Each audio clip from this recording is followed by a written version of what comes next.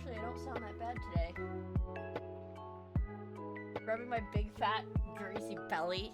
I actually don't sound that bad today. It's so I don't sound that bad, but I can't talk for very long. I'm here for my slappy. Well, I sound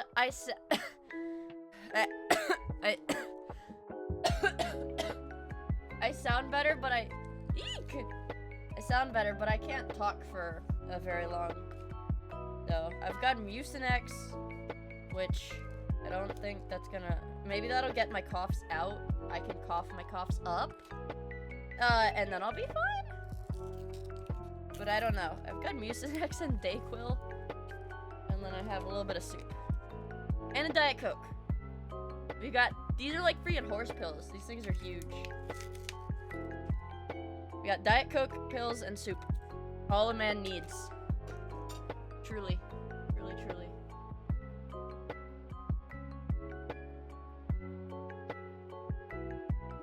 Okay, fine!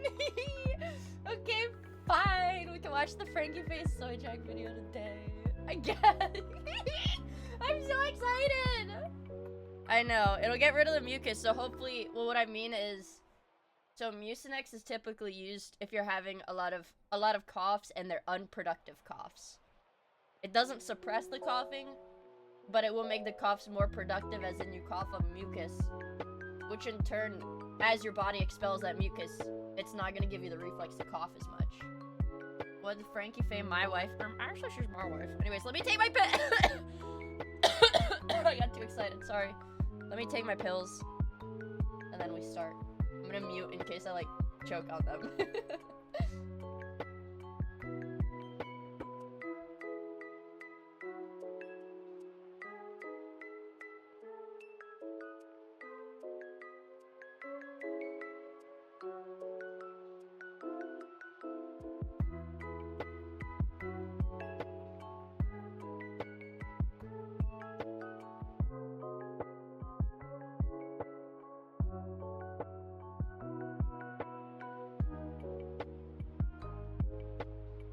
Alright, pills are successfully taken. We win again, Patriots. We win again.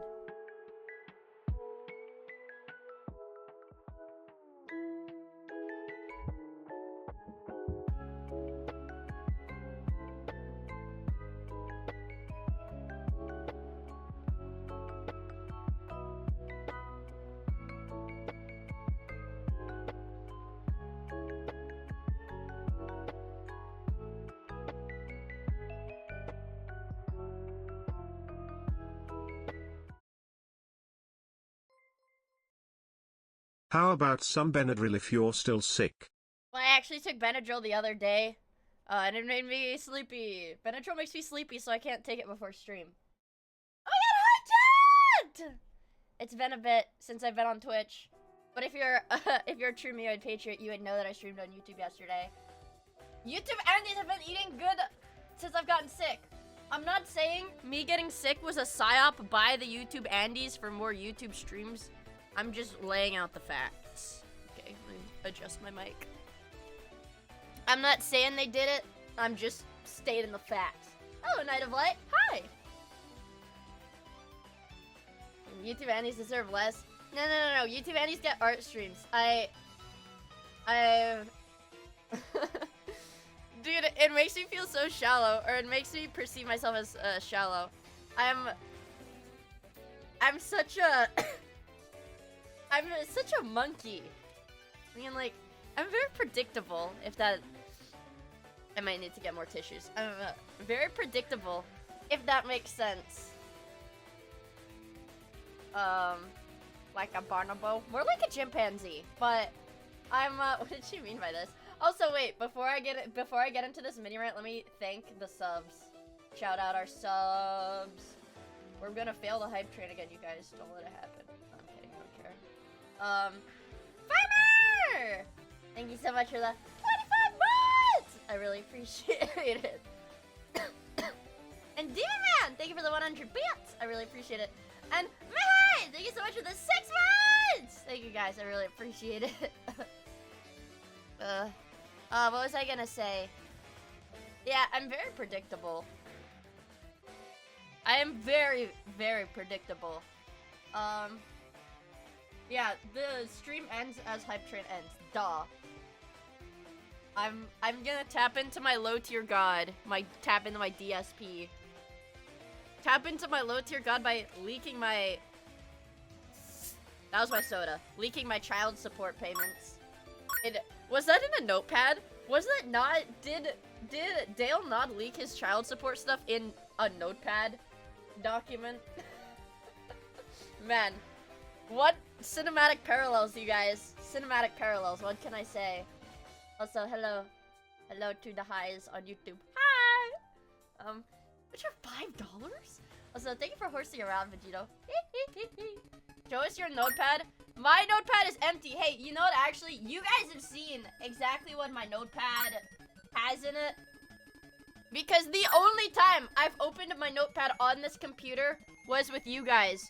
When I was losing my flipping marbles, trying to get that, Java file to run. So we made the script, or whatever, that booted the Java file.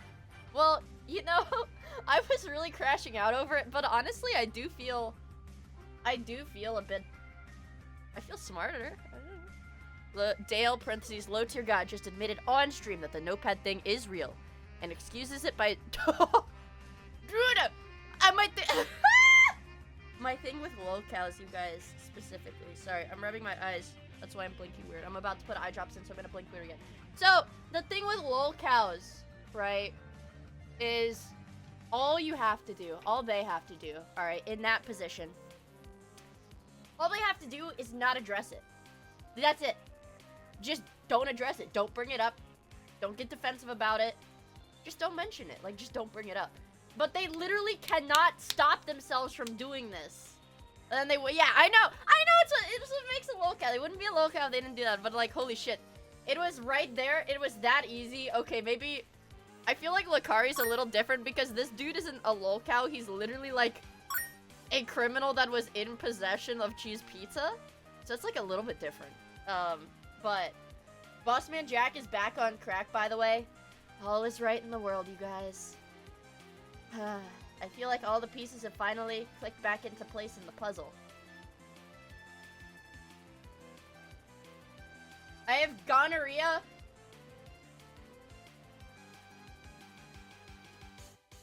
I have horse DNA. DSP bans of positive support. 220, just leave and don't ever come back. Goodbye. I've had enough of you now. Now 220 is gonna tell me in chat, I don't want you to buy a controller, I want you to invest in an IRA. Well, I want you to kiss my fucking ass and never come back. You're banned. Okay. What? Imagine, dude. Imagine banning somebody. A, you have to be really fucking stupid. You have to be really fucking stupid to give DSP money.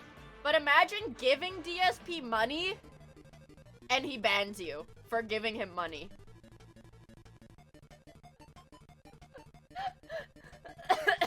I mean, this guy is just not real. There's something beautiful, but there's really something beautiful about it. He's like, this dude is, well, in a band world, buddy. He is not real, you guys. Oh god, I'm so excited for Slappa today. Where's, oh god. I haven't had a good slap in a while. Well, that's a lie. I slopped a little bit in bed the other day. I had don't get mad at me, chat, but since we can't even react to it anyways, because it's a YouTube copyright, I had what is it? I had one of those how it's made.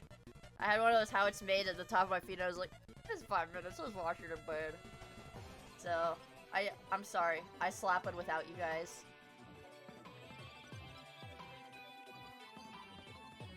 You know what? And next you're gonna tell me that $10 was for my dad and not for me. Yep, you're banned. You're banned. Kiss my ass. You're banned. You guys get the audio for that, right? You guys get the audio for that, right? I'm just making sure because I had my YouTube muted on my side, so I don't hear it, but I see it. You guys are supposed to be able to hear it. No audio? Ugh. I wasn't just saying that for fun, you guys. That was in response to a dono. Okay, let's let's fix this. How do we fix this? Properties. Don't control audio via OBS. Alright, now I'll hear it. Yay. Is it burnt? Did you drop it in dirt? No, I did not. Grow up. I forgot what I was gonna say. Okay, I unmuted it so you guys can hear it. Thank you for the super chat, Jonathan! I really appreciate it. Thank you so much. It'll go to a good cause. Like paying my taxes that I have to pay, before, what, April? Don't worry. It'll go to a good cause. I know, there's no, yeah, you paid him? Yeah, you're red! No, guys, so the problem is I can't even gamble. I can't even gamble to make money to pay my taxes because I literally owe money on my gambling winnings because I've won so much money gambling this year. It's over. The United States is a fucked up place, you guys. Double or nothing, I'm gonna go, oh, double on my taxes. Yeah, humble brag, I'm good at gambling, right? Let's see state, hold on. Let's see state tax rates. Put that in an offshore bank. Thank you for the mama syrup! Stop trying to tell me how to spend my money.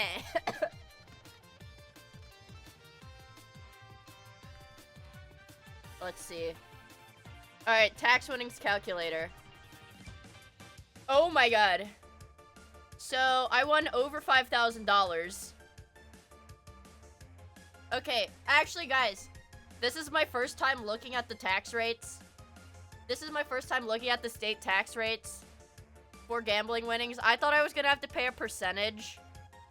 I thought I was gonna have to pay, like, a big percentage, but it's actually just, like, a couple $100s. Yes, I won over $5,000 gambling. This year. Barely. Yeah, okay, so I paid about I already paid about $1,000. I did already pay about $1,000, for federal taxes back when I won it. Like, they literally just took my money there. But it's like, I actually only owe a few $100s on state taxes. I know, imagine dude, imagine I had said, no, don't take the taxes out, give me it, and I immediately went to, like, the freaking, what is it? Like, you know, they have, like, the high bets area? Like, high bets area. What if I immediately put it all on something? On what do you gamble? I won that money on slots. But I also won probably about, like, $500 at, like, a cash casino in California. Like, one of the Indian casinos. And that was on blackjack. I mean, guys, I don't have a gambling problem. I just have really good luck. I'd be a millionaire, duh. Truth nuke. Yes, I'm a fucking degenerate, guys. And I've never tried to downplay that. I am a degenerate. And I think that's alright. She won 5K, she didn't say... You don't get mad at me, that one guy. When I won like 500 at blackjack, I put in 100. When I won 5K on slots, I put in $20. That's why I've had to spark on like every gacha banner this year. That's what... They got the Vishnu slot machines? No, like Native American, like reservation casinos. Mia gambles like a Chinese lady. Maybe the allegations are real. I have Chinese allegations. I have Chinese allegations. Listen. I'm not a Corpo VTuber. It's pretty fucking easy to find pictures of me online. And I am not Chinese, okay?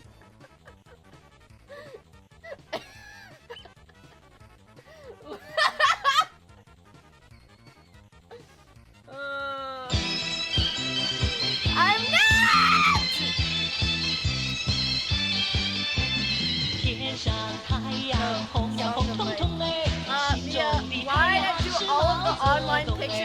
come from Weibo.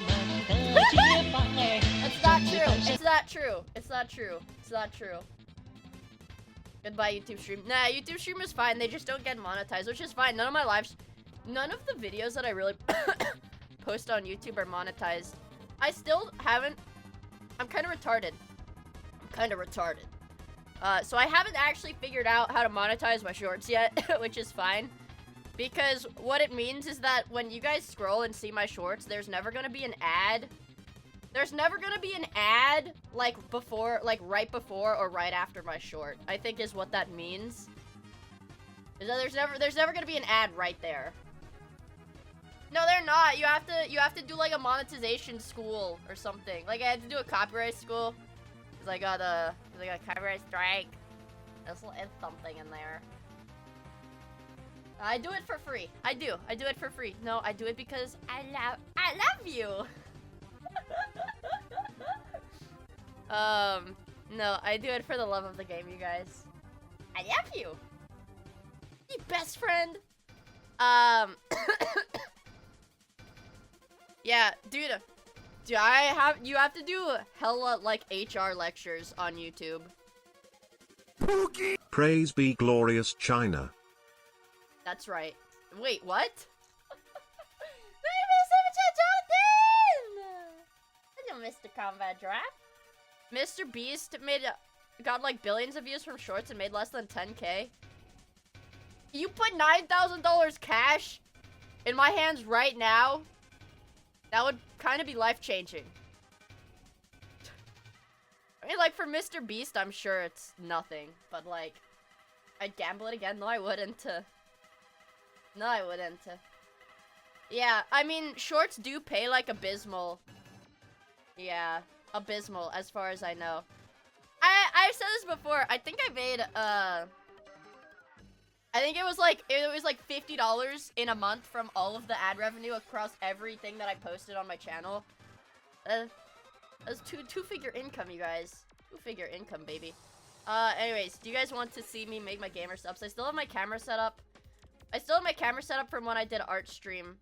Look, you can see I'm tapping my leg really hard, so you can see that my water is wiggling. Yeah. Okay. Here's what our options. We have red. I had blowhole blast yesterday, so I don't want that today. We have good. I don't know what this is supposed to taste like. We have good. Let me look it up. Hold on. Stretch our arms. What is good gamer sub supposed to taste like? What is good gamer subs flavor? Now I just look like a retard googling it, but the flavor is called good. No. Tell me what it. Oh, it's cherry limeade. Wait.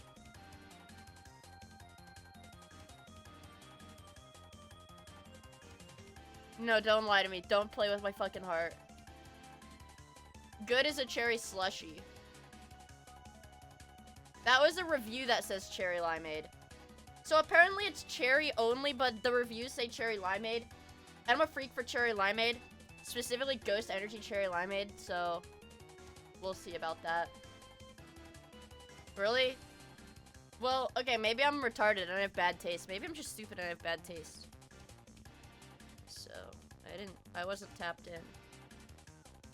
Big. Oh. Dude. This is very red. I don't know how much I was supposed to put in there. It looks like Kool-Aid. If this spills anywhere, I'm gonna be totally fucked.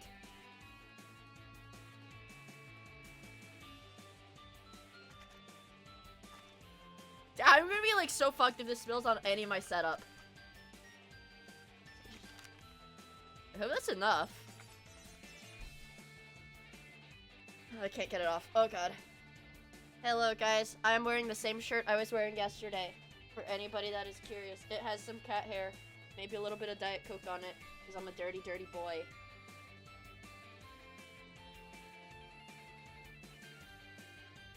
It says, fix your problem, child. If anybody was curious. Please Good don't say evening, that. Mia. Did you bite off your fingernails before tonight's stream? No. Oh! Oh, this tastes like a Slurpee from 7-Eleven. No, I just cut my nails the other day. I'll be out here yippee maxing. Yippee! Whoa. Whoa. Yeah, that was my spider. I did my little spider maneuver. My spider. Yeah, my evil, scary spider hands. But, also thank you so much for the tip. I really appreciate it. My streamers are real. Yeah, I'm a real depressed true cell chud. I'm a fucking chud, alright. I still have not picked up my goddamn medicine. Hey, listen, chat. I didn't know you were supposed to register. Listen. I didn't know you were supposed to register, like, a month in advance on, like, the court website for jury duty. So I just registered today. And my term starts tomorrow. So I just have to pray they don't call me in tomorrow. And I actually already looked it up because it's a $200 fine or whatever, I think, $250 maybe. It's literally like a small fine if you don't show up. So I really thought about it because I forgot to call. I forgot to call to be like, hey, don't fucking send me to jury duty. Taglight pays the fine. Taglight just called me retarded for not signing up early, and then Taglight's like, yeah, I don't go, I just pay the fine. Bro, we're doing the same thing! $200 isn't small. Well, here's the thing, a stream moment. Okay, so that Slappa sponsor that I was talking about the other day, the rep emailed me, and I guess they really want me to do it because they said they would be able to negotiate the base pay. So I mean, like, if I have to pay the fine, it's fine. I'm just gonna ask for $200 on my next Sai, how sponsor. much for So it's Mia? fine, honestly. So it's fine, honestly. I'll work that into the, you know, I'll work it in if I, you know. How much for bail? $1 billion. It's easy to show up and say you're very racist. I don't want to go to the courthouse and say, I'm racist. I'm a racist. I'm a big fan of jury. Well, so here's the thing. My window to call them on the phone and say that was like 2 weeks ago. And I told... Yeah, and I didn't do it. So... If you do it, you're retarded, but if Tacklight does it, he's based. That's just the rules, chud.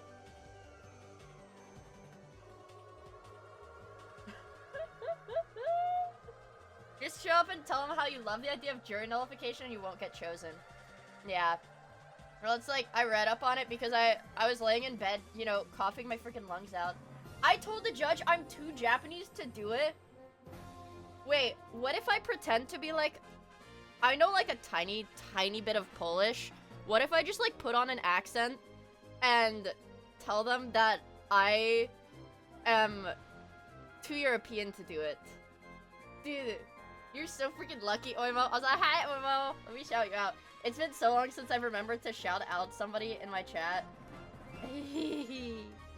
I get to shout out in my chat. I love shouting people out. I love shouting people out.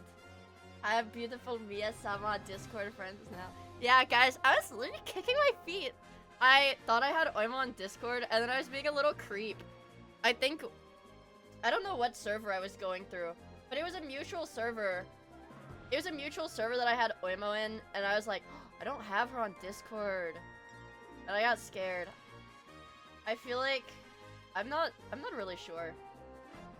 It was Connie's server. It was Connie's server. I was in Connie's server, and I was like, wait, hold on. I don't freaking have Oimo added. Stalker Andy. Yeah. No, Connie Kanizawa. She's homie. Yeah, she's super chill. I love Connie. But yeah. Sorry, I'm a little creep. I'm so bad at talking to people. Did I tell you guys? I think I did mention it the other day. I had a YouTuber message me asking about my artwork, and I didn't reply. I had to ruminate on it for like a day and a half, and then I was like, yeah, they're trying to push a product. Why would somebody message me out of the blue about my art? They're probably trying to ask if they can feed my art into some like AI algorithm or something.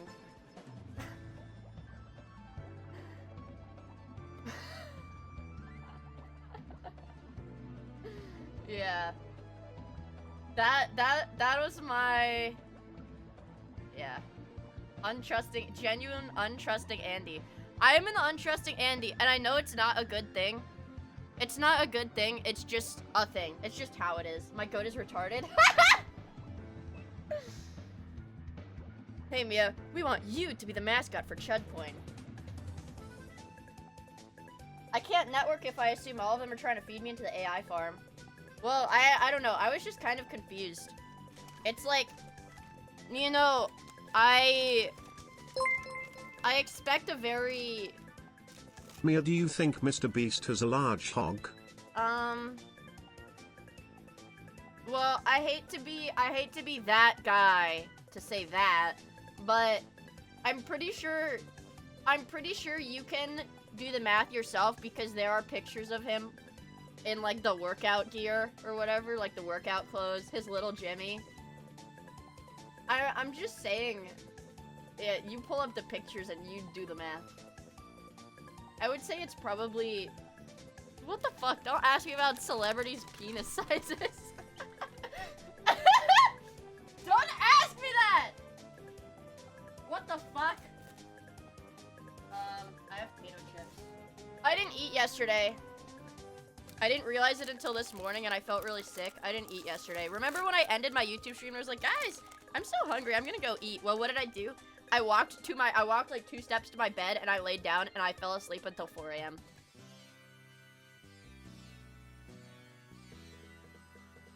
Oh, you don't have to keep playing Isekai Slow Life unless you're actually gooning to it. Unrelenting Paranoia is awesome. Yes! Yes! Yes! I love believing everyone is out to get me. I love it. I love it. I love it. I love it.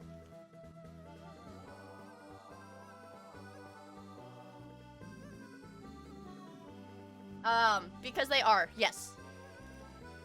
It's true. It's true.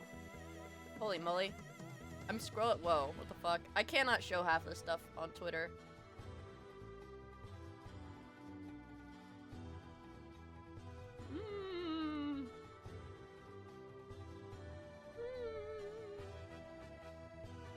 I know it Loki has some. I know, we looked at it together. We know. Dude, we know it has gems. We looked at that shit together, okay? It's got gems. I get it. I get it. Racism or porn? Call it racism. What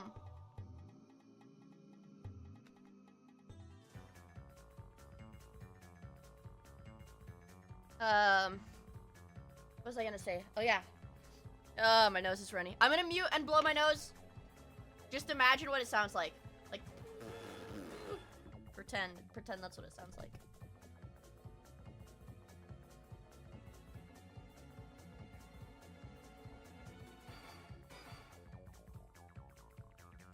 Okay, we're safe. We're back. We're back. Did you just shit your pants, Pog? Oh. No. I did not just shit my pants. You're lying. No, no I didn't. I didn't shit my pants. No, nuh-uh. No I didn't. Pag pause. I shit my pants. What the fuck?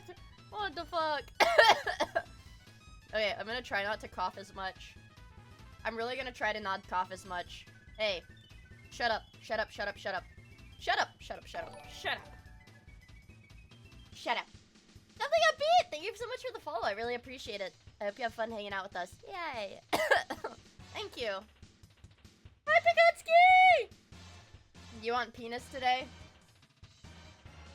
Twitch has smell-o-vision. Do I wear deodorant? You can't smell me. No, it's too risky. You bastards, I told you it wouldn't work. Ask body spray. Femboy Eater 666. Thank you for the follow. I really appreciate it. Bro, Mike, they were telling me about the Pan and Coic video yesterday. Oh shit, there is new Pan and Coic. Right.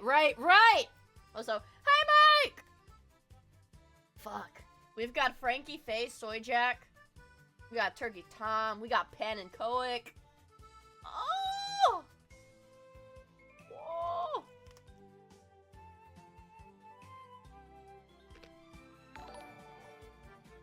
Oh my god. Also, oh no wait! Thank you so much for the 4 months in the Prime! I really appreciate it. Also, hi Dono Dude! Now everyone's here. Yay! Yeah, it's like a slop buffet. Let's do...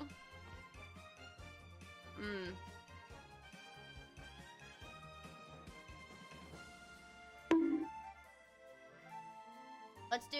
Thank you for subscribing to my YouTube channel. I guess... I know, there's new Styro Pyro. The new Styro Pyro has been on the top of my feed every time I go on YouTube. I wired 400 car battery. Oh my god, dude. Peem. Also, hi, Tempest! Yeah, Pan and Coic is the Super Mario 64 guy. Yeah. It's 2 hours long, the Pan and Coic? Okay. We can do... Let's do...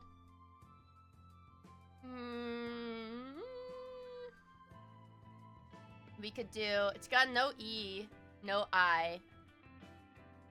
Can you say hi to Allah for me? I don't have a prayer mat out. I'm sorry. Forsen. It's Forsen?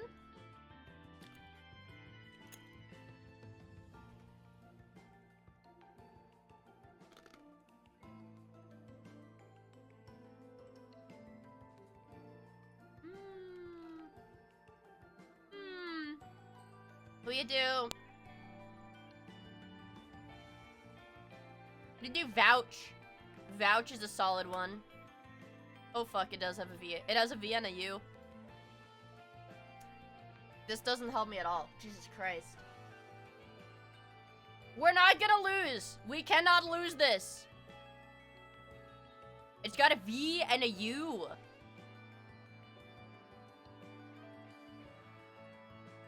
But it doesn't start with the V. Uvula? That's really funny, but it can't be uvula because U isn't the third letter. It could be vulva. Dude, we've always been going for the penis angle. We didn't even think to consider the opposite. We didn't even think to consider the opposite, you guys. But it doesn't start with a V, so it can't be. We'd do...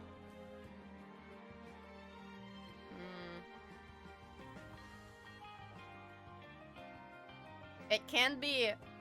I was gonna say maybe suave, but you can't do that because there's no S or E. Trout. There's no E is the problem. Like, that's what's fucking me up! So maybe...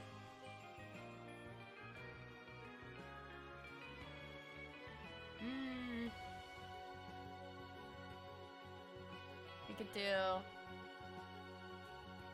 I feel like R, maybe, is a potential word. Or letter, sorry. I think R is a potential letter. I feel like it probably has R in it. Guava.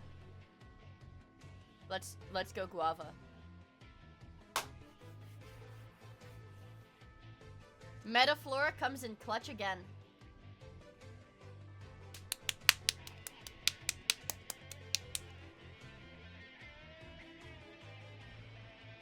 We did it.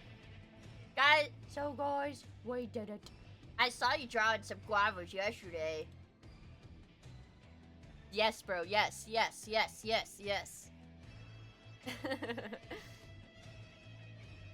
bro. Yes. Gooning! Alright. Enough.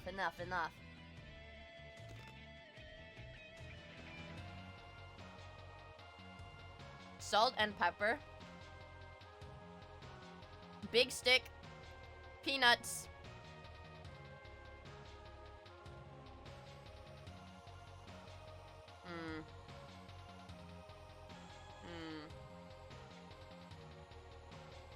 gonna do like black, sheep, reject, outcast, misfit.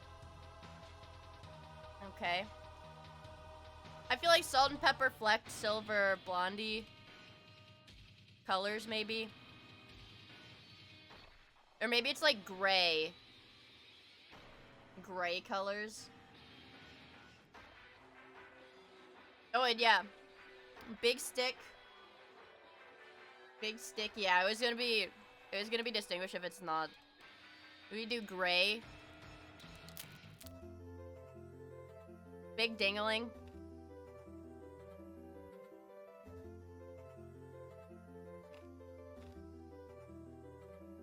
I got a chip piece on my shirt. Moose? What?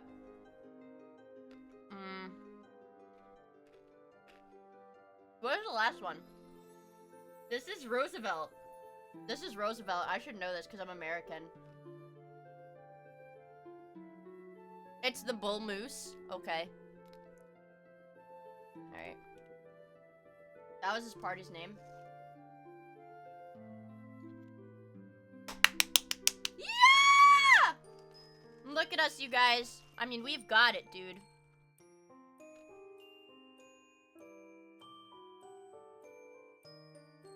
We've got it.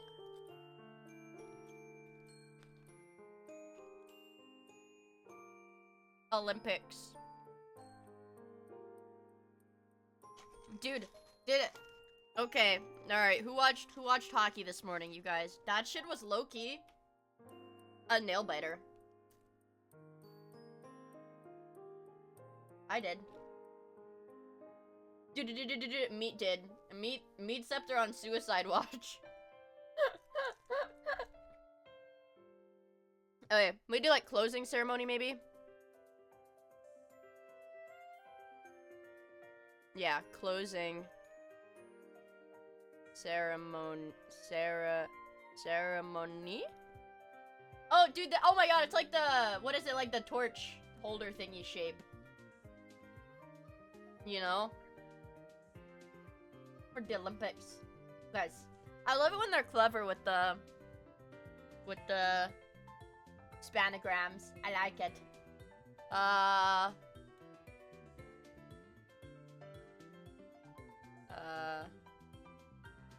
Well, let's start with the easy stuff. Metal.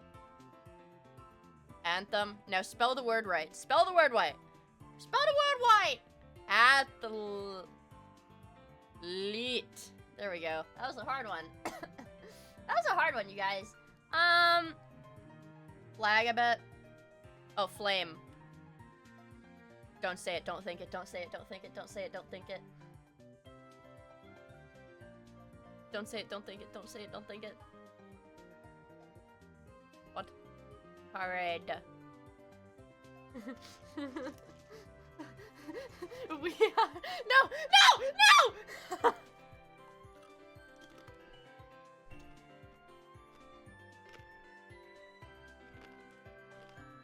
The voices. Alright, let's pull up the bundle. Let's get our dailies in, and then let's get to slop in it. We're gonna watch the Frankie Face Soy Jack video. Yay! It's Weezer.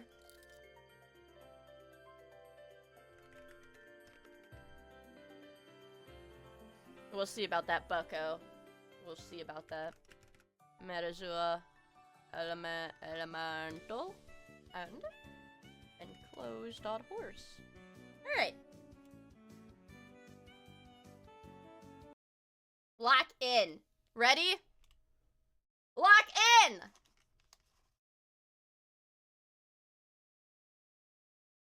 What would you do if you found out Frankie Faye was Frankie gay? More for me.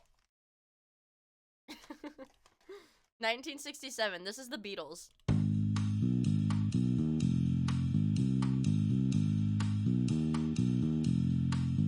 It's gotta be the Beatles.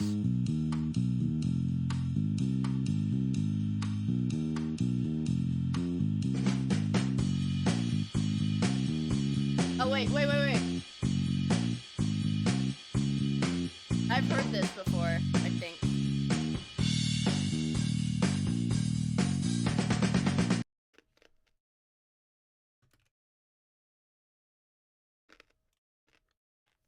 Goddamn. They brought it back!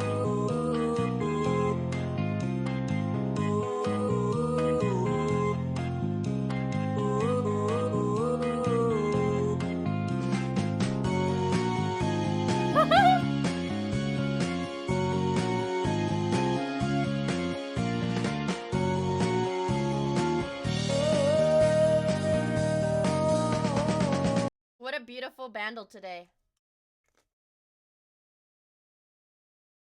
What a beautiful, emotionally moving bandle. I love it. Now back to the men's game. This is what separates boys from men. Wow. Can't wait for Glorp to cover the end. Thank you for the super chat, Jonathan! I really appreciate it. I know, Crater fucking hates my BGM now, because I stream too much, so the BGM gets played too much.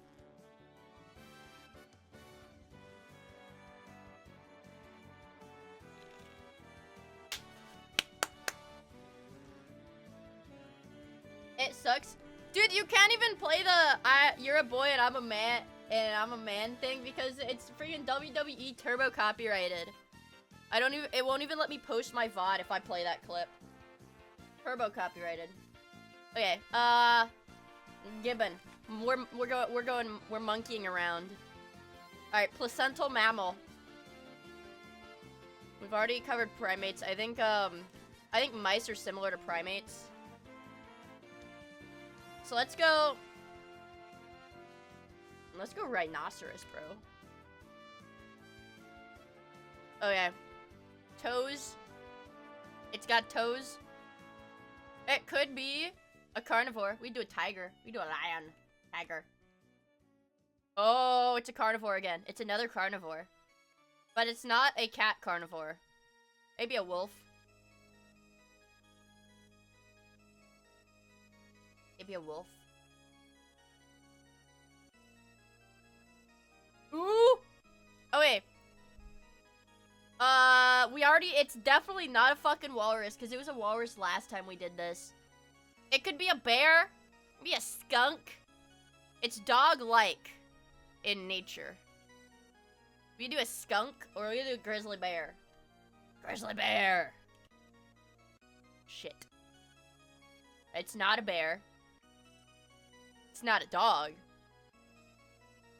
A salamander. We can do a raccoon or a skunk. Oh! I think it's a raccoon. It could be a red panda. But do raccoon.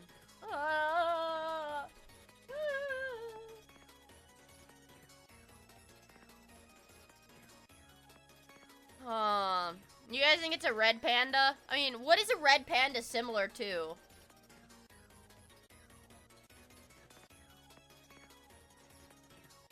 I mean, what the fuck?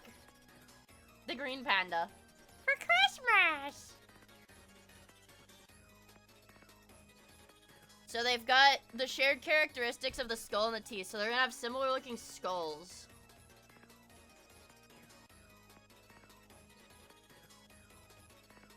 Now, what is this?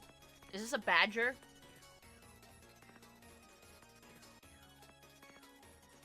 I don't know what this is. It's the thing. That is a badger. Let's try badger. Let's just try it and see. Oh, we're closer. So it's very close to a badger. Oh my god.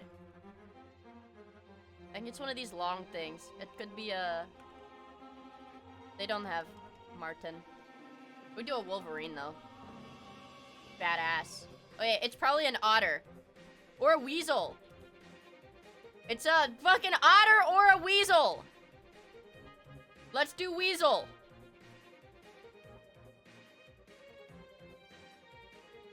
It's got 70 species.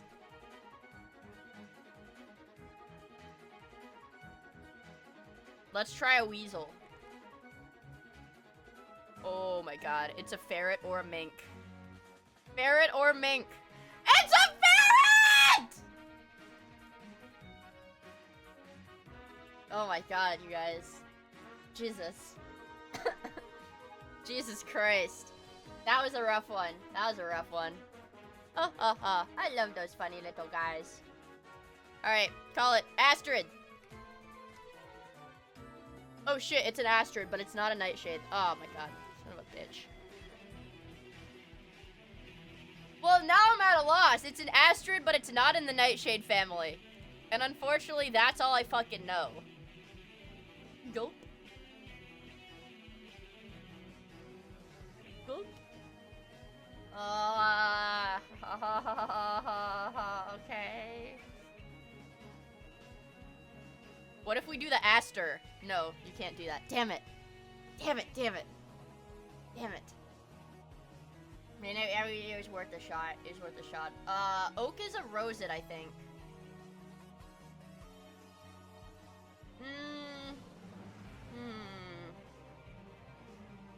Well, they've got the... This is like a weird looking one. I imagine it looks kind of like the 5-pointed flower. I think berries might be Asterids, though. I think berries are Asterids, so let's try maybe a blue... Or, like, isn't a daisy a daisy? Oh, shit. Okay. That doesn't fucking help. Okay. Well.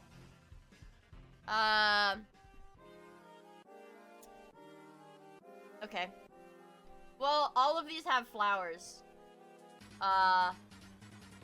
Generally, it has flowers. Most of the plants have it. It could be like, or like an herb. I think there's herbs and asters, like maybe like parsley or something.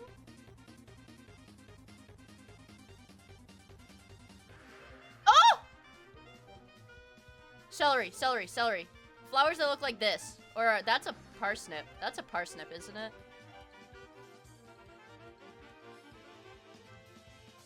I don't know. Let's go celery. Oh boy. Oh!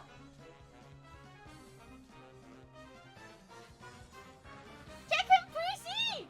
Check him, Breezy! Ah, what can I say, you guys? What can I freaking say? I have us help you, genius. Alright, we did it. On to elemental. Vod of Miia. I think it's gonna be a transition metal today.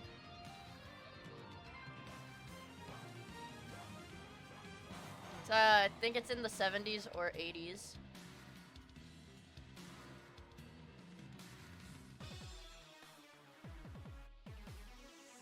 But it's past, it's past the lanthanides. It's not a lanthanide.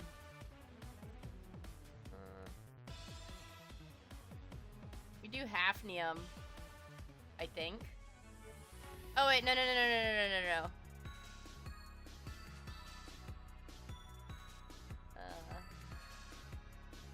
me try hafnium. Oh. Okay. It's a transition metal. It's dingalingium. I never heard of that one. It's dingalingium. Okay. So it's probably, but it wasn't discovered in the 1800s or the 1900s to 1950s. So it's either super new. Let's go tungsten.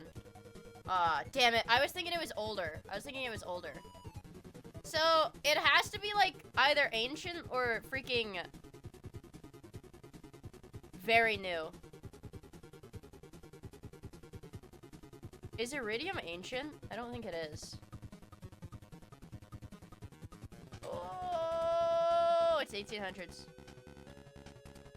Oh, wait. Gold. Duh. Gold is ancient. Claviculum. Clavicularium. Clavicularium. Yeah. Alright, speedrun the goddamn dailies. Start. We have 11 walls. I think we have to ignore this area. My initial focus will be over here. Ooh, you know, now that I think about it.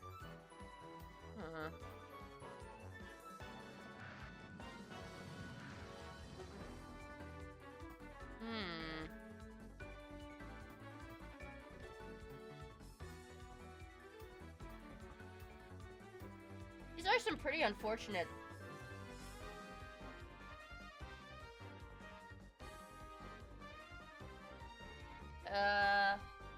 Let's start with this. Yeah, I'm gonna spike my freaking cortisol doing this, bro.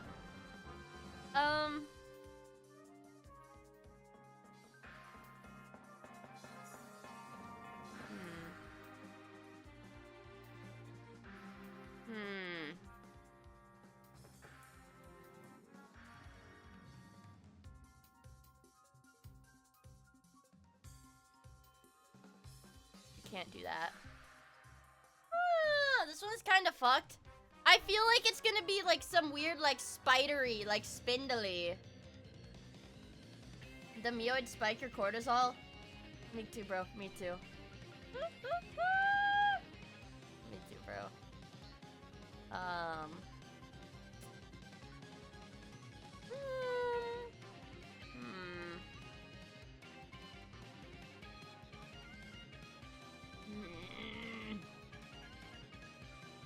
Maybe, well, this uses 2 walls, and it's probably not, it's less than 10 points.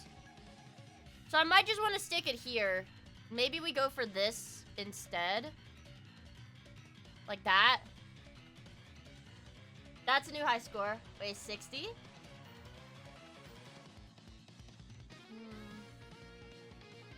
We have 2 walls. I think this cannot be improved upon. This cannot be improved upon. For the wall cost. I don't think this can. I don't think this can. This sussy. I don't know. No, I think this one's fine. I think I want to see if I can do anything here. Because we could always just use 2 walls here. I mean, how would this fucking work? Wait. We get 86 like this. I can't get a diagonal on that. Pull this out one more. I mean, I think this. Ate all my chips. This feels pretty good. Hello, Andrew Morningstar! It's good to see you, bro. This. Nico! I keep getting those videos of the CIA agent talking about being undercover and he had to have gay sex to get information out of an ambassador. I also saw that on Twitter. I also saw that one on Twitter. We're locked in! Wah-ha-ha-ha. Wah-ha-ha-ha. Yeah.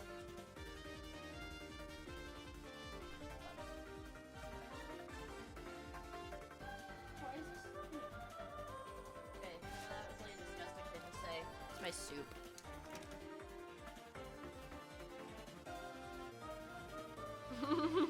I was talking about my soup. The soup is a bit slimy. Or the container is. Soup. Yeah, it's not as hot as I wanted it to be because oopsie daisies! I sat and jerked off at my computer for an hour streaming instead of eating my damn soup. Oopsies. Oopsie daisies. That's fine though, whatever. But let soup cool down. The soup is cold! What is Miia doing? We're gonna slap her. We're gonna slap her like freaking crazy today. I am so ready! Guys, I am so ready to freaking slap her. Slap her like crazy. Slap her like crazy. Dude, I keep getting Reggie shorts. I know there's a new Reggie. Look, dude, look at my fucking feed. Okay. Reggie, Styropyro, Panenkoic. Freaking how it's made. Okay, this is Kim Jong-un. This is a good one. And then I keep fucking getting this armless and legless Paralympic swimmer. Astrum. I keep getting a lot of cinema. A lot of cinema. Nile Red. Watch Reggie Vet and Calls for You. He posted it like less than a day ago. I've been getting Mart shorts a lot. Oh yeah! Salmonella! The Holy shit. Salmonella is real now. He has a beard, so he doesn't match his stick figure. Salmonella is real. I freaked out. I saw that shit on Twitter. I was like, oh my god, oh my god, oh my god, oh my god. Minecraft TAS. I mean, you know the fucking deal. You know how it fucking goes. The cylinder must remain unharmed. Whoa. Hamina, Noel. A lot of Kerbal stuff. Captain Sparkles.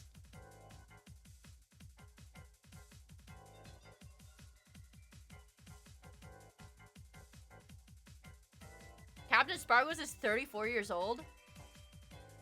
Holy shit. What? Go up for what? The hazing situation is crazy. M4 Shermanera económico y eficiente y fiable, de hecho los tripulantes alemanes le gustaban. El Sherman se basó para acompañar primero a la infantería y no para luchar contra otros tanques.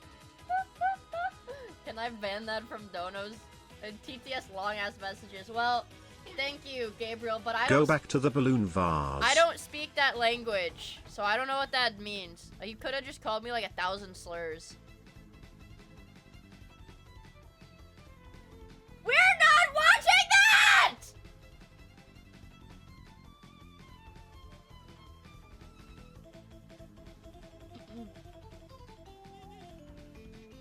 We are not watching that.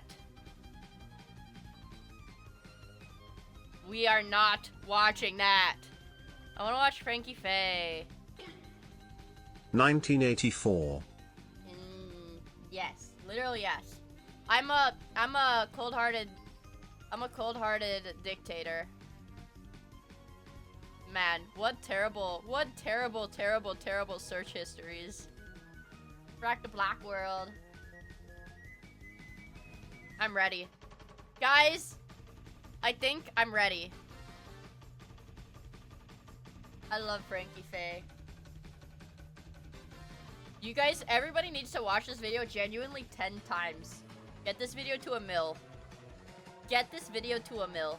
I'm ready. Oh my god, I'm ready. I'm ready. I'm ready. I'm ready. I'm so ready. Oh my god, I'm so ready. Ah! I'm so ready. I'm so ready. I'm so ready. Man, I haven't had true long-form sloppa where I feel I'm still coughing a lot, but I feel well enough to be able to yap over it to a degree. I mean, we haven't had good hard sloppa in a while. Sorry for flashbanging you. I love you, Frankie. Nothing funnier than drawing your enemies. I love you, Frankie Faye. I love you. I love you. I love you. I love you. I love you. She's beautiful too. There is literally nothing funnier than drawing your enemies as stupid, ugly, easily excitable morons. And in 2009, the internet asked, what is the funniest possible way to do that? And modern memes as we understand them today were born. But over the last few years, you've probably noticed the explosive popularity of this weird new meme. A meme so huge, they're posting it on the official White House Twitter. The official White House Twitter posts AI-generated chud jacks. Is that real? Is this true? It's called Wojacks and Soyjacks. And it sounds hard to believe, but these might just be the future of human communication. Oh, I believe it. You might be thinking, wow, that's insane. But I have a theory, and I'm going to spend the rest of this video. Oh my god. Dude, every time she posted a work in progress of this chart on Twitter, I got so excited. I mean, you know she did her fucking research because the Shardy bubble is the biggest one. The Shardy bubble is like, you know she did her research if she's got this much from the Shardy. The rest of this video trying to prove it to you. I know. That's how much I like you. I propose that memes, like living things, mutate and evolve and compete for one precious resource: our attention. And if you study Wojacks and Soyjacks the way that you study wildlife, suddenly, all of our weird internet behaviors make a great deal of sense. Oh. Why did calling someone dumb on the internet go from this to this to this? Why that Reddit Jack is one of my favorite ones. Why are we obsessed with taking something deadly serious and reducing it to just a funny little guy?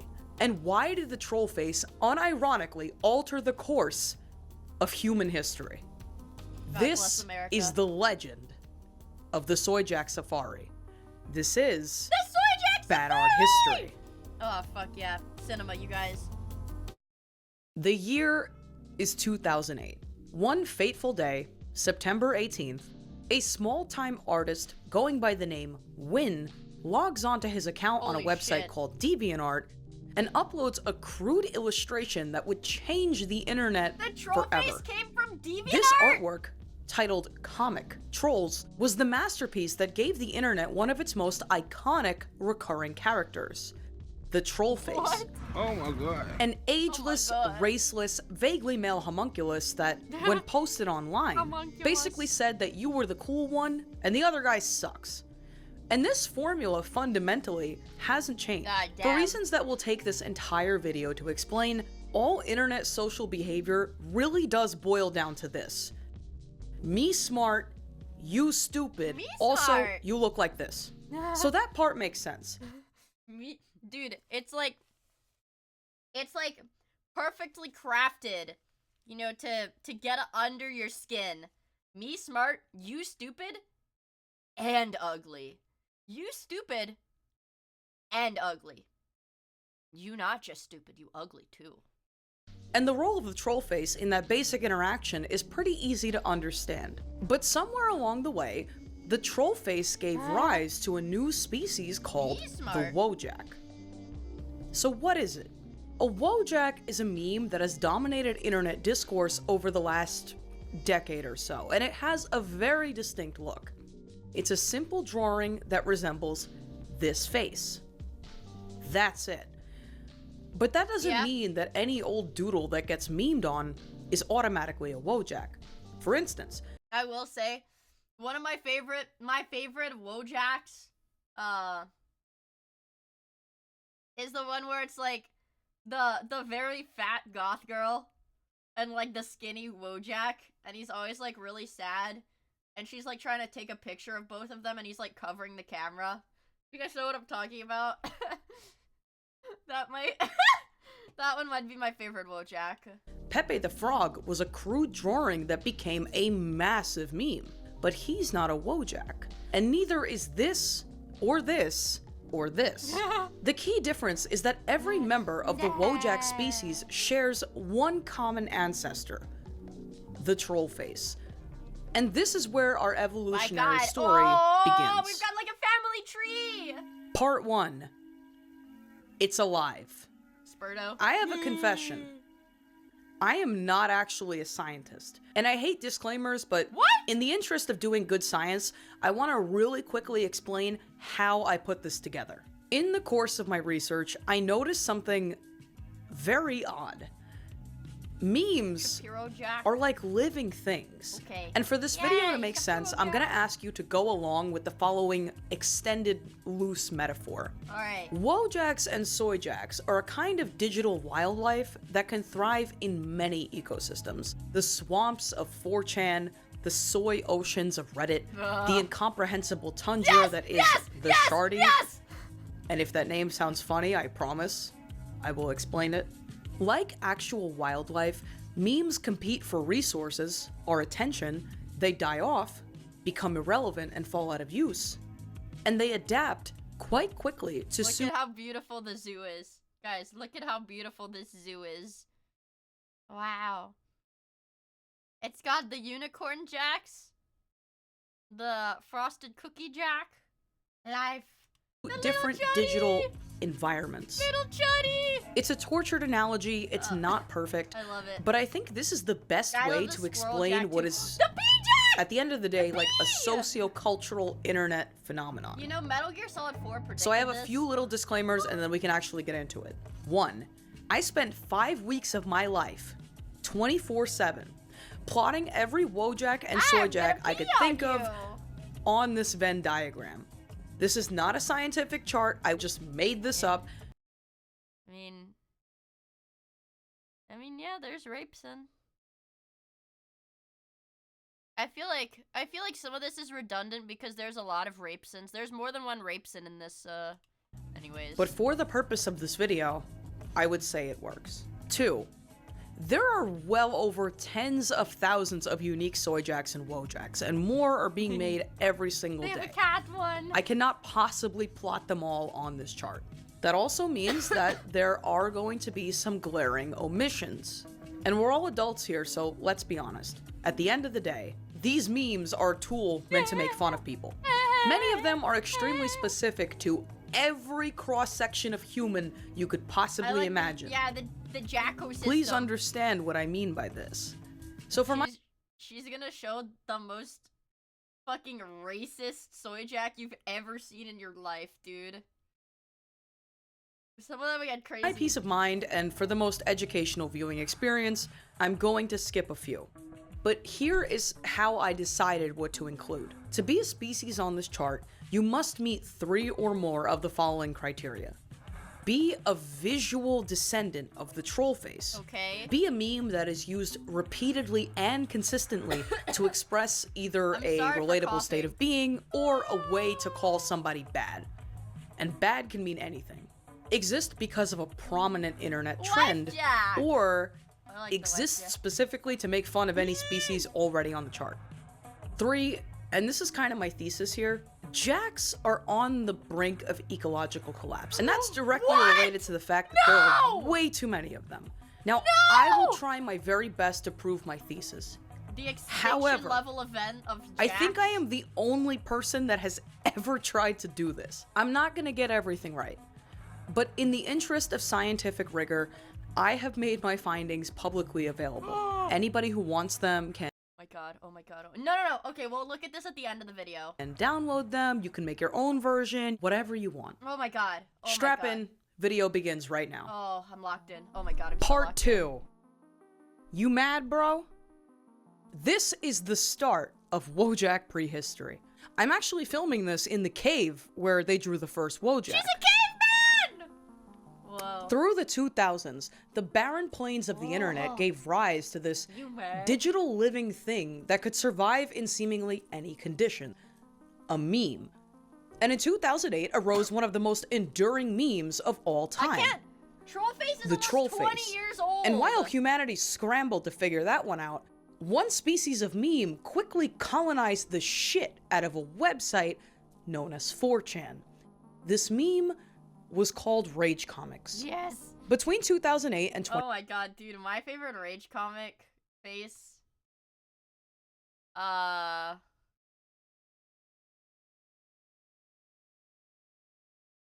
Let me think. I don't... Where's the... When I was a little kid, I liked the where's the why you know? Where's the... Oh, there it is. The why you know. The me gusta. I like the... Oh my god. Does the no. Dude, I sound like such a fucking chud. The cereal spit. Is cereal spit on here? Oh, the not bad. The not bad. You don't say is my favorite. I like the... Oh, dear God. That was or the fapping one. The fapping one was funny. The Yao Ming, Neil deGrasse Tyson are peak Reddit. Oh, here's cereal spit. Here's cereal spit. Yeah. For the okay. Oh my god. Between 2008 and 2013, Rage Comics there's just something beautiful about these things. There is just something beautiful about these things. Also, Sawwhaler, thank you so much for the follow. I really appreciate it. Black and white digital artworks depicting funny, relatable vignettes absolutely ran the internet. Going with our metaphor here, it was a species that was that clip thrived. from a movie? Reddit, 4chan, 9gag, Twitter, Wait for it to blood. anywhere remotely hospitable to digital life, and rage comics would infest it.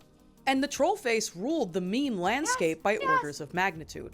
But that didn't stop new species of rage comic from popping up everywhere. And as they crowded their respective environments online, they started to compete for a valuable resource, our attention, and our clicks. So, Trollface, what's the deal? Aw, he's sad. He didn't invent rage comics, to be clear. He was just one of many, and he first hit the internet, like we discussed, on September 18th of 2008, on the art-sharing website DeviantArt.com. God, dude. While there, I genuinely cannot believe that Trollface is DeviantArt. Like somebody that, like an art hobbyist created Trollface. Like, they're just making art. It was, like, I think Trollface specifically has, like, and the Rage comics as a whole has a very different, I don't know, like, energy, origin at the very least. Because it wasn't, like, created, like, a lot of the soy jacks. Okay, like, a lot of modern soy jacks, right? When people make them nowadays, because it is, the environment is so saturated with different jacks, a lot of the ones that are made are very specific to make fun of, like, a very specific person or group. But, like, this, I mean, this is just someone's art. This was just for a comic somebody drew.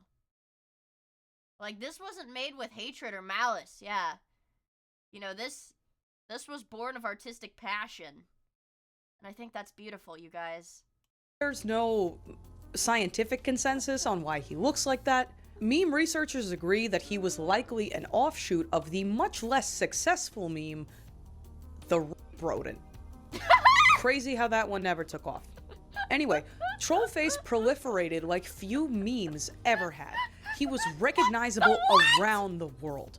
And that's why it was no shock when nearly a year to the day after the Trollface species first blessed the internet, scientists discovered a novel species of Trollface called Feels Guy. Oh, yeah. God damn, it was Feels Guy. Holy shit. Feels Guy was the Big Bang. Feels Guy, by all appearances, was a direct descendant of Trollface. But how? TFW, what accounted for how different he looked? Shit. What was he doing on the Polish image Yeah, this is taking me back too. board, VChan, of all places? Why did people call him Feels Guy? Unfortunately, given how long ago— I did know that, like, yeah, Wojak is Polish. I'm just, like, in the name. This was in terms of internet time, a lot of context has been lost. But here's what we do know. Feels Guy was named after the prevailing internet slang of the time. Back in the late 2000s, it was very common online to say that something gave you the feels or got you in your feels, hit you right in the feels. Oh, you get the dude, idea. holy shit. It was shorthand for melancholy or sympathy or feeling deeply moved. And evidently, this depiction of Feels Guy standing alone in the crowd really hit the internet psyche in its proverbial feels. So, at what point did Feels Guy become Wojak? Vocabulary. On February 3rd of 2012, one Redditor came forward and claimed that he was Wojak, the artist behind the original Feels Guy image. For the sake of not destroying the animal species metaphor, by the way, I'm not going to be mentioning any artists after this. Sorry. He clarified that his username was based on a Polish slang term that roughly translates to little warrior, Wojak. But Wojak was the incorrect reading of the word by non-Polish speakers, and that's the one that stuck. Everybody and then two very straight. You guys knew that Wojaks are Polish, right? I mean, the first Wojak is Polish. You guys knew that, right? I feel like that's pretty standard internet history. Strange things happen relatively far apart. First, Feels Guy inexplicably appears on Reddit, far from his natural environment. Eek! Dressed as a Canadian. And even though this is from 2012, this could easily have been made today. Are these which tells us, as scientists, that Wojak has a distinct, repeated presentation. It's me, Scepter. That's Meat Scepter. I mean, doesn't Meat Scepter live really far up north in Canada, so he probably does have polar bears. That could be Meat Scepter. The second strange thing to happen? In 2014, Wojak got laid. Oh shit, yeah. Oh. Part 3. Guys. Wojak guys. explosion.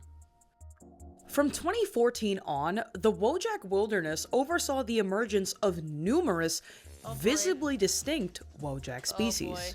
Somewhere along the way, Wojak... Look at how she's censored. Oh, it's so beautiful. He's holding a rose. Distinct Wojak species. Somewhere along the way, Wojak reproduced. Oh. And these new Wojaks were weird. They were unique looking and hyper-suited to their environment. The environment in question being the swamps of 4chan, specifically the R9K business and politics boards. And if you have no idea what that means, these are just sub-communities for specific topics. For the purpose of our metaphor, think of this as the natural environment of hyper-neurotic, hyper-online young men. I feel like what I'm saying is, it's no I almost called them subreddits. Holy shit. I was about to say, there's definitely other boards that have severely autistic, neurotic people that she didn't list, but I almost called them subreddits.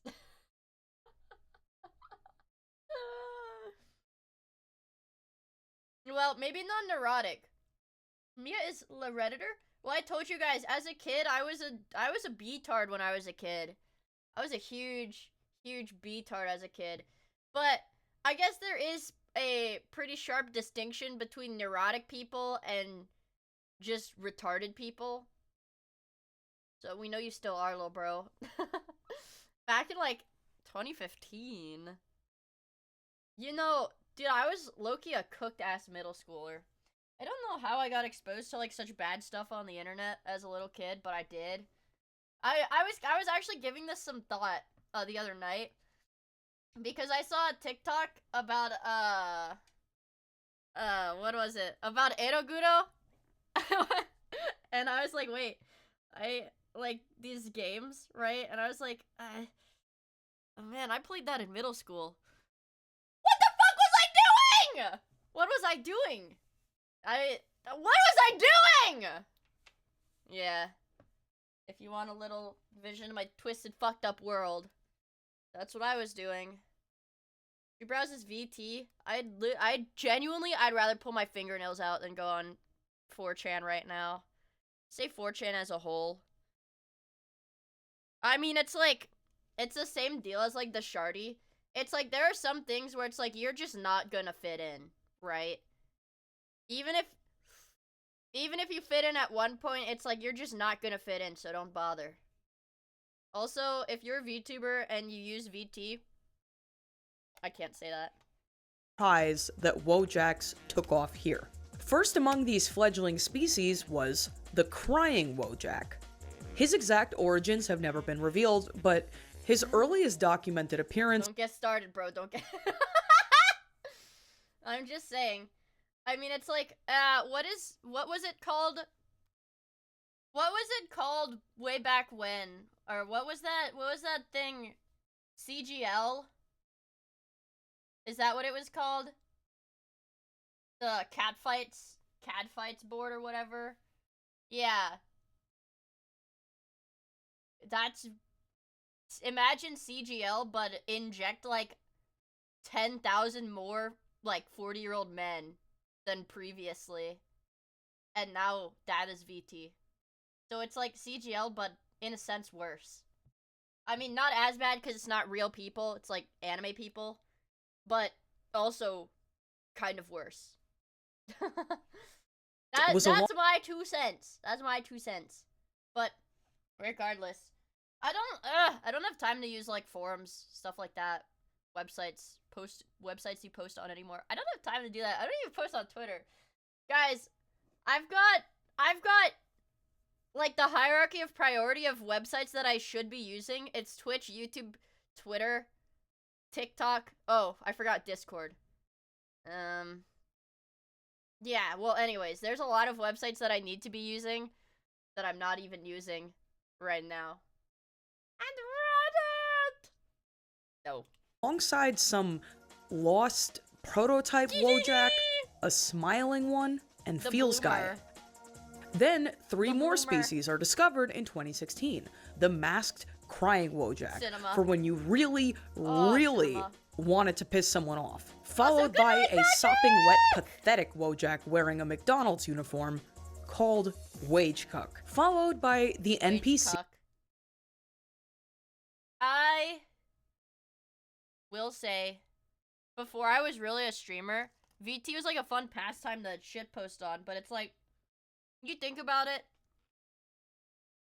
it's like, I don't want to call it being the bigger person, I don't want to like, moral frog, but it's like, once you're a streamer, you're like, you cannot be talking, like, it, professionally, like, if you have any degree of professional standards, you cannot be talking about your peers and, like, your peers' viewers and stuff.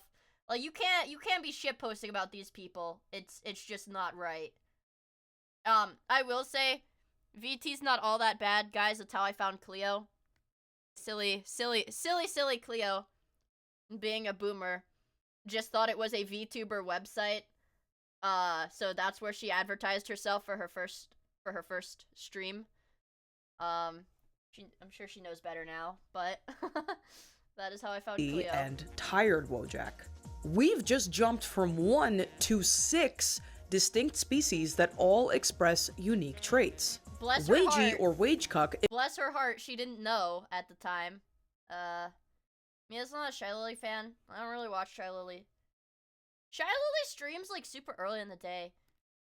The only VTubers I watch consistently, bro, when I can. I watch Milk when she plays Minecraft, which is only like half the time. I watch Alana. VTubers? VTubers? I watch Forsen. Does he count? Yeah, does Forsen count as a VTuber? What have I been watching lately? Chachi? She's a PNG tuber.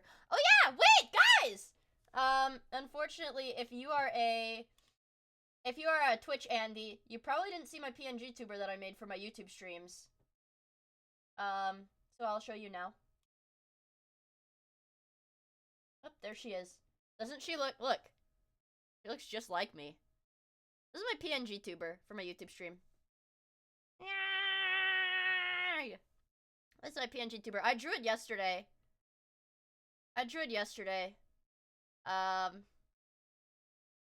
Yay. Anyways, yeah, but that's for YouTube streams. That's for when I stream on YouTube. Which one is the real Mia? Yeah, the Mia rant Sona. Now I just need one with, you know, arms crossed. Okay, wait, hold on. Let me move my potato chip bag so it's not in the camera frame, so you guys can see me do my rant Sona poses in the camera. Whoa, why is it?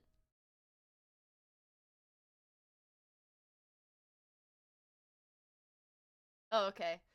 So I'll need one where I'm like crossing my arms. My arm's kind of red. I was just scratching the fuck out of it because I'm like a tweaker. Crossed arms. The one where they've got like their hand up like this when they're like talking. They've got their hand up. And I need one where they're pointing like that. And then they need one where they're like, we'll get my other hand in frame, where they're like that.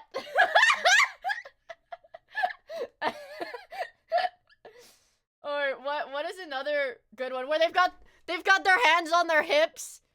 What is that shirt? I already showed it earlier. It says fix your problem, child. It's got some cat hair on it because I was carrying my cat around earlier. Anyways. Yeah, I know it's fire, right? Well, no, I'm not gonna say that. That just makes me sound gross. Well, this isn't... Well, let me just say it's not the first stream I've worn this shirt for. It's not the first consecutive stream I've worn this shirt for. Emerged from the language of super online shut-in culture, also known as NEET, not in employment or training. Describe smell. I just did that for you guys. Like powder and like clean laundry.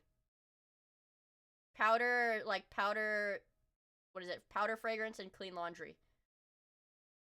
I don't know what you want from me. I shave regularly and I wear deodorant. I don't smell bad. And I showered yesterday. For the record, I showered yesterday right before I streamed. So, you guys being like, Miia, this is gross. No, it's not. The joke is that having a job is slavery, and being a shut-in who can work but refuses to is like the ultimate state of enlightenment. The NPC is an example of a discreet Wojak that really took off. If you didn't know, the NPC was once an incredibly popular way online to depict the weak-minded other. NPC comes from video games, it means non-player character. The premise of the meme is that you were the only one with critical thinking, and everybody else was just a boob that parroted mainstream media. And that was on the nicer end, as far as this meme presented itself in popular culture. And I would personally attribute the proliferation of Wojaks in 2016 to the NPC. I don't know what she said. I don't know what she said, because I was thinking about whatever I was just talking about that I already forgot. But NEET is not in education, employment, or training. Education, employment, training, EET. Not NEET.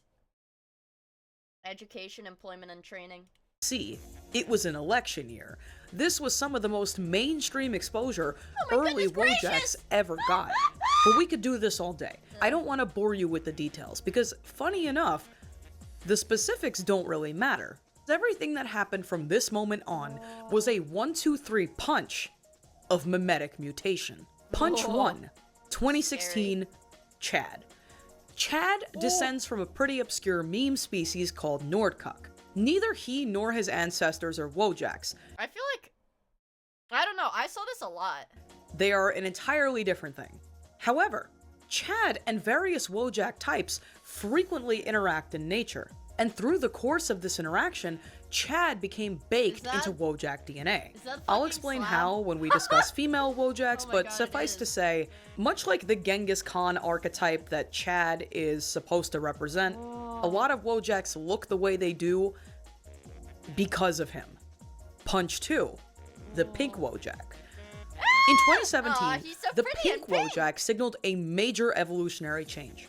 The ability of Wojaks to take on multiple physical traits at once. I will say, this one, I use this one a lot, where he's like pulling his fucking 2017, if you recall, was a huge year for cryptocurrency. The surging value of Bitcoin prompted tons of investment, a bubble formed, and then the bubble popped and a lot of people lost their money. And during this period, hundreds of crypto bros on 4chan's business board needed a new way to express just how much this sucked, creating the perfect conditions for a new Wojak to thrive. The angriest one of them all, a screaming pink guy who cried tears of blood. He was the picture of rage. Dude, whenever I get mad or I freak out and I say I'm crying blood, this is what I'm talking about. By the way, anytime I say I'm crying blood, this is what I'm talking about. Hi, Miia. My $35,000 that I purchased of Miia coin is now $2,000 after 10 minutes of buying. I am a huge fan of Miia, but you took my life savings. I purchased your coin, Miia coin, that you were so excited about with my life savings and children's college education fund as well. You didn't mention you were going to buy 97% of the supply and sell it almost immediately to make a large profit. If I would have known that information, I would not have purchased your coin. Please help me. Wah wah. And unlike all other Wojaks before, he could copy the physical attributes of any other Wojak. He had unlocked a new degree of versatility that, while useful, would have extinction-level consequences down the line. Uh-oh. But the trouble wouldn't start just yet. Punch 3. Oh my god, yes. Brainlets. Yes, yes, yes! While Wojaks were establishing an environmental niche, they had a huge advantage. But they were by no means alone in the wilderness. Nothing evolves in a vacuum. The brief and tragic story of the brainlet species begins in 2015. Someone on 4chan's science board was I like the brainlet one. That's the guy plugging He's got like the cord coming out of his head and he's plugging it back in, like the extension. It's like the extension cord plugged into the power strip. Or the power strip plugged into itself or whatever. That's devastated to discover that he was a... Or the one that's like got the sign and it's like, oh, bottomless pit in here. Brainlet. And he was asking around if there existed a medical solution to his tiny brain. But no such cure existed, so the best anyone could do was start spamming 4chan threads with these weird guys with misshapen heads called brainlets. And the species was born. Between 2016 and 2017, these brainlets began popping up everywhere. And they were increasingly converging on Wojak-like features. But you rarely hear the term brainlet these days because natural meme selection mostly killed them off. Also, when I refer to a species as killed off in this video, I don't mean that it disappeared forever. Memes don't work this way. A meme dies when it becomes so irrelevant that it falls out of use. So just keep that in mind. So like what happened? As brainlets butted up against the ever-multiplying number of Wojaks, it was adapt or die. Wojaks had a major edge. When it came to calling someone stupid on the internet, which is the entire purpose of this kind of meme, you could just respond with a generic brainlet. Or you could respond with a stupid-looking Wojak that actually resembled the person you were insulting. This was way funnier and way more offensive than anything brainlets could offer. And their numbers were soon devastated beyond repair. Let me see if I can find that specific brainlet, because I don't think... Brainlet plugged into himself. This...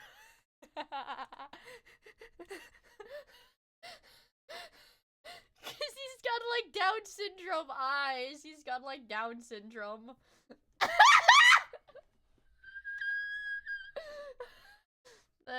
If there's one brainlet... Oh, here's the windmill one for whoever was talking about that one. Here's the tricycle one for whoever was talking about the tricycle one. For me, it's the power strip brainlet. For me, it's the power strip brainlet. The best brainlet Wojak. Oh my god, it's beautiful. Oh fuck, it's beautiful. I like the one in the bottom right. With the exception of one. But you don't have to let something like that happen to you. No one said keeping yourself alive and healthy is easy. Far from. And with AG1, taking charge of your health is actually as simple as one step. Hey, is AG1, wait, isn't AG1 the stuff that Wendigoon is sponsored by too? The green juice. It's the green juice, isn't it? Yeah, okay, good sponsor then. Oh fuck. Oh fuck. Oh fuck. It's time. It's made of people. AG1 is made of car crash victims. Oomers. Somewhere nestled deep in the fetid 4chan swamp was one smart brainlet. He resembled a humanoid caveman with kind of like a stomped on head. And in the spring of 2018, when whatever grows in a swamp was blooming, another new Wojak appeared. They called him the 30-year-old boomer. Now, if you're just listening along, I need you to look at the screen for just a moment. This new Wojak was clearly just that brainlet with hair. But no one was calling him or treating him like a brainlet. The thing is, looks absolutely matter when it comes to classifying Wojaks, but behavior matters too. Let's quickly check out our Venn diagram and see what it looks like right now. So far, we have Rage Comics prominently featuring Trollface. Then we have our main Wojak bubble. In the overlap is Feels Guy. Now, we can add brainlets in their own bubble. I didn't really go over these, but there are I like this one too, because he's smiling and he's got a really long skinny neck. That's what he sounds like. Few brainlet species that never really took off, but they so strongly resemble Wojaks that they fit the overlap. And let's now add a new bubble for Oomers. So what are Oomers? Why are they called that? Stepping back from our metaphor a bit into the real world, in 2018, The words boomer and zoomer were inescapable. That was like the hottest girl Boomer on TikTok refers for to a few baby months. boomers, and zoomers to Gen Z. Was her name Nico Lol or something like that? Was that her or was that a different cosplay dance girl? The ascent. Oh, I've got the pages, dude. I've got the fucking pages. I've got the pages. I know my the Coomer Andy. Younger generation that now had political and purchasing power. No, the hit or miss girl is different. The hit or miss girl is like legit a cosplayer. I think Nico Lol, like, I think she just goes on like Hassan's stream sometimes now. I'm pretty sure she's been on Hassan's stream before, so that decreased my opinion of her. For me, it's Nora Fawn, the hottest cosplayer on the planet. On the fucking planet. And yeah, the OK Boomer, yeah, but she's like, she did it in like the Bernie Sanders shirt. Dude, and Nora Fawn clones are hot too. I don't care, they're all hot. They're all really hot. Yeah, Nyan Nyan cosplay. Like millennials before them, Zoomers came of age, and then everybody blamed us for everything wrong with society. Nothing new under the sun. But the masterminds on 4chan began to wonder. Didn't Sunzawa sing the OK Boomer thing? I think so. I'm pretty sure. Yeah. You know, Boomer and Zoomer... You know who else did? Senzawa did a lot of, like, the internet, like, that high-pitched girl voice internet meme songs. Senzawa did a lot of those. Yeah, she did Belle Delphine's comeback song. Yeah. Yeah, and she did the Uwu, the RAR X3, yeah, the furry rap. Really do Senzawa did a lot, dude. Capture specific archetypes. What other kinds of people can be depicted as Oomers? And just like that, 4chan experienced a third wave of Wojaks in the form of these Oomers. So you got boomers, groomers, bloomers, coomers. And once the so-called doomer Wojak hit 4chan in 2018, it was gasoline on that evolutionary fire. The doomer Wojak was the inflection point. He was the next generation of Feel Sky. Both of them got their name from existing. Doomer one-shot an entire generation of people. Holy crap.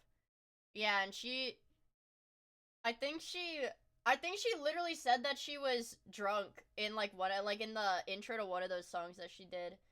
Also, Neon, thank you for the follow. I really appreciate it. Slang. Both represented the melancholy of being a young person trying to find your way in the world, and both were popular as a meme because they articulated a very real problem. Just not the same problem. The late 2010s, alongside crypto and political turmoil and social media, were also characterized in a way by the growing awareness of male loneliness. Behind the veil of anonymity, thousands of young men expressed, and I would say continue to express, I feel that this is ongoing, feeling disenfranchised politically and in their social lives. And not to get preachy or anything, but I have a strong feeling that you or somebody you love fits this description. I've been personally affected by this. Be a bloomer, guys. Don't be doomer. Be a bloomer.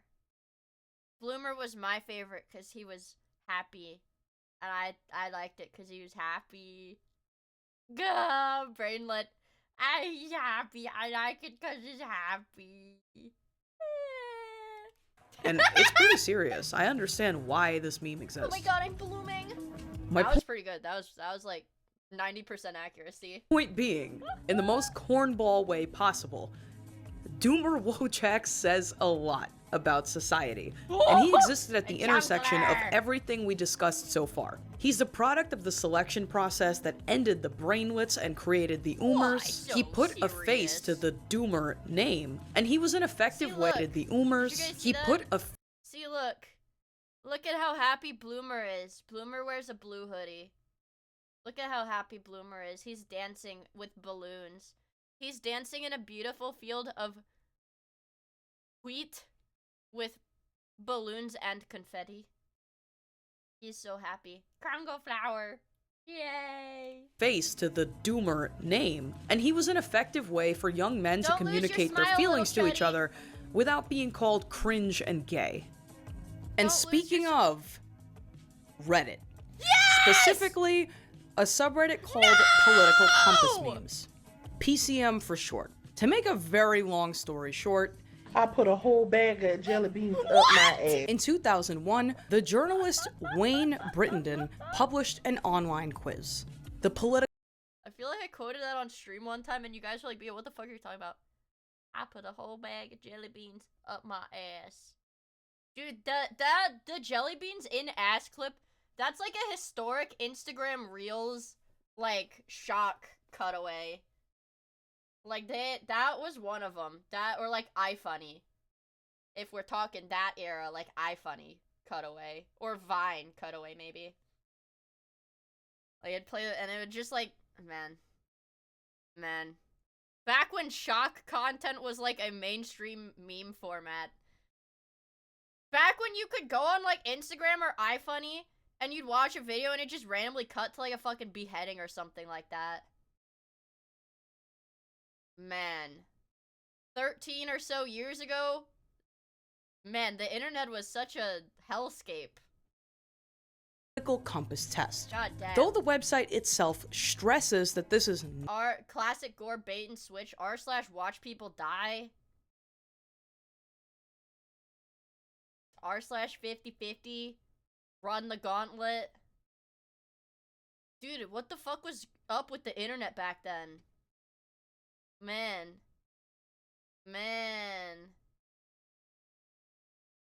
Dude, one of my friends, I was in 8th grade, I think, like 2015, and I was a tomboy. I think that much is probably clear growing up, and one of my friends, I was not gay. I was never gay. I mean, obviously, like, you're in middle school, you don't have crushes on dudes in middle school, but I don't know if my friends just thought I was gay or what, but one of them, I remember this vividly. We were in English class. I was sitting next to one of my bros, and he was like, Mia, look at this. He had his phone in his desk, and he was literally, like, browsing porn on Reddit. And I was like, dude, what the fuck?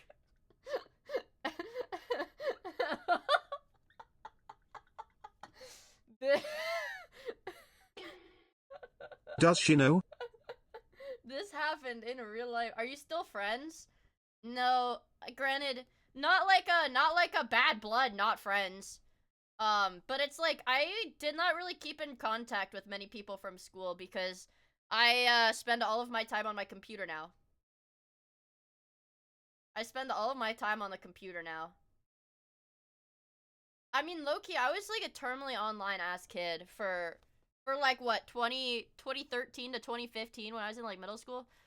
By that time standards, I was, like, a terminally online kid, bro. So, sub Zaddy Bear Mia. Hello, kitten. The most unrealistic part is that she's ever been outside. You guys, I've, like, told past Mia stories, and you guys just don't seem to believe them. What's tonight's brain rot? There were Soy Jacked by Frankie Faye. Also, Angry Shark, thank you so much for the 12 months! Way back when, dude, I used to do orchestras, like, in school. I did, like, a city orchestra. I did, like, a private orchestra. I used to do sports. I mean, now I just sit and jerk off at my computer. That's like a broad statement. I don't actually jerk off at my computer because my chair is really expensive, and I think it would sully my chair if I did anything disgusting like that at my computer. Anyways. Artie Enjoyer! Thank you so much for the... I really appreciate it. Garlic. Yeah, but... yeah, plus anti-rope meds don't let you do that anyways. I can make all the goon jokes I want, but at the end of the day, can't fucking do it. Because I'm on pills. That's the trade-off. Do I want to kill myself or... I mean, in Minecraft. And honestly, I'd rather not do that. So, we make our sacrifices. not a perfect tool. It's useful for getting a crude approximation. Why were you that online? I don't think I can divulge that information without getting myself put on that VTuber political alignment list as full chud. So I don't think I can disclose that information. I was like 12, dude. I was like 12. Cut me some slack. It was funny, okay? It's funny. Approximation of where someone falls politically. It's funny. It looks like this. Dude, I low-key got mad as fuck. I'm not on that list, but there's like literally a 1 view, like sub 1,000 follower, genuine 1 view, Miia with 2 eyes. And that's the Miia with 2 eyes on that list. I was like, what the fuck? What? No, don't put me on that list, bro. Don't put me on the damn list. We stay far removed from any drama. Inevitably. At 12, I was on forums talking about Fire Emblem. Yeah. I mean, like... Well, I can explain exactly what happened, dude. I used Amino in middle school. If you guys don't know what that is, it doesn't exist anymore. It was like a forum app. It was a forum app back in the 2010s. Whole rampant with groomers, okay? Hella pedos. And iFunny also had hella pedos. And my first, like, internet friend group, like, my very first internet, like, online person friend group was from those communities of, like, Nintendo game players. And most of them were, like, legit children. I will say, there were less pedos than you'd expect, I guess. I mean, that's not, I mean, that sounds really bad, but, I mean, not really a good place for, like, a 12, 13-year-old to be on, but, you know, it's just the way the cookie crumbles. Yeah. Anyone remember Kick? Yep, I was a Kick user when I was 12. Man, I saw some fucked up shit on Kick. Because you know what people would do on 4chan? They would post links to Kick group chats all over 4chan. And, I mean, you're 12, you see a link to a chat room on an app that you use, you click it. Alright, and what images are in there? Well, I can't say on Twitch, but... It's the kind of stuff that, like, you never forget about, dude. Like, it's always burned into your fucking mind. Like, it's burned into my fucking mind right now. Redditors discovered it, and in 2017, Miia confirmed as groomed. No, I'm pretty open. I'm pretty open about it. I got fucking groomed like crazy, bro. It's a good thing. It's a good thing. It's a good thing I never, like, ever. I got groomed as fuck, dude. But it's a good thing I never ever showed my face or anything like that. No, strictly no real life. But yeah, no, I got crazy fucking groomed. Created a community where political commentary was framed. Are you still being groomed? No, I'm grooming you guys. Ha ha ha. In game. What the fuck is this? Around where you fell on this chart. So lots of people do not hire all friend groups online, I realize, which makes me appreciate my first big friend group online I'm still friends with today. I will say, like, when I got into VTubing, there were a couple friends that I made way back when. Like, way back when I first got into VTubing, Western VTubing, that I am still friends with today. And it's like, those are the realest motherfuckers in the world. Like, the people that I made friends with when I got into VTubing before I was a VTuber myself, when I was just another fan. Like, I mean, the normal people stay normal. The crazies, well, you kind of tell that they're crazy after a bit of time. But, no, I mean, and I've made some online friends that I'm still chill with. Like, oh god. I remember one time, what is it? I went to, like, oh god. I think it was before I started streaming, so when would that have been? Maybe I was, like, 18? 17, 18, or 19? I don't know. But I went with some of my friends, to Portland, I think. Yeah, Portland. And because we had some friends that lived there. And what is it? So one of my online friends also lived there. And I was like, I was like, yo, we should all hang out. And I say they as, like, in a woke way. They, parentheses, woke. Like, non-binary they. They, parentheses, woke. Connotation woke. And so, like, so I wasn't like, oh my god, we're gonna get, like, molested or some shit. Because it was, like, you know, they, parentheses, woke. And honestly, it was, like, they were super chill. To, like, all of us. And it was, like, pretty fun. I've gotten downgraded to just lean chud. I want to be fat chud. I don't want to be lean chud. I want to be fat chud. But anyways, it's like the online friends that you make that stick around, they're usually pretty normal people, well adjusted. I'm only chud adjacent now. A typical post might contain a really depressing headline paired with the doomer, or depict someone with stupid and evil politics as a stupid and evil Wojak. I'm Mushroom. You get the idea. This is mostly before PCM devolved into self-referential humor. PCM was instrumental in the Wojak colonization of the internet. It was now clear that they could absolutely survive outside of 4chan. And I would say the Doomer was the true start of the modern Wojak era. Wojaks before almost exclusively came from and thrived on 4chan. Don't worry, Mia, and we all know you belong in the chud category. I literally have the chud gamers. Dude, that shit, low-key, I did get a minimal cortisol spike when I saw that chart, because it's like, anytime I see chud being used as a descriptor, like an unironic, derogatory descriptor to, like, a right-winger, I'm like, what the fuck are we doing, dude? You're gonna call someone a chud, and it's like, they're supposed to be offended? You stupid fucking chud! Like, I'm just supposed to hear that and be offended? I'm supposed to be offended by that? Chud pride. We need a chud pride flag. Oh yeah, I forgot to show gamer subs today. God damn it. Does anybody have my gamer subs link? I need to set up a command for that. I need to set up a command for that. It's https://gamersubs.gg/Miia, I think. Is that the link? Is that gonna go? Yeah, it is. Okay, that's the link. Okay, that's the link. Hold on. Hold on. Put the QR code on your forehead. No can do.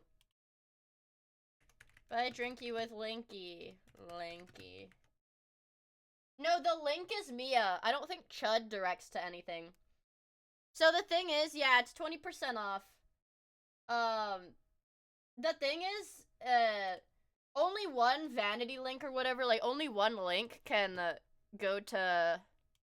I think it's like only one link can go to a code, but you can put as many codes in as you want.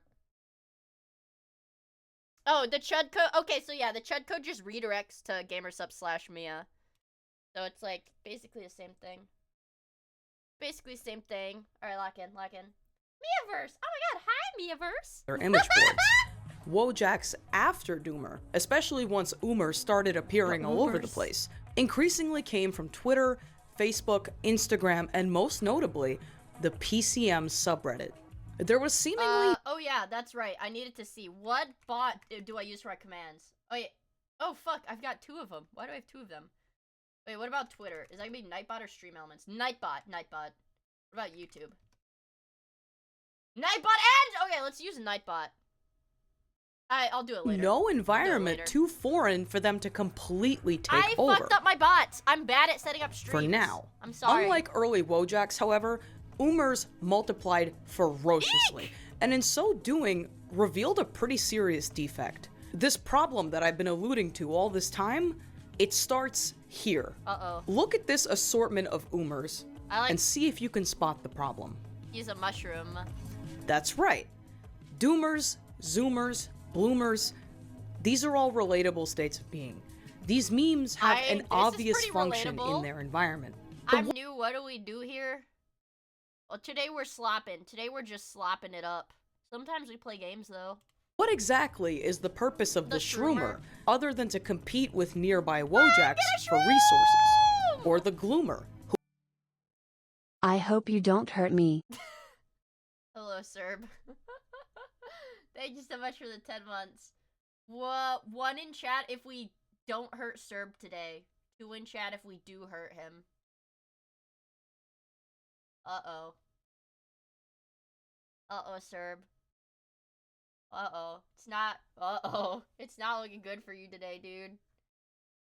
We're throwing sharp rocks, and then we're gonna pelt you with pebbles. We're gonna pelt you with pebbles today, dude. That's me throwing pebbles at you. Sorry. I do what the people ask of me. Thank you again so much for the 10 months. I really appreciate it. Yeah. Also, I forgot to say Destructo. Thank you so much for the 28 months in the Prime! I really appreciate it. It was herself. Your chat wants to commit digital violence and molest me. Well, it's true. But here's the thing. You know, chat is all their own. Chat's their own people. I can't stop them. I champion for freedom, okay? This does taste like a cherry slushy. Definitely not cherry limeade, but cherry slushy.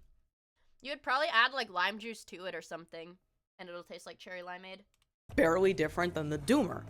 In practical terms, sure. Who cares if there's a bunch of gimmicky memes now? But in terms of a natural environment, despite the fact that these new gimmick Wojaks didn't last very long, they reproduced like crazy and they really crowded up the place.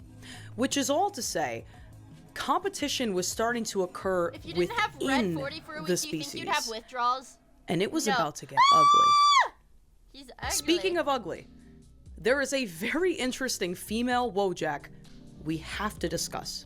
The PCM subreddit really blew up in 2018 and incentivized the creation of increasingly specific Wojaks to portray increasingly specific caricatures. And then, a breakthrough. A female brainlet Umer is discovered on 4chan. Her scientific name is Artho, but we're gonna keep it PG and use her other name, Emily. What's the big deal with Emily? Artho. A lot.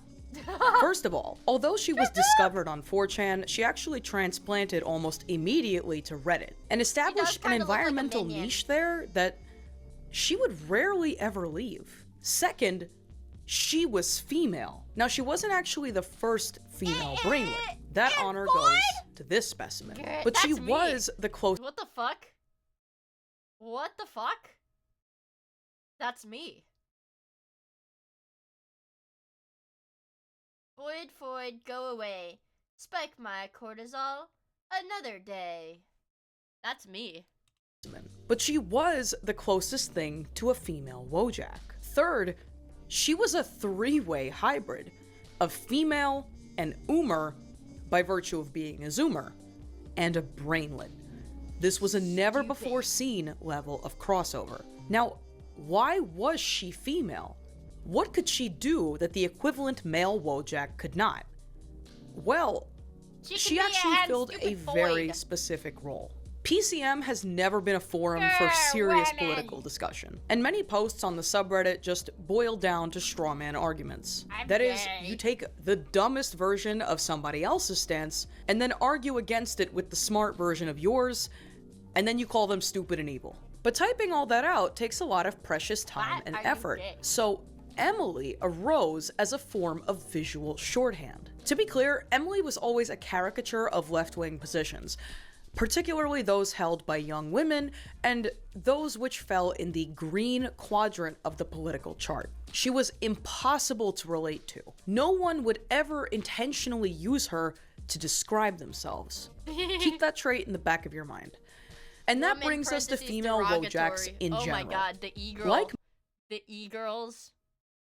Oh my god, dude. Male Wojaks, they can be an object of mockery or an exaggerated stereotype. This one!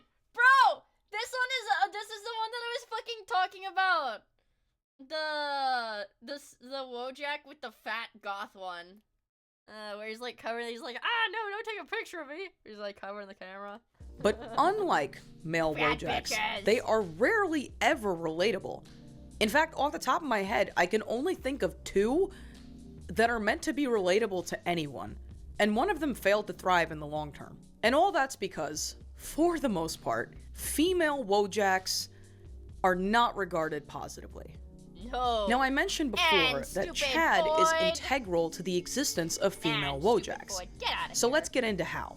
Chad originated in 2016. There was this very old variety of meme, one that really never saw mainstream adoption, called Learn the Difference, It Could Save Your Life. In December of 2016, a new iteration of that meme appeared on 4chan's politics board, known colloquially as Nordcuck vs. Mediterranean. This is where Chad was born, and fun fact about that, in his earliest form, he was actually ancient Greek Chad.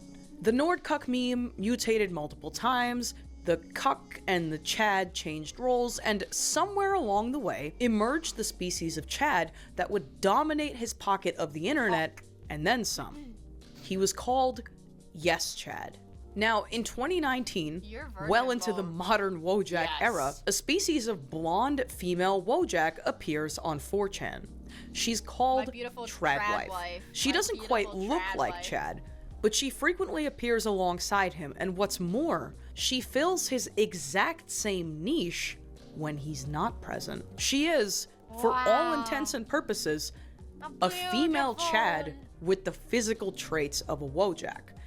I should mention that there are other female Chad varieties, but they never really gained a foothold. Anyway, following Tradwife was the discovery of 4 other types of female Wojak. Daddy's Girl, Mommy Ethot, Doomer Girl, Yes Honey, and also the fat Doomer Girl who is actually the fat Doomer. Just weight gain fetish art from DeviantArt that never Fat Doomer Girl is fetish art? There was somebody on DeviantArt that generally was playing the skin flute to fat fetish art of a Wojak. People choked the chicken to this. Yeah, me. What the fuck?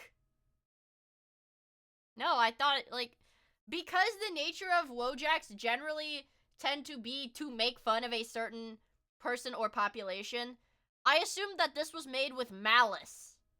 You know, as its intent, not horniness. Less became part of that whole ecosystem. Right? Details don't matter.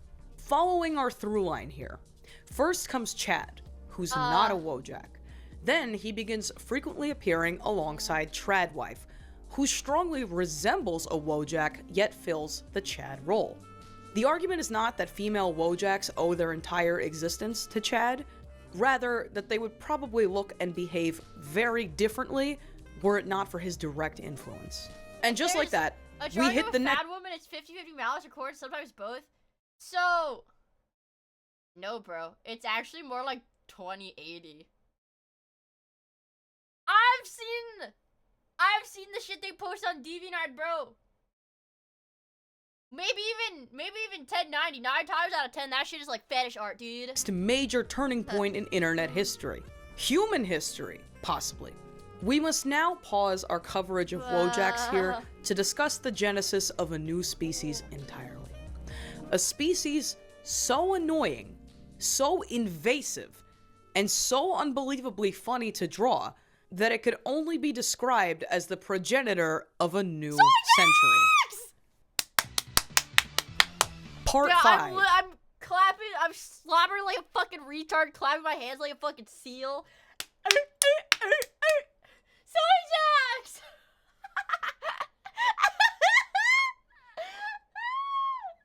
I'm literally like swaying out to this. The Soy Age. It's Soyjack time. What are Soyjaks?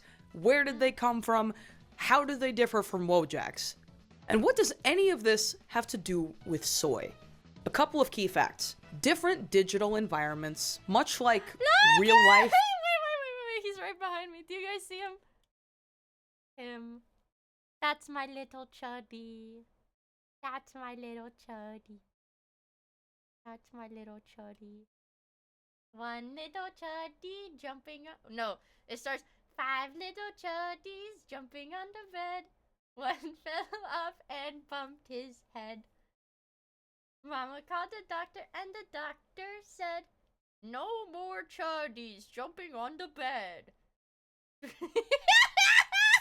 biomes, if that's the right word, exert different selection pressures. Selection pressure means that the environment favors certain traits, and creatures with those traits will survive to pass on their genes. The simplest example might be giraffes. During the course of their evolution, giraffes with longer necks were better able to reach leaves and other— Don't make me fucking pull it up. Don't make me pull it up.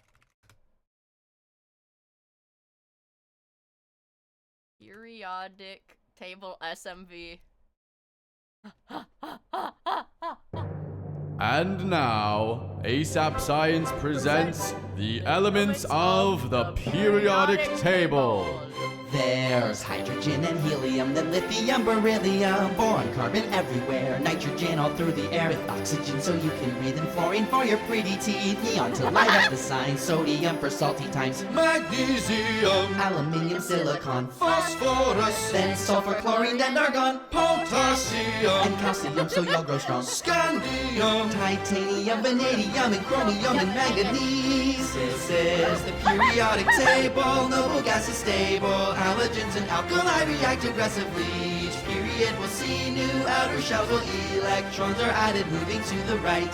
Iron is the 26th, and cobalt, nickel coins you get. Copper, zinc, gallium, germanium, and arsenic. Selenium and bromine, film, while krypton helps light up your room. Rubidium and strontium, then yttrium, zirconium, niobium, molybdenum, technetium, ruthenium, rhodium, palladium, silverware, then cadmium and indium, tin cans, antimony, then tellurium, and iodine, and xenon, and then cesium, and barium is 56, and this is where the table splits.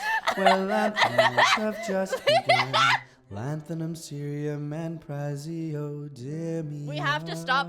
Unfortunately, we can't do the actinides because actinium is definitely classified as hate content. Whatever the picture they use for actinium is definitely classified as hate content.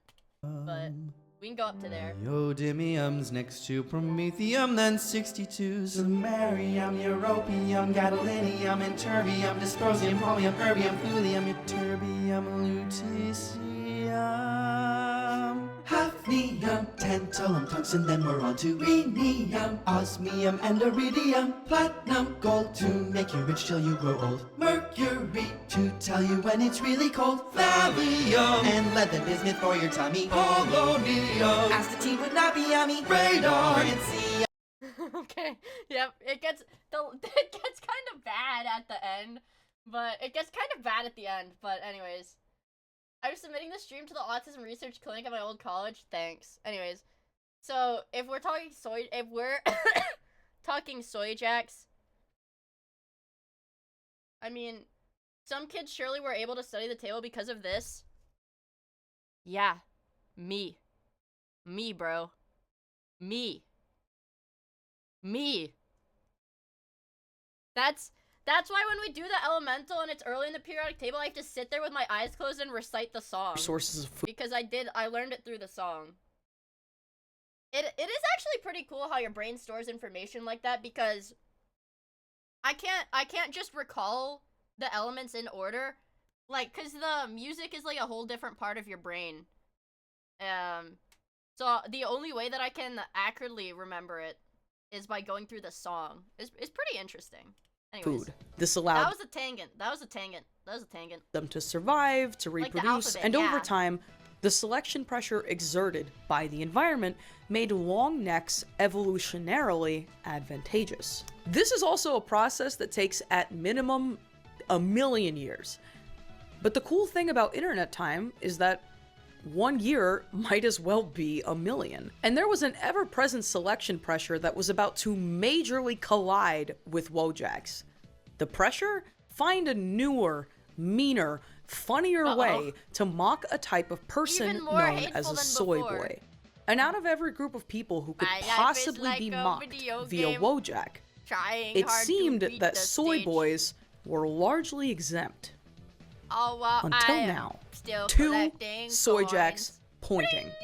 On February 3rd, 2020, animal rights activist John Oberg posted an innocent photo of himself and a friend marveling at the new vegan fried chicken option at KFC.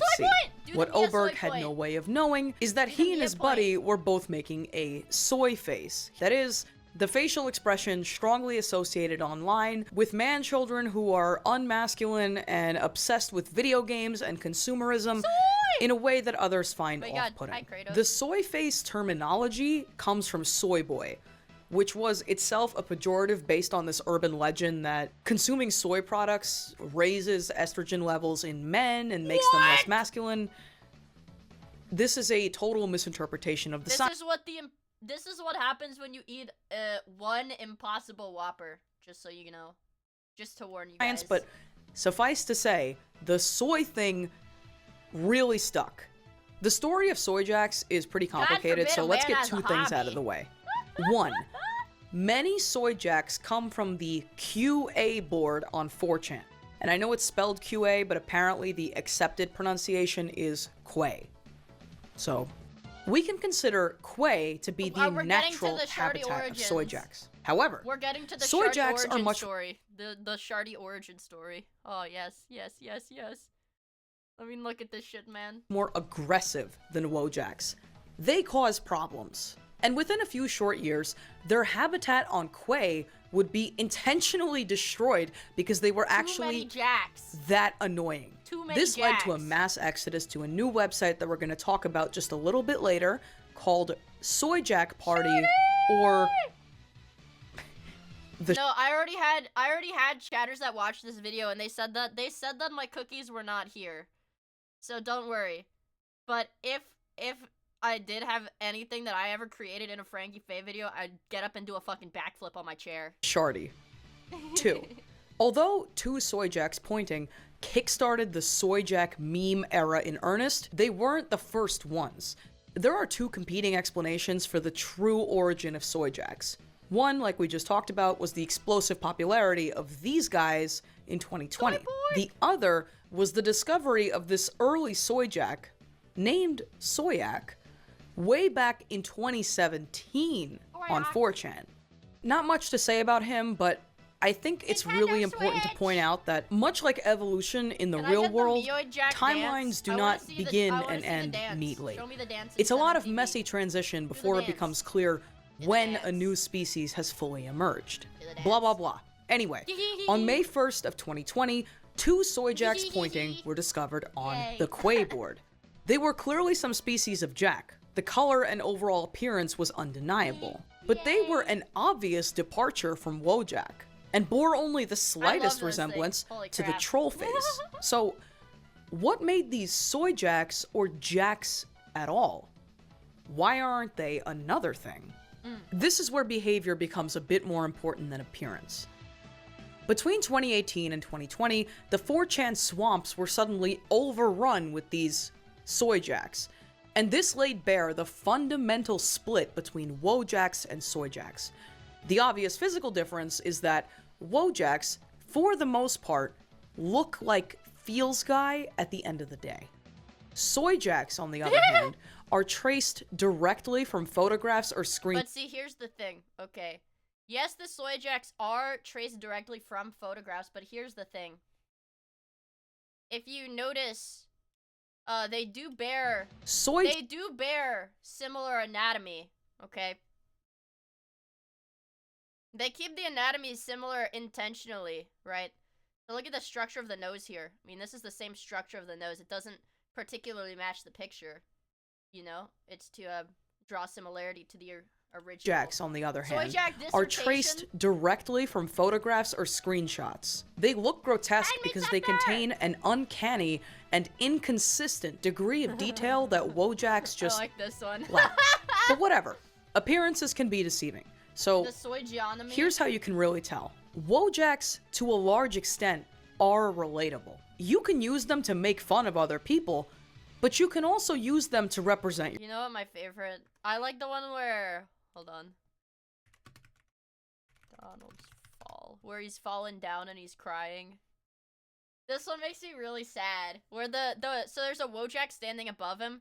This is like the McDonald's employee, because you can see the collar on the shirt. This is one make me really sad. It's really sad. I don't like it. Dad, I dropped my Happy Meal. Don't worry, son. I'll get you a new one. Aw, that makes me happy.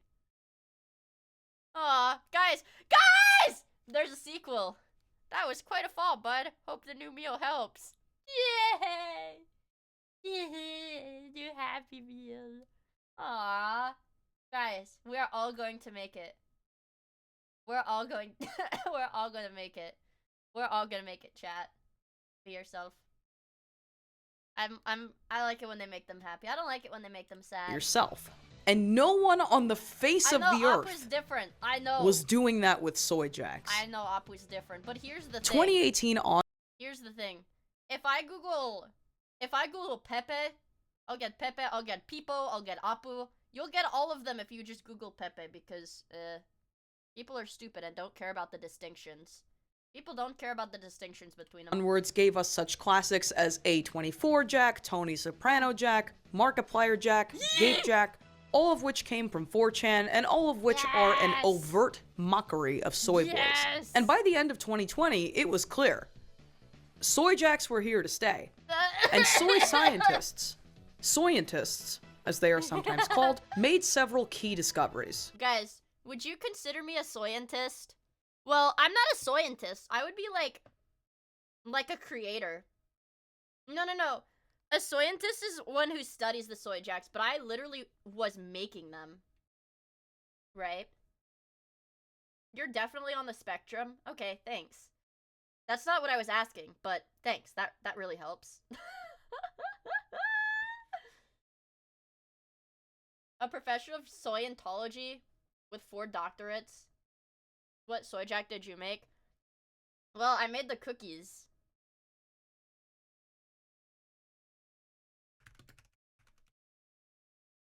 I mean, look! That's me! That's me! Well, that's just me right there. Yeah. That's also me. I made these too. Stay the line, Frosted Cookie Jack! You Google soy jack cookies, I am the first result. I'm not saying you Google soy jack cookies and I am the first result on Google. I am the first result on Google. You look up soy jack cookies, I am the first result. This is my legacy. What do the comments say?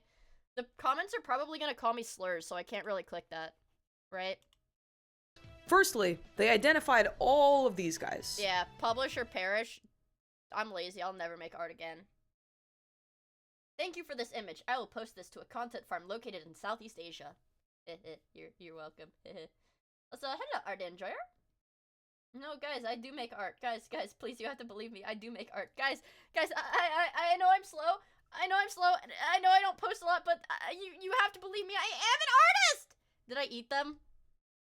I ate them. I think I ate all of them.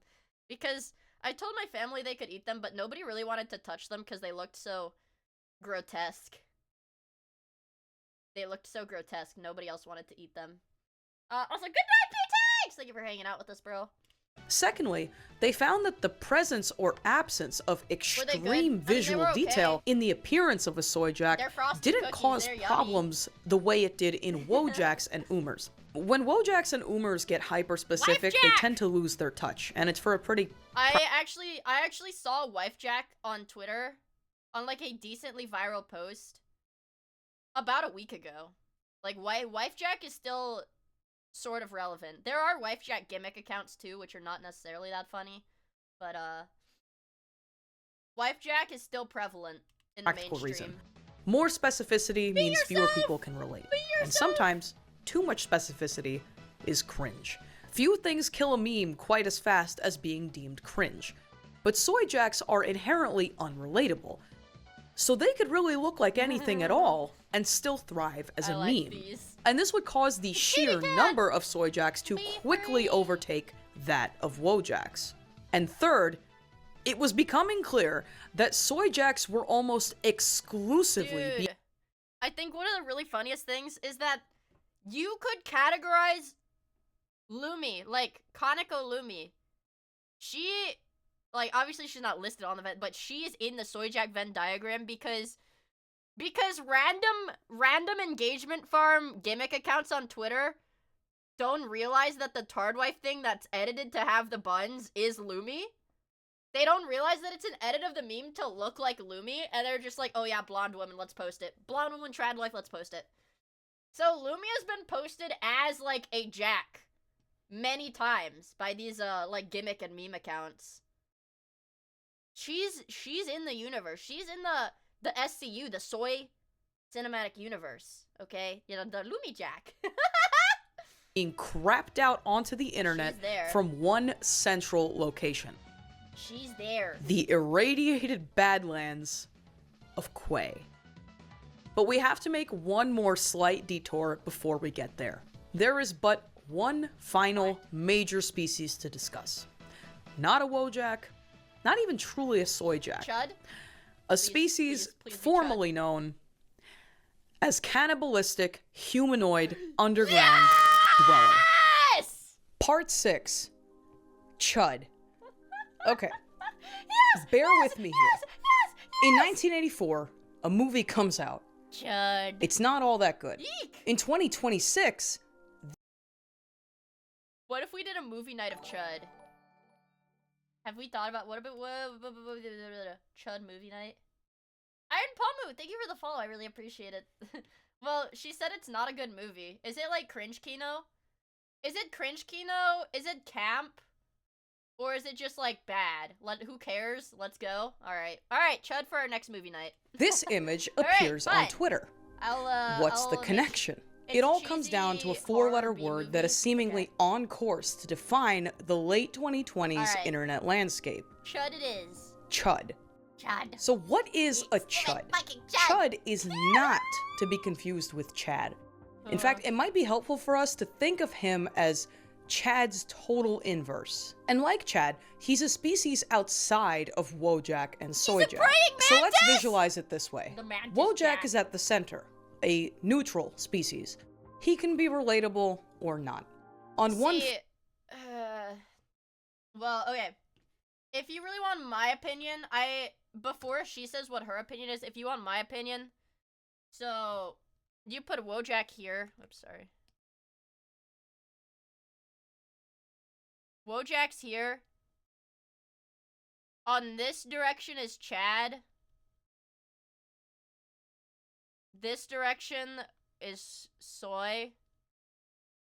And then this direction, it's a 3-dimensional plane. Okay, it's a 3-dimensional plane.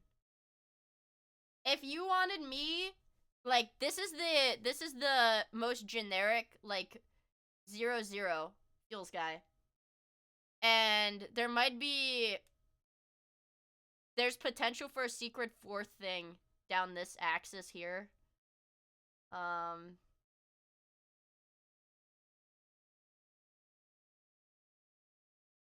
If we're to graph it out. What's on the negative axes?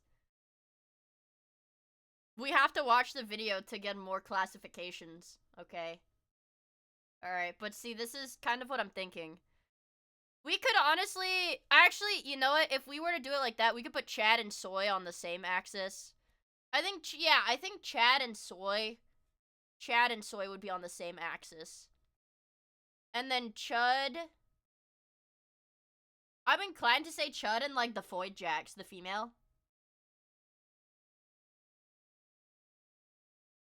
I would say it would be, like, female, honestly. But I think this is, like, a sinister different thing. There's definitely a separate axis, though. Right? There's definitely a separate axis that we haven't filled out. We don't know enough. We don't know enough about these, alright? But I see it kind of like that. Far end is Chad, who is not meant to be relatable to the average person. He is too perfect, too aspirational, right?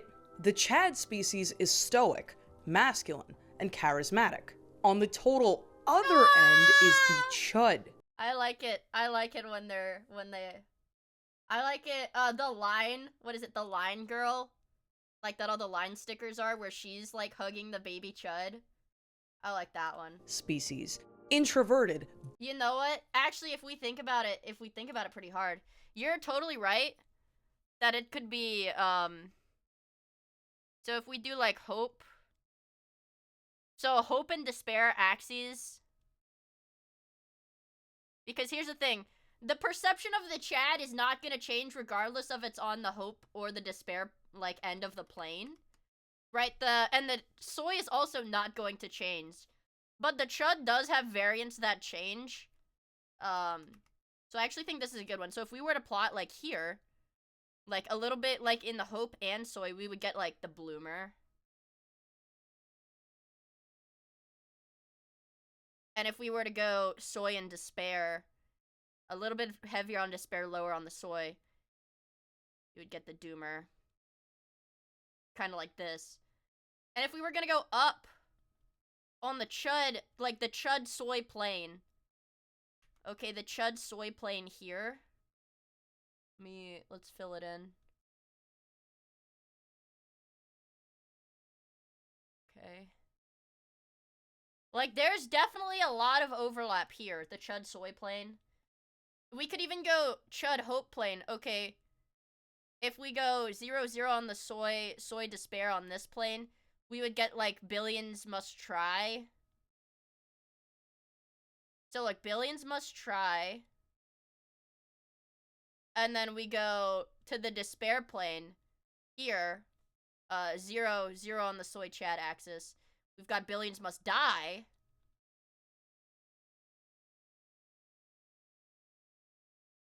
Okay. Are you guys seeing? And then 0-0 is consult the graph. Is base chud and consult graph. Are you guys understanding the point that I'm trying to make with this graph? The soy jack string theory? Guys, get me into contact with Frankie Faye. I really think I'm onto something.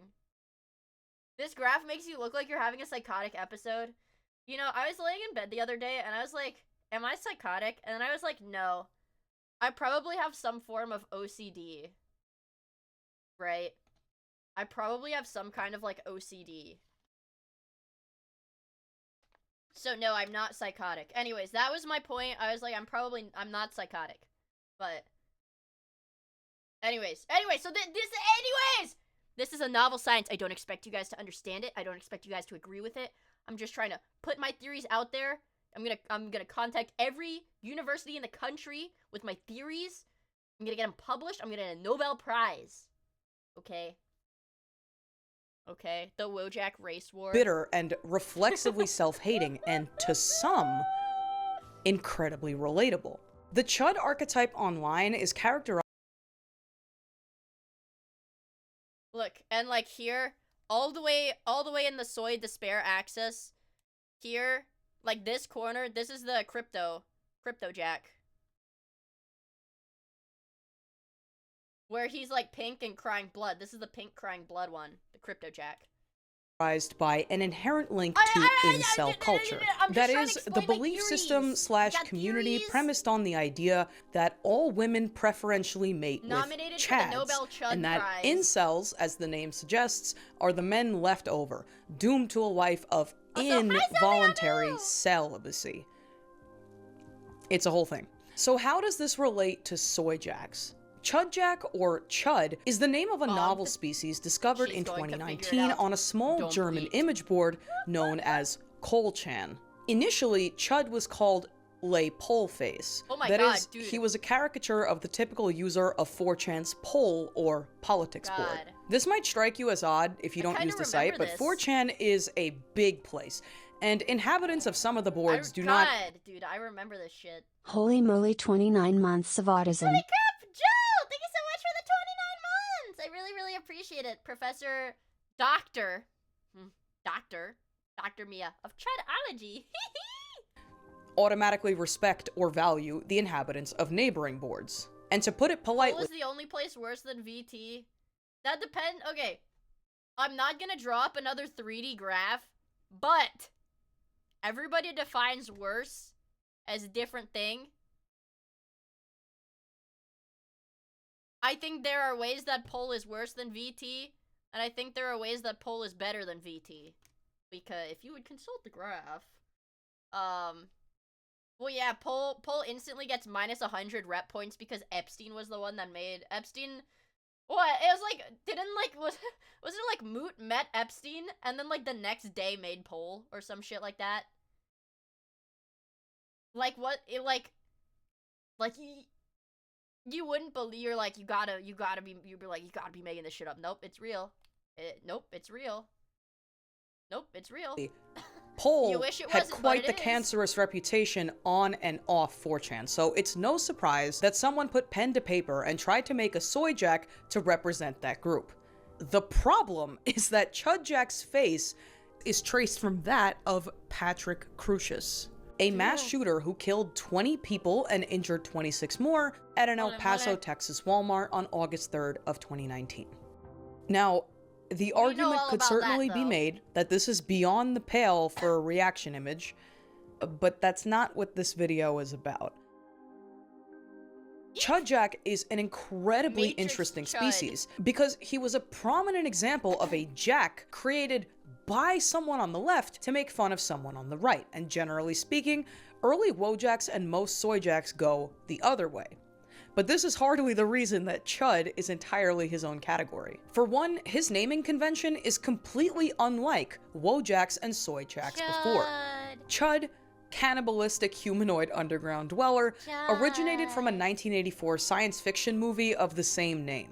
Or as the Soy Jack wiki puts it, the 1984 slow-burn, bone-chilling, character development-driven, cheap jump-scare-free, emotionally draining, genre-defining, science fiction horror film, Chud. Wow, guys. I guess we really do need to watch this. Wow. This sounds like a heck of a good movie. Wow. I guess high praise. Man, I bet this won a bunch of awards at the time.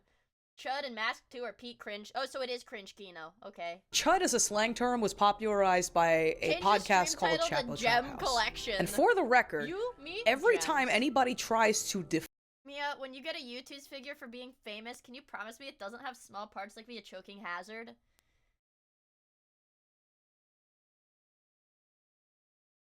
Okay. I give you my word, Serb. In fact, I will personally quality test the figure by swallowing 5 individual Mia U2's figures to ensure that no parts will be too small and break off while I'm eating it and cause me to choke. You have a knight's word. No problem, you guys. Yep, you can thank me. It's okay. You can thank me. You can thank me, you guys. Find Chud online, it's a bloodbath. So the best I can do is pejorative for unpleasant right-winger. I literally cannot get more specific than that without starting a fight.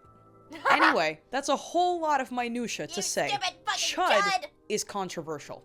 Like some kind of chaos agent, Chud's mere existence I like when they make him smile. I do like when they make him causes smile. conflict. And this all came to a head on October 1st of 2020, when users from 4chan's Poll raided a different website called BunkerChan and spammed one of its image boards, Lefty Poll, with many unsavory images.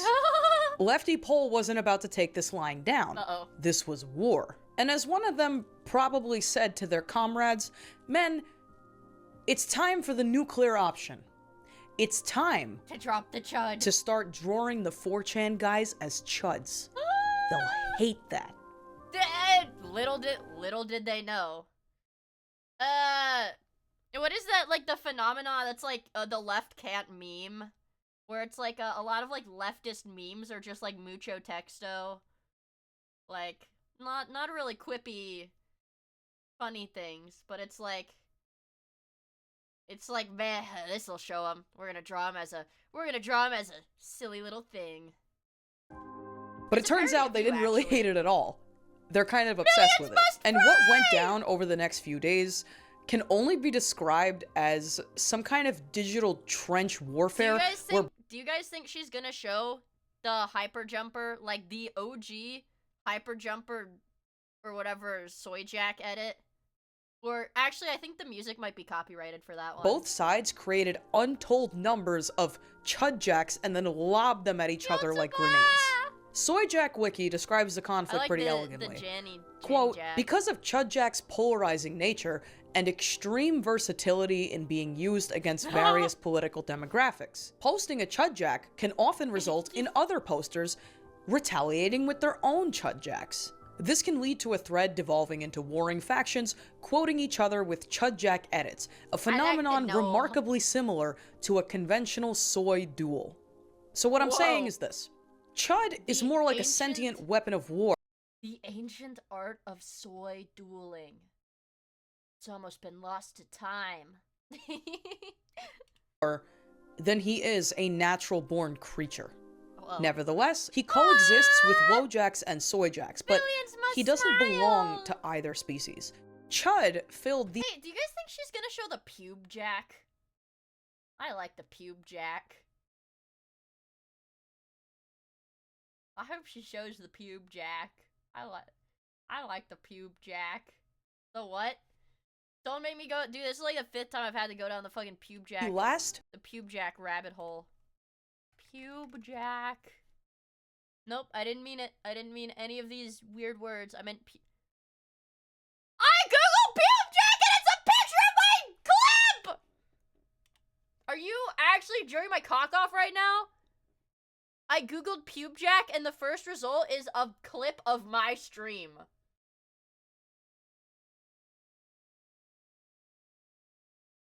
Anyways,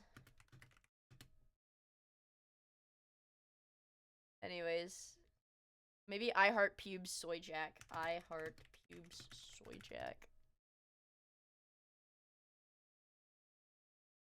Anyways, no, this is the pube jack. This is the pube jack. Vod of Miia, face of the pube jack. No, this is the pube jack. He says I heart pubes. And he's red. I like him because he's red.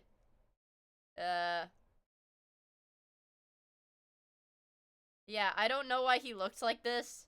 Here's the I hate Google Classroom Jack. I'm not really sure. Anyways, I'm not really sure. Major, untapped environmental niche. The relatable soy jack. And he is what scientists classify as IAS. Whoa. Is a soy. As opposed to NAS. Not a soy.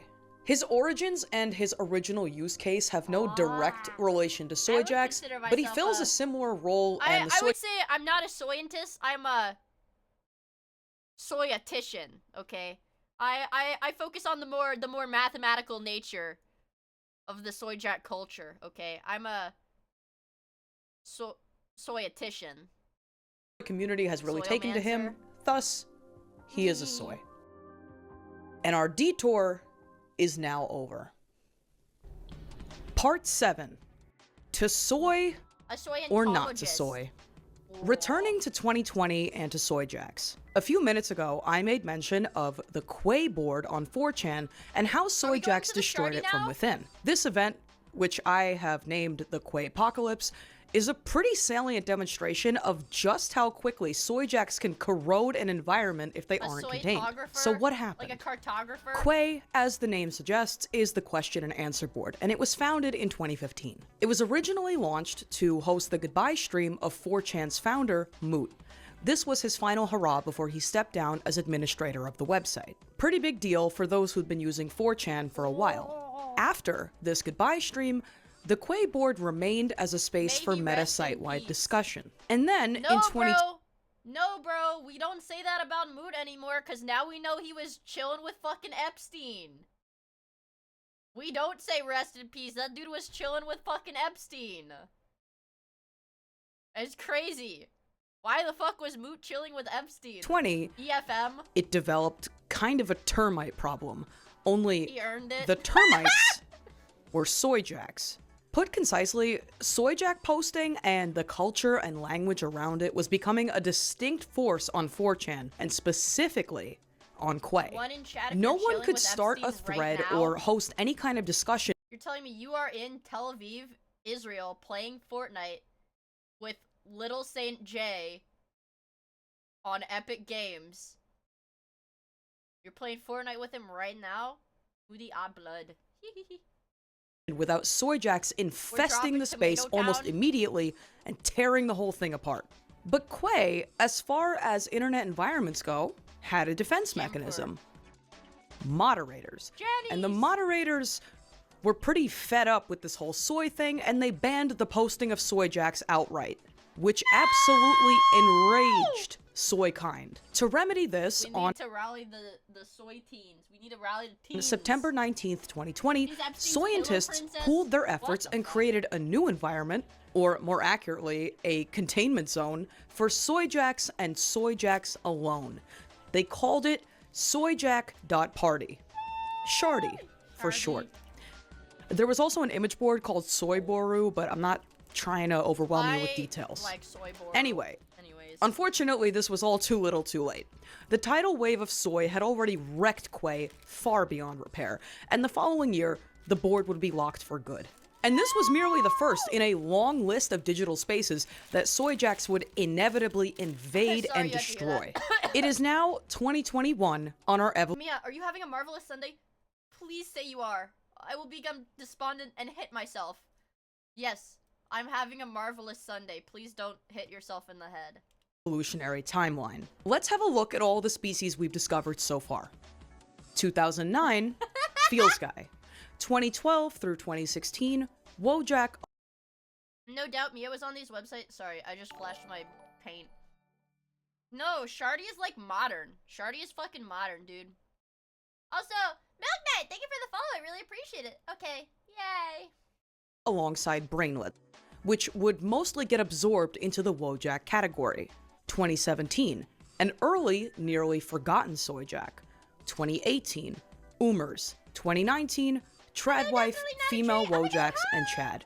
2020, the soy jack explosion. And now, the jack 2021. Explosion. It is the post-Quay era. Soy jacks have, by this point, exploded across the digital landscape and carved out a huge territory. And multiple smaller territories that have partial, if not total, Shardy overlap. What does that mean? In November 2021, the Quay board was shut down for good. Soy jacks had quite literally annoyed the shit out of everyone so bad, they were banished from their place of origin. The Wild West of the Shardy was now theirs to claim. And this had a few implications. The existence of an environment only suitable for soy jacks. Shardy kind of reminds me a bit of Goon from Something Awful, where they would come in, hollow out a community to destruction, and then move on. I'm not old enough for Something Awful knowledge. That Something Awful is one thing that I have very, very little knowledge of. Very little knowledge of. That was before my time. Close them off from the rest of the mimetic gene pool. Now, although most of the early prominent soy jack species that you might recognize came from 4chan, they are classified as IAS, is a soy. And that distinction matters because, for the most part, any new soy jack that spawned after 2021 must have spawned in Shardy territory to truly count as a soy. At least, this is the impression I got from reading the wiki, and I hope you're able to follow me so far because this was an absolutely insane amount of information to try and put together. Now, because of the walled-off and synthetic nature of the Shardy, the atmosphere quickly became so toxic and hostile to outsiders that it formed entirely alien selection pressures. These soy jack species thrived in conditions so foreign to Wojaks, they stopped looking like them at all. With the proliferation of new life on the Shardy, scientists developed a language to describe their observations. We've already touched on IAS and NAS, right? Is a soy and not a soy. Soy speak is an entire topic of its own, so I'll make this explanation quick. But gem and coal are also... Dude, I'm so excited. I'm like kicking my feet. 1 in chat if this stream is a gem, 2 in chat if it's coal. I'm gonna say I think this is gem stream right now. I think this is gem stream right now. Oh, we do have the freaking gem alert. This is gem. So, central concepts to the Shardy universe. Some context. In 2021, a new soy jack appeared called Jacobson. His name actually comes from Jacobson, which was a very short-lived name for the soy jack species. Now, he's a relatively common soy jack now, but when he was first discovered, observers hated him. This is not even close to the standard of soy jack that we expect. He is a gem. They said. He's gem. Coal. No! What is coal? No, don't call You can it probably coal. tell from the context. Van to black, brimstone, anthracite coal. But if not, I will give the most controversial take of my career. Gem and coal, that is, whether a soy jack is considered gemmy or coal, is analogous to upvotes and downvotes on Reddit.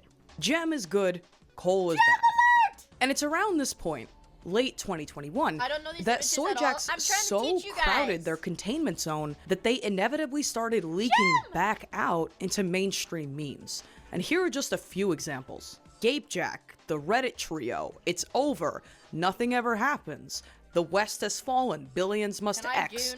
Now those last three, at least as meme phrases, predate Wojacks and soy jacks and all. You can goon if you follow me.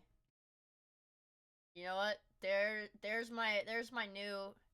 You know what? New conditions. All right, follow me. Make the number go up. I don't fucking care anymore. All of that. People on 4chan have been saying that kind of thing forever. But the mimetic success of Chud popularized these terms of phrase. No, wait, I changed my mind. I went back on it. You're allowed to goon if you buy gamer subs with code Miia or code Chud. Yeah. You can goon if you buy a sub also. Oh wait. Backpedal. Don't even goon to me. Goon to this. Here, look. I drew this just for you to goon to. I'm kidding. That's not why I drew it. I drew it far beyond their original reach. And again, this is like a really unique property that Chud has. By virtue of being relatable to— wait. That was a hyper jumper. That was a hyper jumper edit. This is like a really unique property that Chud has. By virtue of being— So I was right. She was gonna put his stuff in the video. Hell yeah. Being relatable to anybody, he's become kind of endearing. And these days, Chud has taken on a totally absurdist, apolitical character that Wojacks and Soyjacks, by and large, just aren't capable of. He's just become a lovable little freak. For good and for evil. I like him. He's Part 8.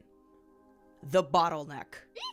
2021 was a really odd year for Jacks in general.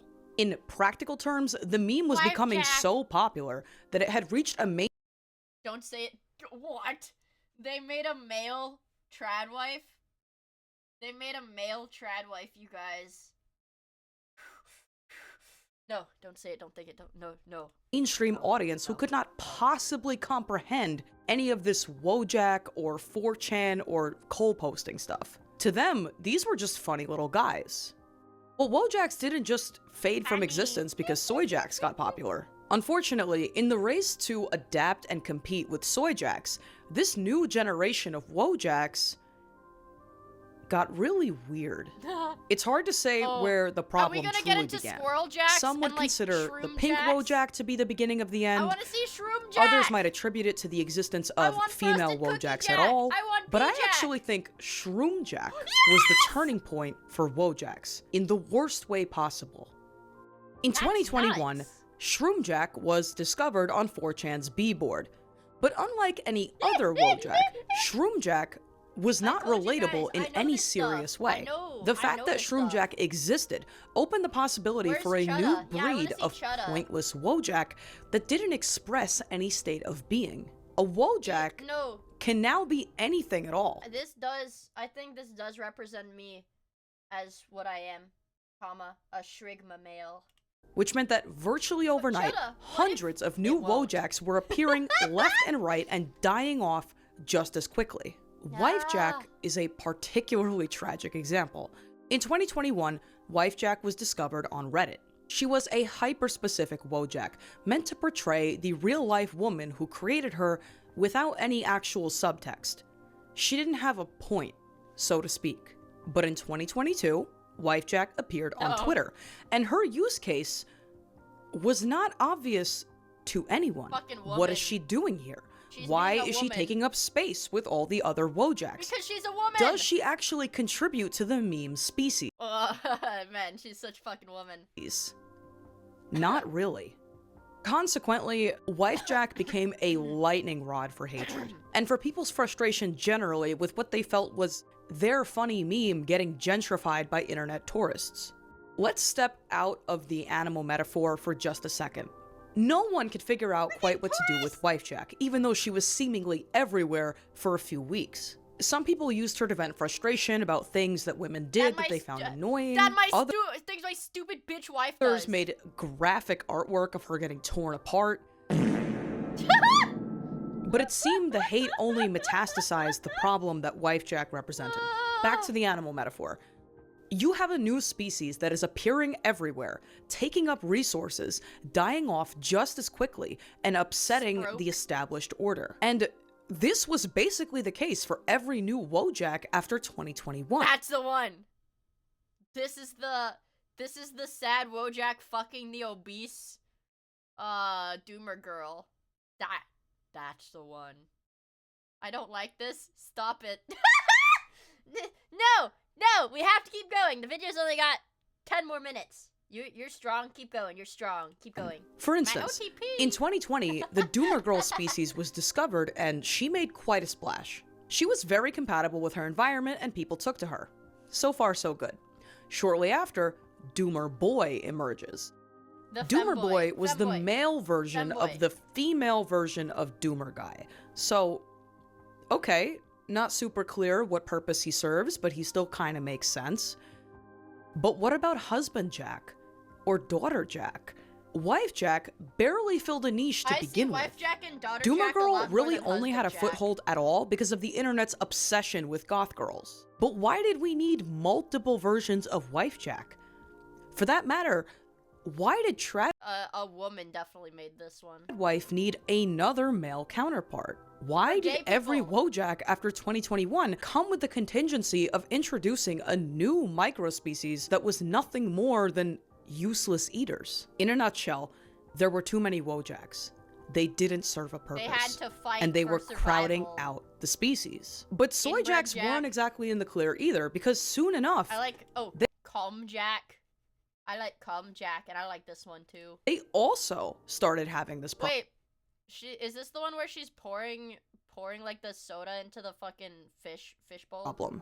As we discussed, the Shardy did an adequate job of containing Soy Jacks, but it wasn't perfect, and the hardier species quickly bled out into the general internet. From 2022 onwards, it became pretty commonplace to see Soy Jacks, ones that formed in the walled alien terrain of the soy community, appear on Twitter and Instagram. It's harder to think of digital environments that are more diametrically opposite than Instagram and the Shardy. Gem. Oh, there it is, you guys. Quite a few new Soy Jack species were emerging completely outside. I fucking love pears! Don't talk to me until I've had my pear. Warning, may start randomly talking about pears. 47 pears eaten today. Number 1 pear fan. Pears inside. Pear hat. Side of the Shardy, coming from DeviantArt, Reddit, and iFunny. Just like Wojaks, the new generation of Soy Jacks was getting too specific. Lifespans were getting shorter, reproduction was getting faster, and all 3 Jack species, Wojak, Soy, and Chud, were butting up against a major evolutionary The pear jack was literally me when I tried the GamerSupps pear flavor. Look at that, you guys!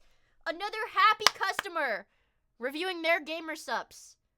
And our happy customer states that when they drank the pear flavor GamerSupps, it turned them into the pear jack. So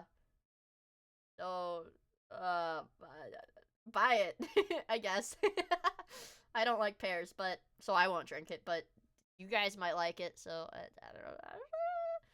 20% off for this week, code Miia, code Chud.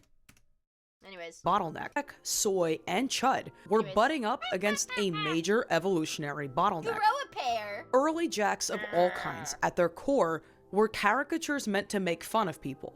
But that use case, their entire reason for being, was being supplanted. by an entirely new species that I like to call whackjacks. The P! Part Bye, 9. Fraser. Whackjacks. It's the P. Let me be clear. Jack. Whackjack is Let a me be new clear. category that I am proposing to describe a new type of soy jack that I see popping up Hi, Mia everywhere, Jack. but that Hi. no one's really talking about. When I Oh. I'm talking about those. Dude, I talk about these things like all the time. These are like my favorites. talked about all the weird new soy jacks Squirrel happening Jack! in 2021, there That's was nuts! one that I intentionally skipped. So let's talk about him. In 2021, researchers discovered a new soy jack on Quay called Squirrel Jack. Squirrel Jack combined multiple things. First and foremost, he appeared to be a species of imp jack, a well-established I love soy imp jack jack. dating back to 2020. Second, he appeared alongside the phrase, "You will feed the squirrels." Why is that important? Yes, the red If you didn't versus know, gray the squirrel "you jacks. will" or "you vil" phrase template You is a will pretty eat popular the meme bugs. within the shardy. "You will" is directly associated with another popular soy jack called feral jack. I love And feral third, jack. and this is the really crucial thing, squirrel Who's in jack an could urban look barbershop like having debates either about one these? of these guys and still be recognized as a distinct You new advised species, again myself. which is the only way that Please. this image could possibly be explained. I liked it. I liked it. All of these I liked attributes it. taken I together liked it. originated a new meme called Say the Line. And I probably don't need to point out to you that this new species of This soy guy is jack nuts. was the furthest thing from political or mean. This had I love this absolutely silly no little referent fellow. in real life. This was just a funny little guy. And Frosted throughout Cookie Jack, 2021, Lime the Jack, funny little guy species Cucumber Jack. quietly took off. We have Lemon Jack, Lime Jack, Cookie Jack. This emergent species Frosted had Cookie Jack. absolutely no No, no, no, no, no, no, no, no. That is Frosted Cookie Jack. It's in the name. His name is both words. competitors. They could be or do or look like whatever they Plumber wanted. Jack. So I call them whackjacks because they're whack. Here's a Apple. really specific example, right? Look how far we've come not just evolutionarily. cookies, they're Compare frosted the sugar doomer, cookies. a relatable, melancholy young man, with this. I Pretend like you're it. not terminally online for a second. Genuinely, what state of being is this meant to express? The majority Discord of award. existing soy jacks now are something Discord like award. this, hyper specific to the shardy. Wacky, but still See, that's like a fake calm. This is a fake calm. Fake calm Jack. He's blue as if he were to be a calm Jack, but he's not actually. He's pretending to be calm. He's pretending and failing to pretend to be calm. This is just a Janny. far too This is pretty straightforward. This is just a Janny. esoteric for mainstream tastes. To some extent, all of the different jack species were starting to do some version of this whackjack thing independently Yeah, take at notes, the same take time. Notes. And no one quite exemplified this like Chud. Chuddy, Gnome Chud. 5 little chuddies jumping on the bed. One fell off and bumped his head.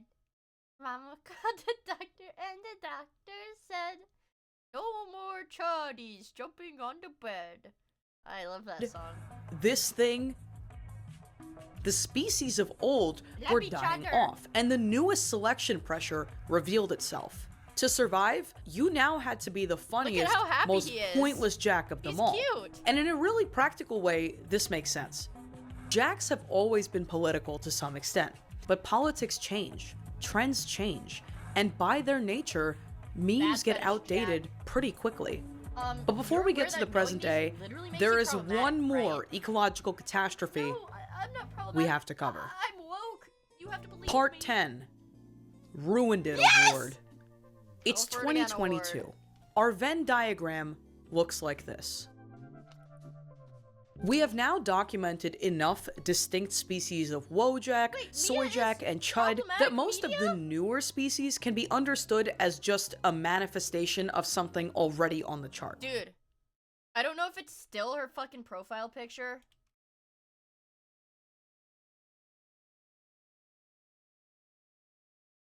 Let me see if it's still her profile picture. Oh, yeah, she changed. Dude, or maybe it's her Discord. This was like Tobs This was Tom's fucking profile picture. Last time we collabed, this was her fucking profile picture. I think it might have been her Discord profile picture, but she had, like, the baby soy jack holding a heart. Mia, I didn't see you on the Chud Woke scale. Gotta work on that. I'm an enigma. Nobody can truly comprehend me. So, at what point did this bottleneck turn into an extinction level event? Wait, Chudda was there? As just a manifestation of something already on the chart. Yeah, there is Chudda. There's Chudda. There you guys go. There's Chudda. There's Cup Chair Jack. So, at what point did this bottleneck turn into an extinction level event? In my professional opinion, the beginning of the end was in 2022 with the discovery of a ward jack. And before anybody gets mad, I'm not saying he caused this problem.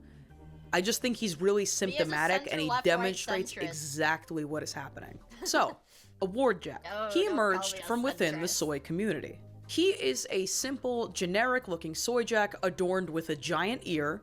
That's a genetic relic from Swede soy jacks, by the way. That's Swede jacks, imp jacks. Yes, the ears actually are very important in soy lore. The ears are very important. Whole other thing. But I don't think if she were to explain every intricacy of soy breeding for every soy phenotype, this video would probably be like 8 hours long. Merc. And I'm the Drank Another Diet Coke award. Ribbon that read, posted it again award. This was not good. The award was the thing that delineated a species, and every unique award, theoretically, was a unique species. What I'm saying is, the number of countable soy jacks in the wild exploded. How are soy jacks even meant to compete when there's suddenly, theoretically, an infinite amount of them? What are they even for now? Look at all these These new soy jacks after 2022 were so specific. Biggest boy. They quite literally spawned, filled one extremely niche task, and then died off just as quick. It was a total ecological collapse. This extended to Wojacks as well. By 2025, the permutations became uncountable. The only thing Wojak researchers could say for sure is that there were a lot of them. It's like and that cross-contamination was happening at an unprecedented rate. That would go kind of For example, crazy. The phenomenon of customized female Wojaks. I will say this: women make these. Women make these because women do not like going online and seeing themselves, and women do not like to go online and see themselves bracket women in general, just like woman portrayal. They don't like to see that portrayal as ugly, or like, you know, it's not into like the jacks are not made like a Wojak. Wojaks are not made to look intentionally ugly. They're made to look intentionally very normal, very plain. So that's why all of the female made ones have makeup, like fancy hair, you know, like lipstick, eyelashes, stuff like that. And one of the craziest things is they chisel the jawlines too. That I noticed from a lot of the female made Jack adjacent things. They give her fucking Korean jaw surgery on these things. I mean, go back to the original, because the very original Wojak that led to the Tradwife, that led to the female portrayals of the Wojak, is literally it's the same face as the male one, just with different hair. So they're calling it digital female bone smashing. Guys, I could talk about this shit for hours, but you guys are just gonna keep telling me I need to get tested for autism. On Pinterest, that was an entire thing of its own. These Wojaks weren't whackjacks, and they weren't political. They were just endlessly customizable, cool avatars for creative girls. And while that was happening, the entire Jack phenomenon had hit peak mainstream saturation. The White House, the highest office in the United States, tweeted a Chud Jack meme. Not needed. It's hard to get more mainstream. I thought it would be really funny. I was in bed the other day and ill with like very strange things running through my mind because I was very feverish. But I was like, it would be a really funny subathon, like, potential to be like, you know, whatever. X amount of subs, I will get whatever test, like a real test, whatever you guys want, like I could do a DNA test, an autism test, an IQ test, but like a real legitimate, like, professionally administered test of any sort. It'd be it'd be kind of funny. Mia's my favorite VTuber because she's the only one I've ever watched that doesn't strike me. I would never lay my hand on a man. It's not chivalrous of me. I would never lay my hand on a man. Than the US presidency. You couldn't handle and it. The Soyjack Award was truly the last thing standing between there being a lot of Soyjacks I don't have a prostate. and infinite Soyjacks. The meme was dying. Sure, I don't. And the only way to survive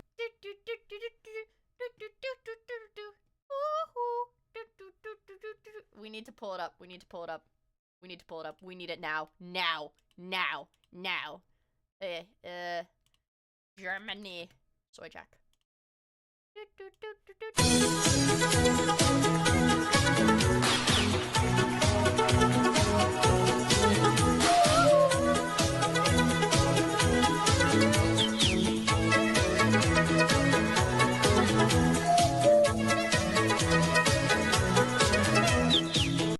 Yep. Anyways. Anyways. Was to be a weird little guy. And that is why social media writ large is suddenly full of images that look like this. I love it.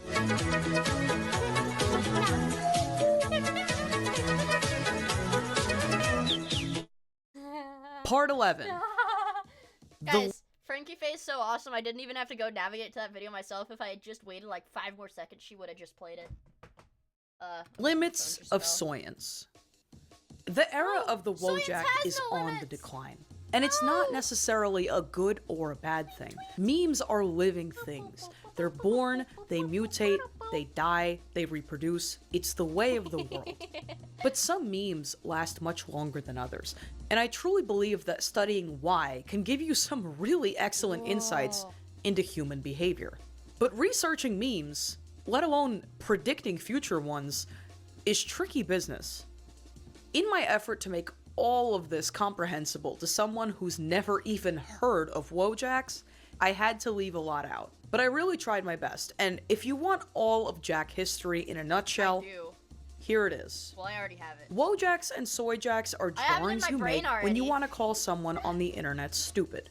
They have a tendency to multiply out of control, and that combined with changing political winds meant that the joke got old. And I theorized that a new species of incredibly weird, funny, apolitical Soyjak will emerge, and many of the smaller guys will fall out of use or become absorbed into the new Whackjack category. Oh, don't get absorbed, kind of like what happened with brainlets. No. It's all a cycle of history and of human behavior. At the end of the day, these are digital animals competing for the most precious resource of them all. At me. I am not our extremely fleeting attention. Wow. And it's either adapt, die, or hit the road, Jack.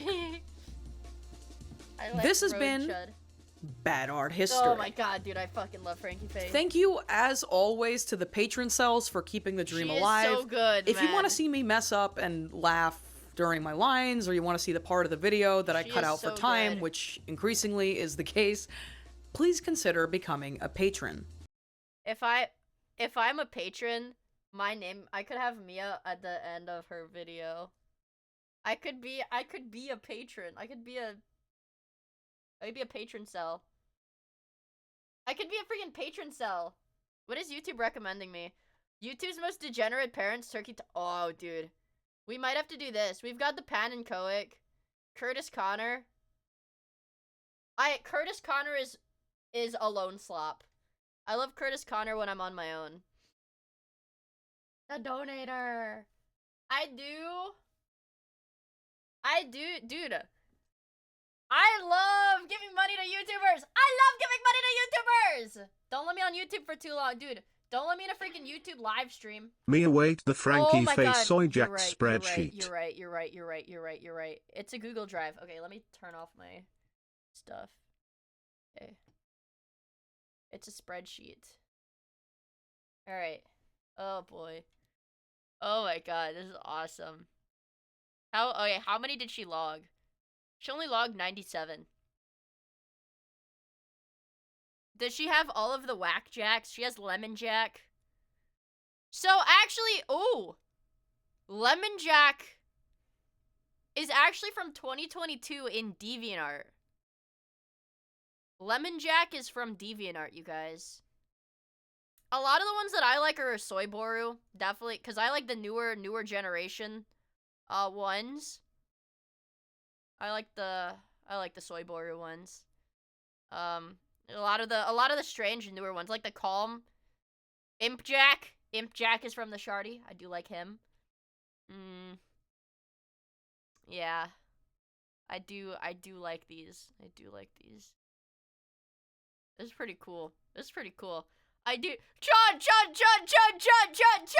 I do like how these are lined up. It makes me giggle. Also, good night, Spicy Noodle. Thank you for hanging out with us. I really appreciate it. Also, Crusader Zen, thank you so much for the follow. Yippee! Sup, Cam.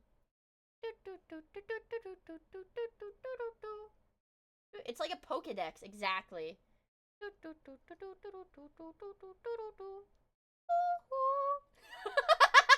Okay, anyways, she's really good. This is a really good video essay lady. I like watching her in my alone time too. Anyways, I think I want Turkey Tom. Curious. Diaper degenerate. Turkey Tom, the call is coming from inside the house. Alright, anyways, where was it? It was degenerate. Yeah, YouTube. Disclaimer. This video. Loud. You are loud. Be quieter. It's bad. I've been meaning to watch Turkey Tom, but I haven't been able to get around to it. I like Turkey Tom. Turkey Tom! Can I get a Turkey Tom in chat? Can I get a Turkey Tom in Twitch chat? They got your— No, I don't want They Got Your Mans. They got your mans, the one that you behave with. They got your mans on sex assault charges. No. Turkey Tom! That's so me. Dude, I can never watch Turkey Tom. You're gonna spam the fucking sex assault emote. Discusses some sensitive subjects. Son of a bitch! I do not endorse or support any of the actions shown. This Look! I can't even be like, guys, let's watch Turkey Tom, and be like, Turkey Tom is a creep. I know, bro, I know. This is purely for documentary purposes. Thank you. I know. Family vlogging is an inherently weird phenomenon. And he's bald, I know! Not only does he not shower, has ringworm, beats his girls, parentheses consensually, and then cheats on them, but he also is balding. I'm still trying to filter out 40 minutes of him talking about his hog. That's why I didn't watch that video. I will not watch that video in its entirety. I will not. I don't care how much I like the YouTuber. I'm not gonna listen to a YouTuber talk about their penis. That's disgusting. I know, Andy hates making YouTube. So, like, you'll never win. On the surface, it looks harmless enough. Mothers and fathers showing off their lifestyle with their kids for everyone to see. What? I do, like, man. One thing I can get behind those, I freaking hate. I mean, it's like, okay, so the deal was, anyways, the Turkey Tom drama, the deal was, it was like, these girls were like, I'm like BPD and crazy, I'm gonna ruin your life. And it's like, the shit that they said wasn't like, oh, you're canceled, blacklisted, whatever. It's just like, they're airing out his sex life, which is weird and gross, because it's not, I don't want, if I watch a YouTuber and I have to hear about their sex life, I'm a little grossed out, I'm a little icked. So, it's like, yeah, Insane the ex-girlfriend, yeah, it's like, whatever, dude. Like, whatever. It's gross. I don't want to hear about your sex life. It's gross. Anyways. But I freaking hate family blogger. Dude, we've seen the body cam videos. Like, dude, these family blogger people are demons. And they genuinely, 99% of them abuse their kids for content. Not like abuse their kids for it to be the content. They abuse their kids to force them to participate in this content, because they just see their kids as, like, cash cows. It's, like, so disgusting. It's so disgusting. Could be more harmless than family. But what's often lost in translation is that kids are not supposed to be famous. They're not meant to have millions of followers. Okay, actually, guys, take back everything we just said about Turry Tom. This is, yeah, he's right. He's right about everything. Before they're even old enough to— Yeah, the toy review, yeah, the kid, he started when he's a little kid. He's like, isn't he like almost 18 and he's still doing it?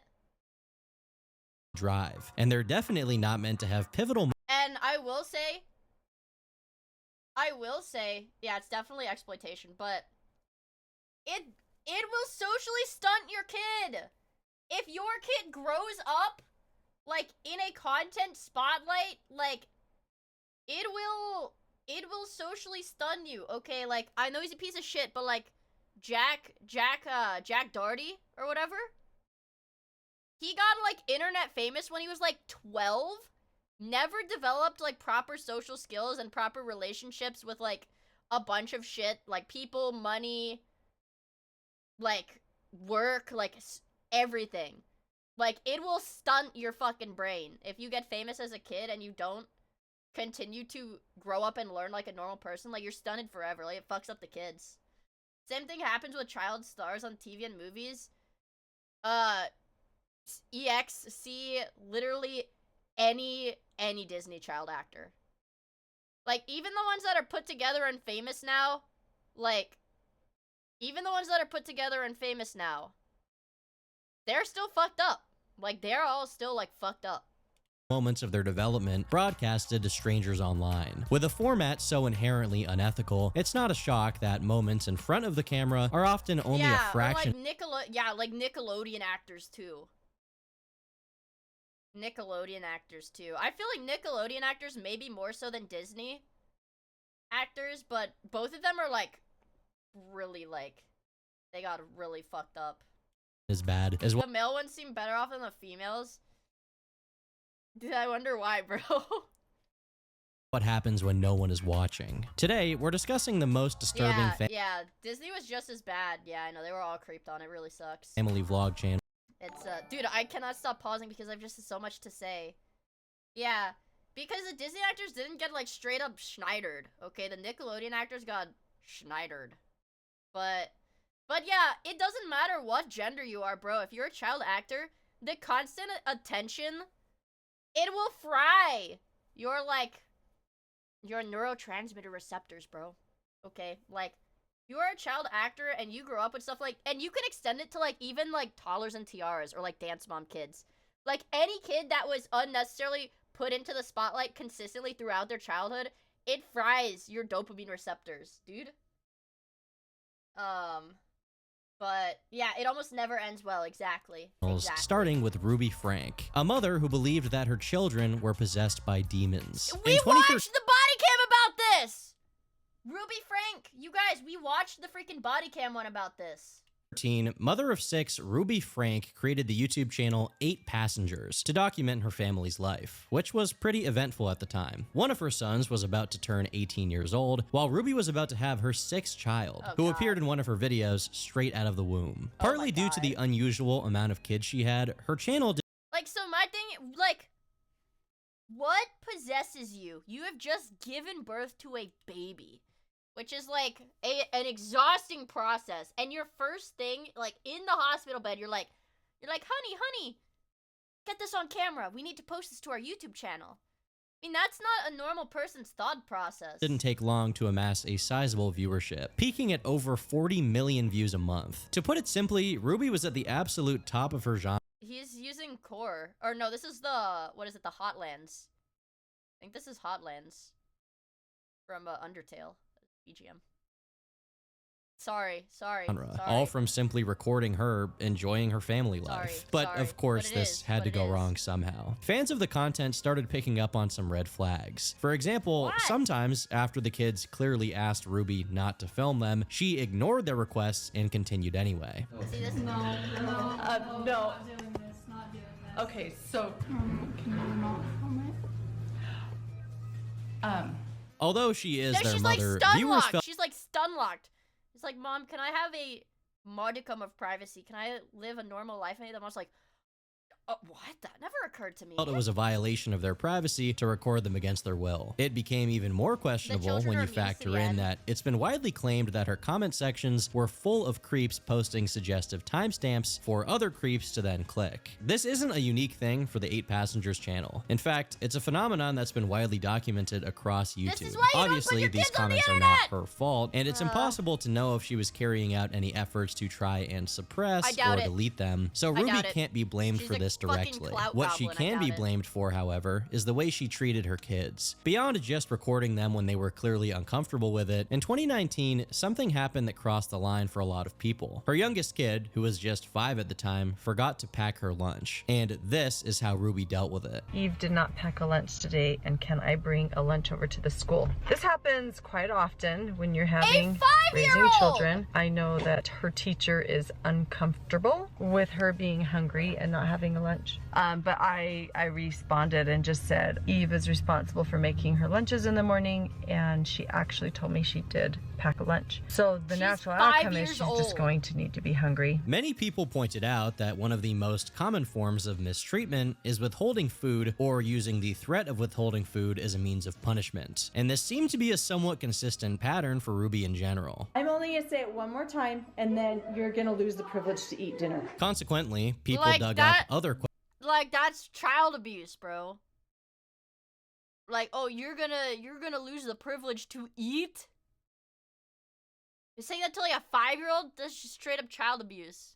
Questionable parenting techniques, like making her kids do push-ups as punishment. At one point, Ruby's eldest son, Chad, was sent to a boot camp called Anasazi, which allowed no electronics whatsoever. But why was he sent there? Well, I'll let her explain it. It's an accumulation of things over years, well before we ever started YouTubing or well before we ever got into social media. So he was like 2 years old. It's reached a point where Chad needs to develop some very basic maturity and skills that like people like this should not be parents. I will say, if you send your if you send a child to one of those like rehabilitation camps where they're like they go hiking for 2 months straight with like no electronics, which for the record, those are like all very abusive programs, and they don't fix like troubled teens, whatever, like wilderness things. They're abusive. Kids die there. They don't do anything. They just starve you and make you hike. Yeah. Like, you should not have kids if you're gonna treat your children like that. He's gonna need as an adult, and this is a chance for like a reset, like a start over, like these people are just like, oh well, I don't like my kid, so I'm sending him away for a few months. You know, we need a break from him.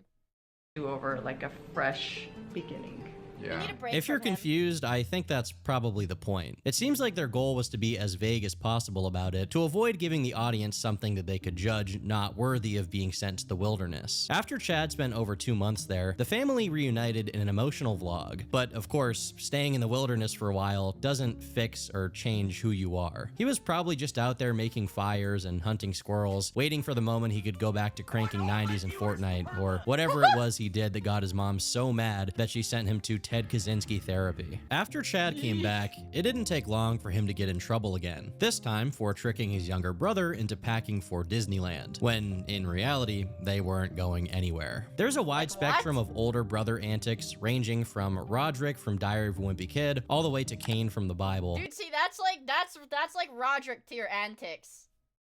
Like, dude, his parents are demons. And although this is a pretty mean prank to pull on your brother, it's nothing that serious. Ruby, however, felt differently, and the punishment she dished out was taking away Chad's bed privileges for 7 months. Yeah, you heard that right, bed privileges. Like, that's just it's honestly impressive abuse. how creative this woman is with her punishments. My bedroom was taken away for 7 months, and then you give it back like a couple weeks ago. I don't think our viewers know that. You've been sleeping on a Dude, and I know she's probably like mad as fuck that he said that.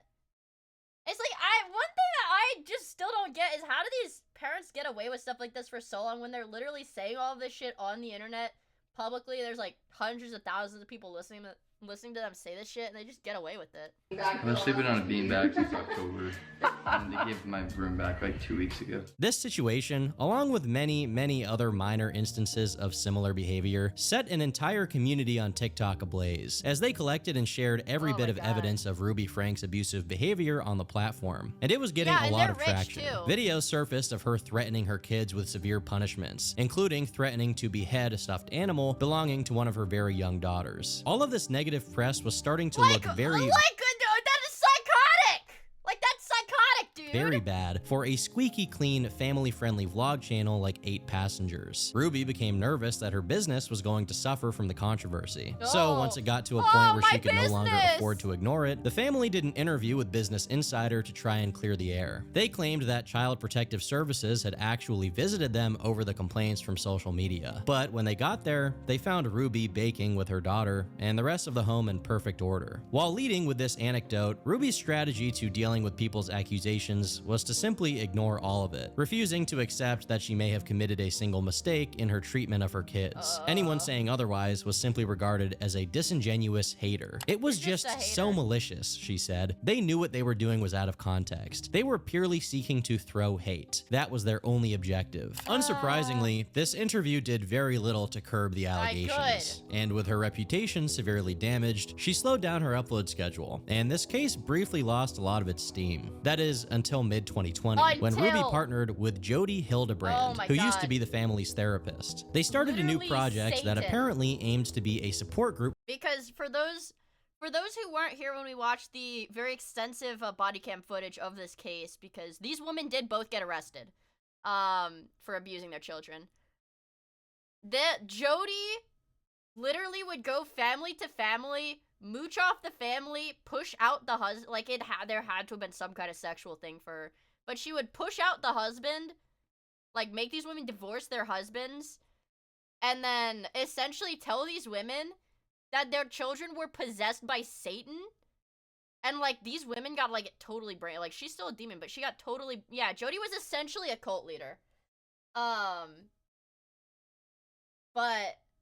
she brainwashed these moms into thinking that their children were possessed by demons.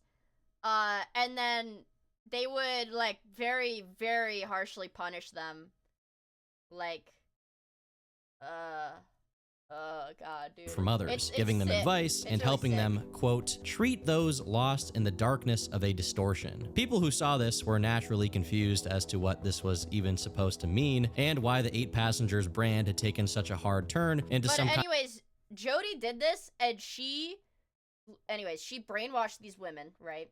And these women, like, who had these, like, channels for their family, like family bloggers, they would sign over the rights for, like, all of their stuff so that Jody would make all of the money off of it. Like, I don't know how, like, she was, like, a cult leader. So, you know, these people have, like, pretty interesting, like, charisma, like, very, very high charisma.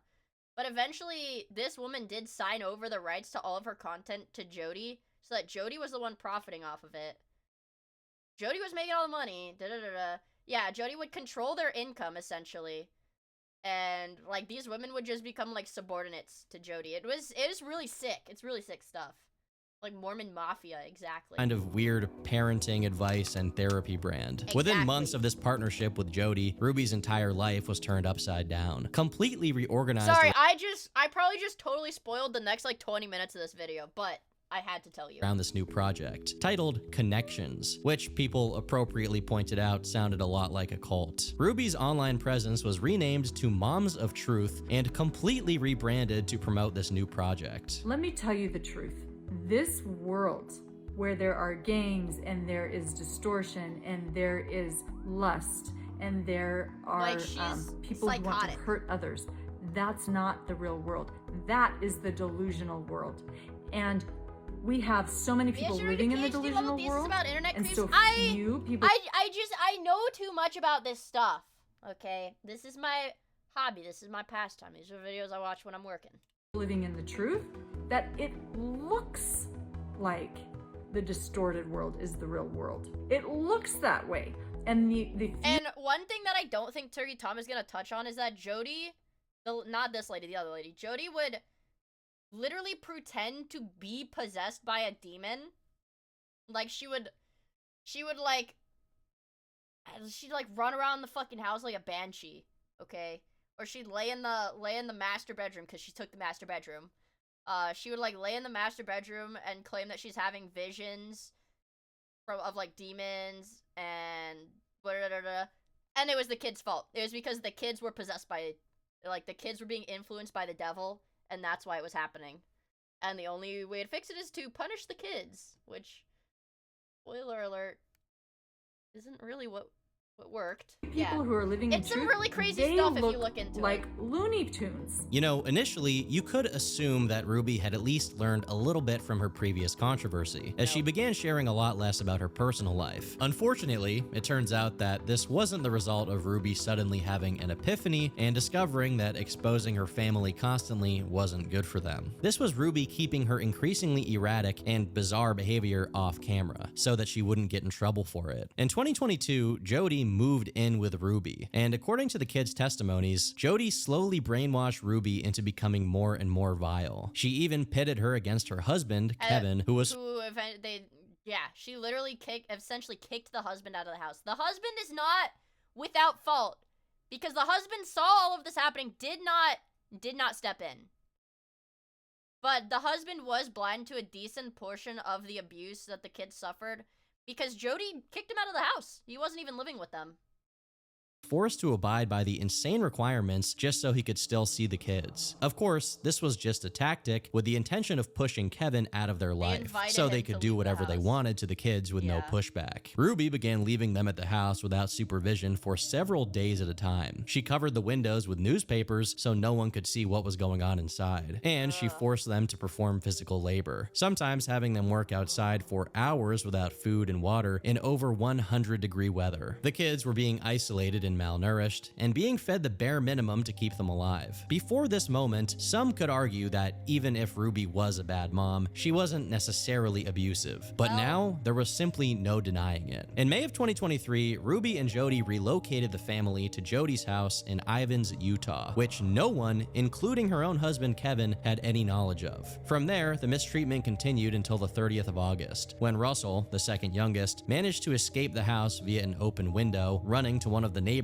to beg for food and water. The neighbor immediately noticed that Russell had tape around his ankles, looked emaciated, and had open wounds. And the really fucked up thing about this, I think it was from this case, like, genuinely, like, disturbing. Like, genuinely disturbing and sickening. They would have, like, open wounds, like pressure things from, like, being tied up and stuff. They would put, like, pepper. Like, the women would put hot pepper over their open wounds and cover them up. Yeah. Like, under that is, like, I think it was, like, pepper and honey or something like that. Yeah. We watched the body cam footage of the arrest and the interrogations for this case.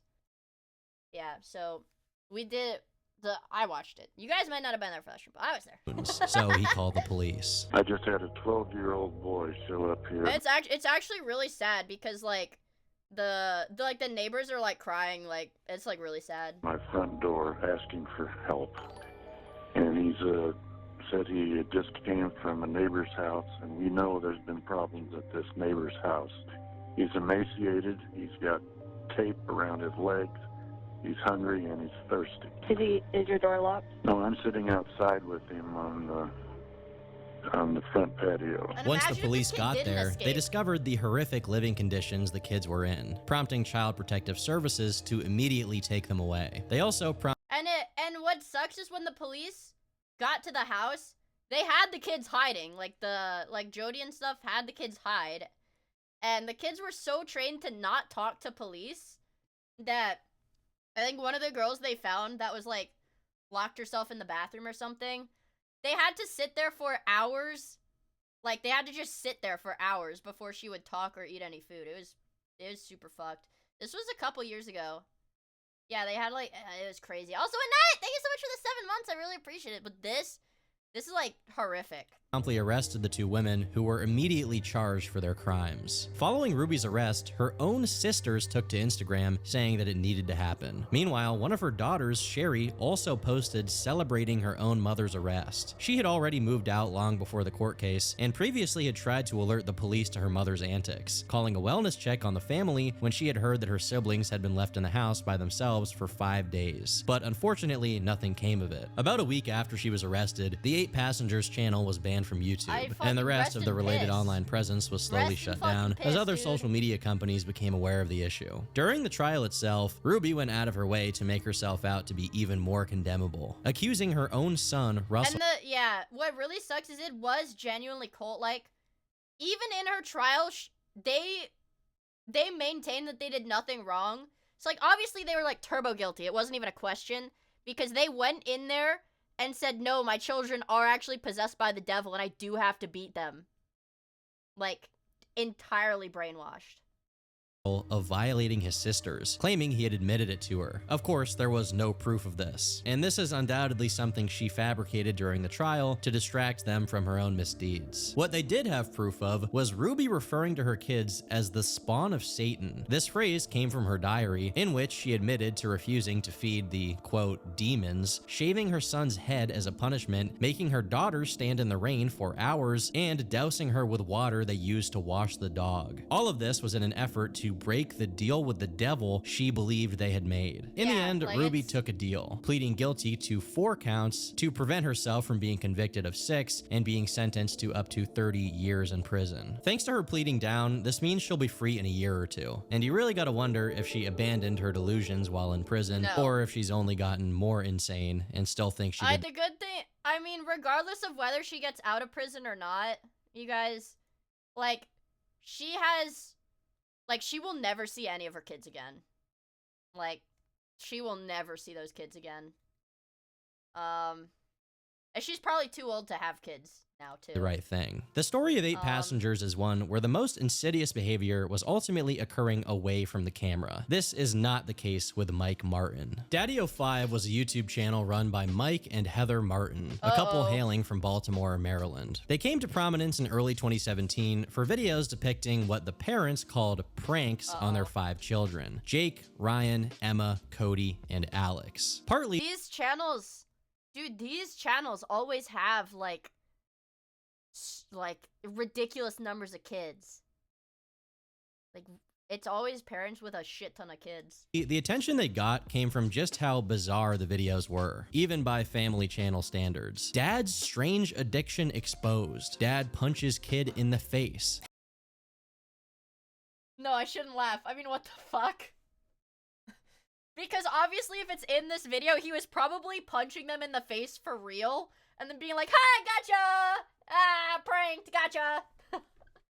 If it's in this video, that's fucking probably what he was doing. Hey, this looks like that one album. Cody holds Alex at gunpoint. Is Jake gay? Among many other absolutely deranged uploads. Prime Daddy05 content was like a Lifetime TV show from hell, and it really sold the Martin family's household as this Guy Fieri Mountain Dew themed torture chamber. However, that was just the superficial appearance of the channel, as beyond the clickbaity titles and thumbnails, it was clear that a lot of the content I want to have this as like a Miia thumbnail.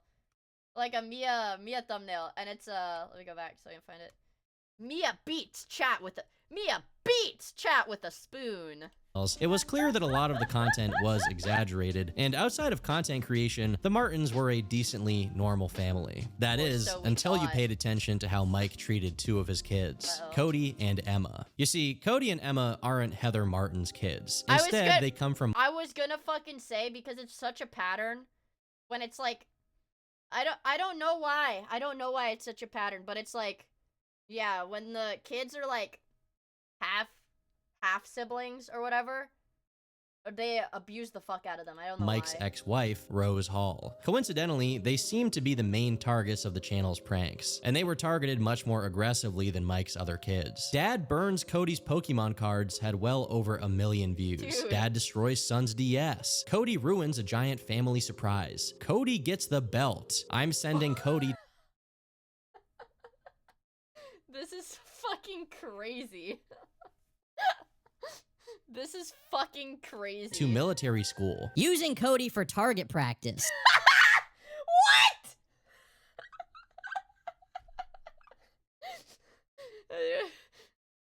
This is fucking crazy. Like, I can't.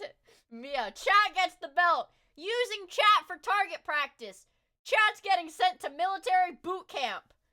Punching chat in the face. You get the point. I know that YouTube Yeah, Cody's out here fucking fighting for his life, dude. Oh my god. back then was a different time, but I'm honestly shocked this channel was even able to operate for as long as it did with those titles in mind. In one particular case, Heather doused Cody's bedroom floor in ink, and then started yelling at him, accusing him of being the culprit, until he started desperately crying and turning red, only for Heather to reveal it was all just a prank.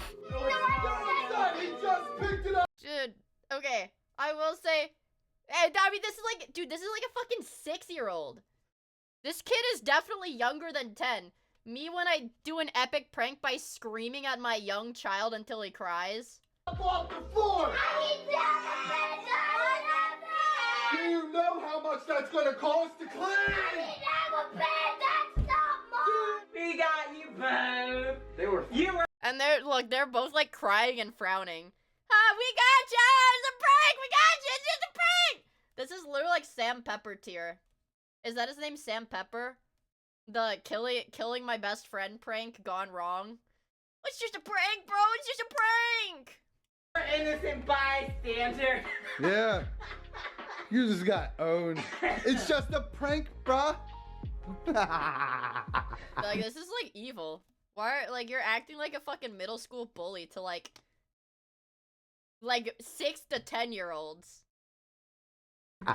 Other supposedly fun pranks included Mike pushing Cody into a bookshelf and having Ryan, one of the How the fuck is that allowed on YouTube? older sons, slap Emma in the face whenever she failed to do a bottle flip challenge, which resulted in her crying and being in visible pain. While the mistreatment was more hands-on when it came to Cody, Mike tended to outsource Emma's mistreatment to Ryan Me when I force my child to choke my other child so I can film a YouTube video? or his other kids, turning them against one another and, in a somewhat sadistic manner, documenting the aftermath for entertainment. I will concede that plenty of the videos played out like they had been scripted beforehand, but even if any of this stuff was Dude, it literally does not matter if this shit is scripted, especially even if he was like to his kid, like, hey, I'm gonna push you into a bookshelf and knock you over, or like to his other kid, I'm gonna make him slap you really hard. Like, even if it's scripted, like, you're fucking hurting them. Like, what?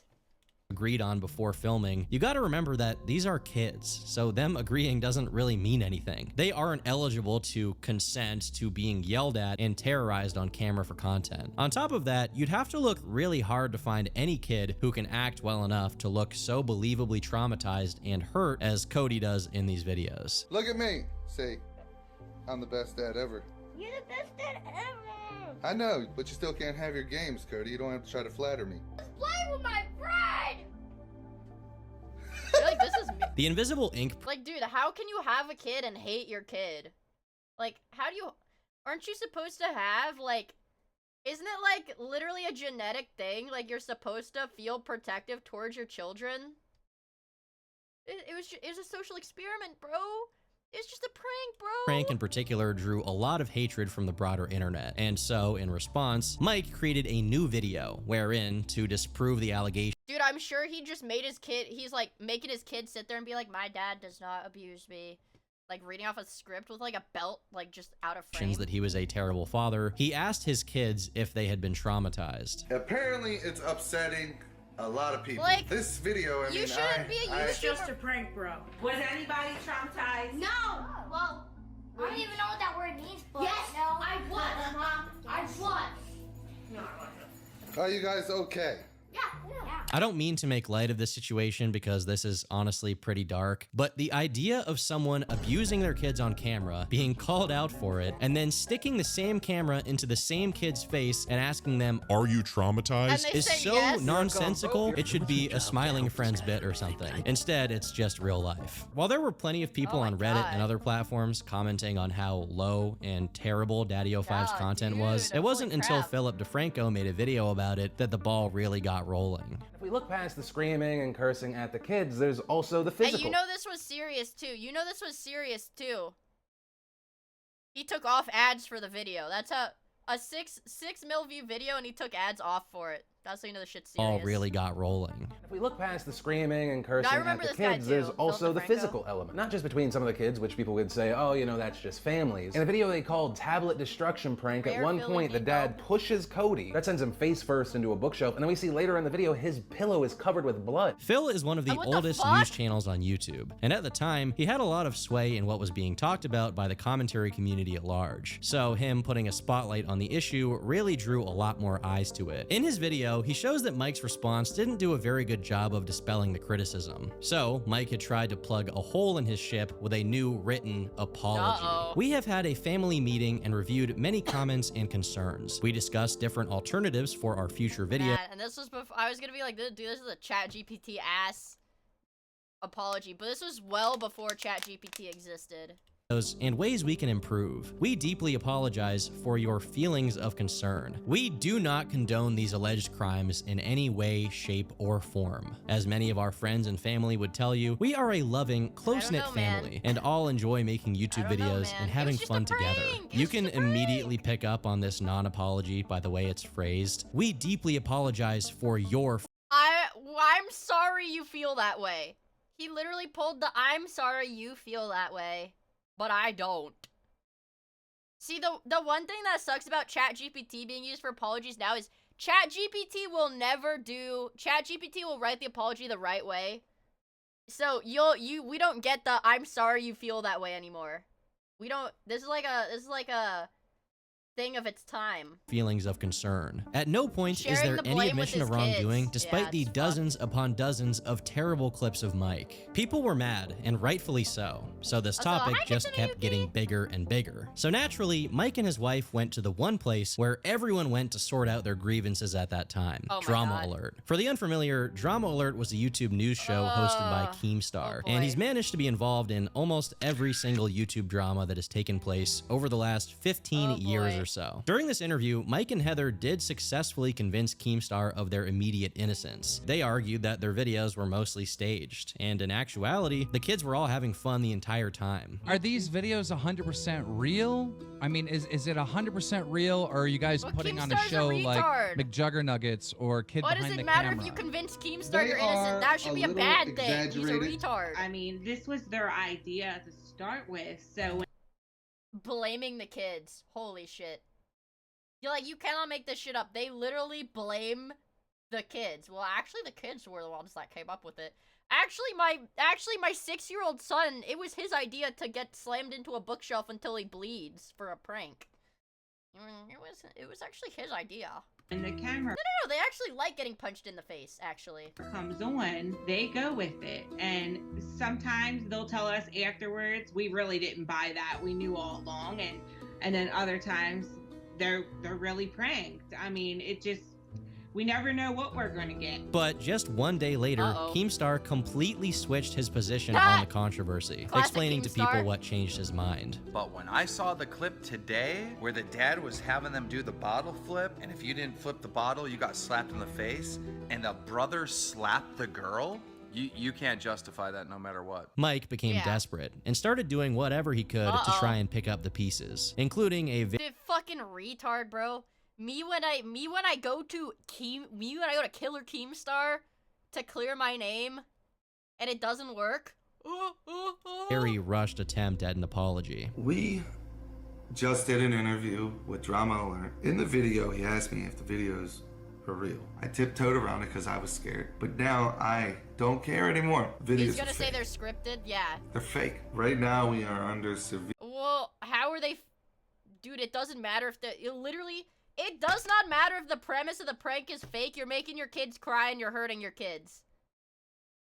And that is not fake. He's like, well, actually, the kid is fake crying. The kid is fake crying. It's actually, well, my kid's just a really good actor. We are attacked by the Franco guy. Made a video about us, just steamrolling us. He never contacted me or anything. He never asked me if anything was real. He never tried to interview me. He never researched nothing. He watched a few videos and boom. And because of that video, we now have real danger coming our way. This guy put us in... He put us in danger. What about our revenue. Our revenue from child abuse. Our revenue from abusing children on our YouTube channel. What are we gonna do about that? Yeah, fucking based on him for huge danger. He put my kids and family in huge danger over fake. Real danger equals CPS garnishing our YouTube wages. Exactly. Exactly. Video. I can't even joke it because literally, yes, that is the danger. They don't want CPS taking money from them for my YouTube payouts. I don't know how this looks to you guys, but to me, it seems like really terrible acting. As I said before, although he's not outright lying that most of the videos are to some degree staged, it doesn't really exonerate him, since even if the videos are fake, the effects they have on the kids are real. To top it off, and to earn him even more negative attention, what the fuck? Effects they have on me when I kicking my child in the balls prank. Kicking my child in the balls till they explode prank. The kids are real. To top it off, and to earn him even more negative attention, he's clearly blaming Philip DeFranco for reporting on it, as if Phil had somehow lied or doctored footage to incriminate him and didn't just show his audience the content exactly as it had been originally presented. When he realized how bad this made him look, he took the entire video down. And a little while later, the couple made a second, much more polished video, probably under the guidance of some PR company, to try and redeem their brand. It's better than the other apology for sure, but it still didn't do anything to change their fate. After the topic was extensively picked up by a bunch of major outlets, it was covered by Nerd City, who probably did the most comprehensive video on the Daddy05 channel. And there was simply no excuse about these events being staged that came close to justifying them. By early May of 2017, Mike had already lost custody of Cody and Emma to their biological mother, which was a big enough development that it was covered by conventional news outlets like ABC. From that point onwards, the book had basically closed on the Daddy05 story, as Mike's attempts to make new channels to continue making content, first as Family05, then as Martin Family and Martin Boys, all got immediately banned by YouTube. Additionally, the loss of custody came with a criminal conviction, which was met with a parole sentence that Mike was no longer to upload any videos including Emma or Cody. Technically, he may have broken this condition a few times in his attempts to restart his channels, but it seems that no legal punishment was ever given out. Actually, in 2019, he even had his sentence reduced. Still, even if it came to an end, at this point, there was no way for them to return to their former glory, if we can even use that word. However, there was one way around it. Their eldest son, Jake Martin. All the way back when the original Daddy05 channel was still up, Jake already had his own channel with very similar videos, although over time, he began developing his content in different directions. Under the name Baby Dawn, he began posting edgy rap songs, which actually got a pretty positive reception from his audience. His next move was to try streaming on Kick, which also had some interesting results. So when that BBC is just Gaping your anus, it's like something about it, like it's rewarding. In June of 2025, What? When the what? Gapes your what? And it what?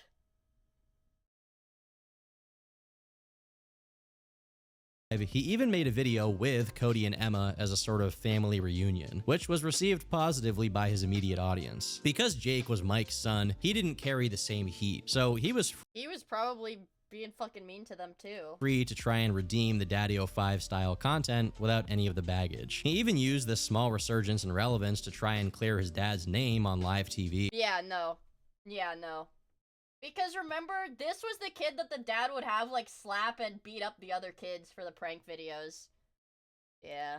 A lot of them were improvised, but the majority of them were scripted, yes. He said a lot of them were improvised, a lot implying a majority, and then, well, most of them were scripted. Like, what? But it looks like a lot of the emotions that came out were pretty genuine. Some of the emotions could have been getting so far into improvising the videos, honestly, because it's... Whoever said in chat, that was like, no, actually, they're just really good child actors. He literally pulled the, no, they're just really good actors. They're just really good actors. It was scripted until I started beating my siblings. Like, what the fuck, dude? Also, Zeklai, thank you for the follow. It's happened to me, and when you're filming a 40-minute to an hour-long video and it's a bunch of siblings, I definitely think get hectic sometimes. By making videos with Cody and Emma and publicly speaking out on behalf of his dad, Jake made some serious headway in convincing a lot of people that the videos weren't as bad as they had looked. And in photos of the family's reunion, it really seemed like everything was going well. Unfortunately for them, this narrative fell apart pretty quickly in late 2025 to early 2026 as a sequence of bizarre events took place in quick succession. First, Jake made a two-part video, the first half of which features him interviewing his brother, Alex. While this part is pretty benign, in the second half of the video, Jake begins making accusations about Cody. His reason for making these claims is supposedly that Cody had posted to his own Discord server saying that he still hates the Martins. This prompted Jake to say that during their meetup in the park that day, Cody inadvertently exposed himself to a number of children. He whipped out his and like, I mean, okay, further, like, this is a fucking kick streamer. This is a prank channel gone kick streamer.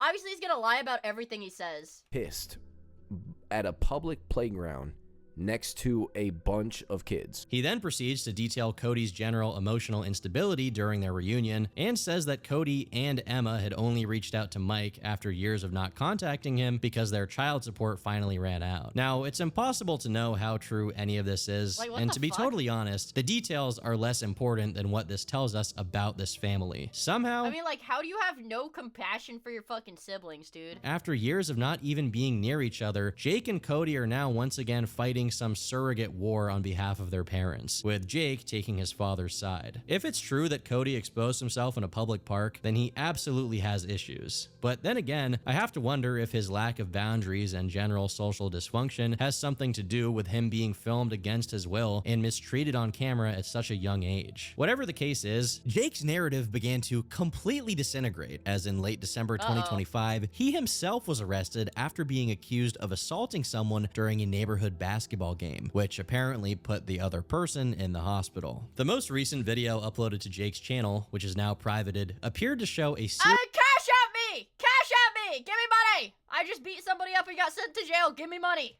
series of texts informing his audience of what happened and asking for money to help with his legal case. Clearly, there's no better way to prove that Mike had a terrible effect on his kids' lives than simply looking at how they're ending up. Even with the various claims they've made about each other, or Jake's current legal case, the fact that they see it as normal to air out family drama online for everyone to see is a clear sign of their development being stunted years ago. Mike Martin, meanwhile, still has a pretty active social media presence, using his TikTok account to promote his career making coworker music.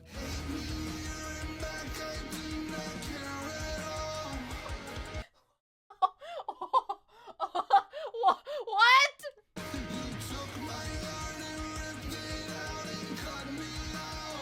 As bad as Mike Martin and Daddy05 were, at their peak, they had about 700,000 subscribers, a number that, while very big, pales in comparison to perhaps the most famous family on all of YouTube. When former college basketball player Austin McBroom and former model Catherine Pies began their relationship, they decided to start documenting their lives online, leading to the creation of the Ace family. I will say, I do not understand in any capacity the concept of documenting, like,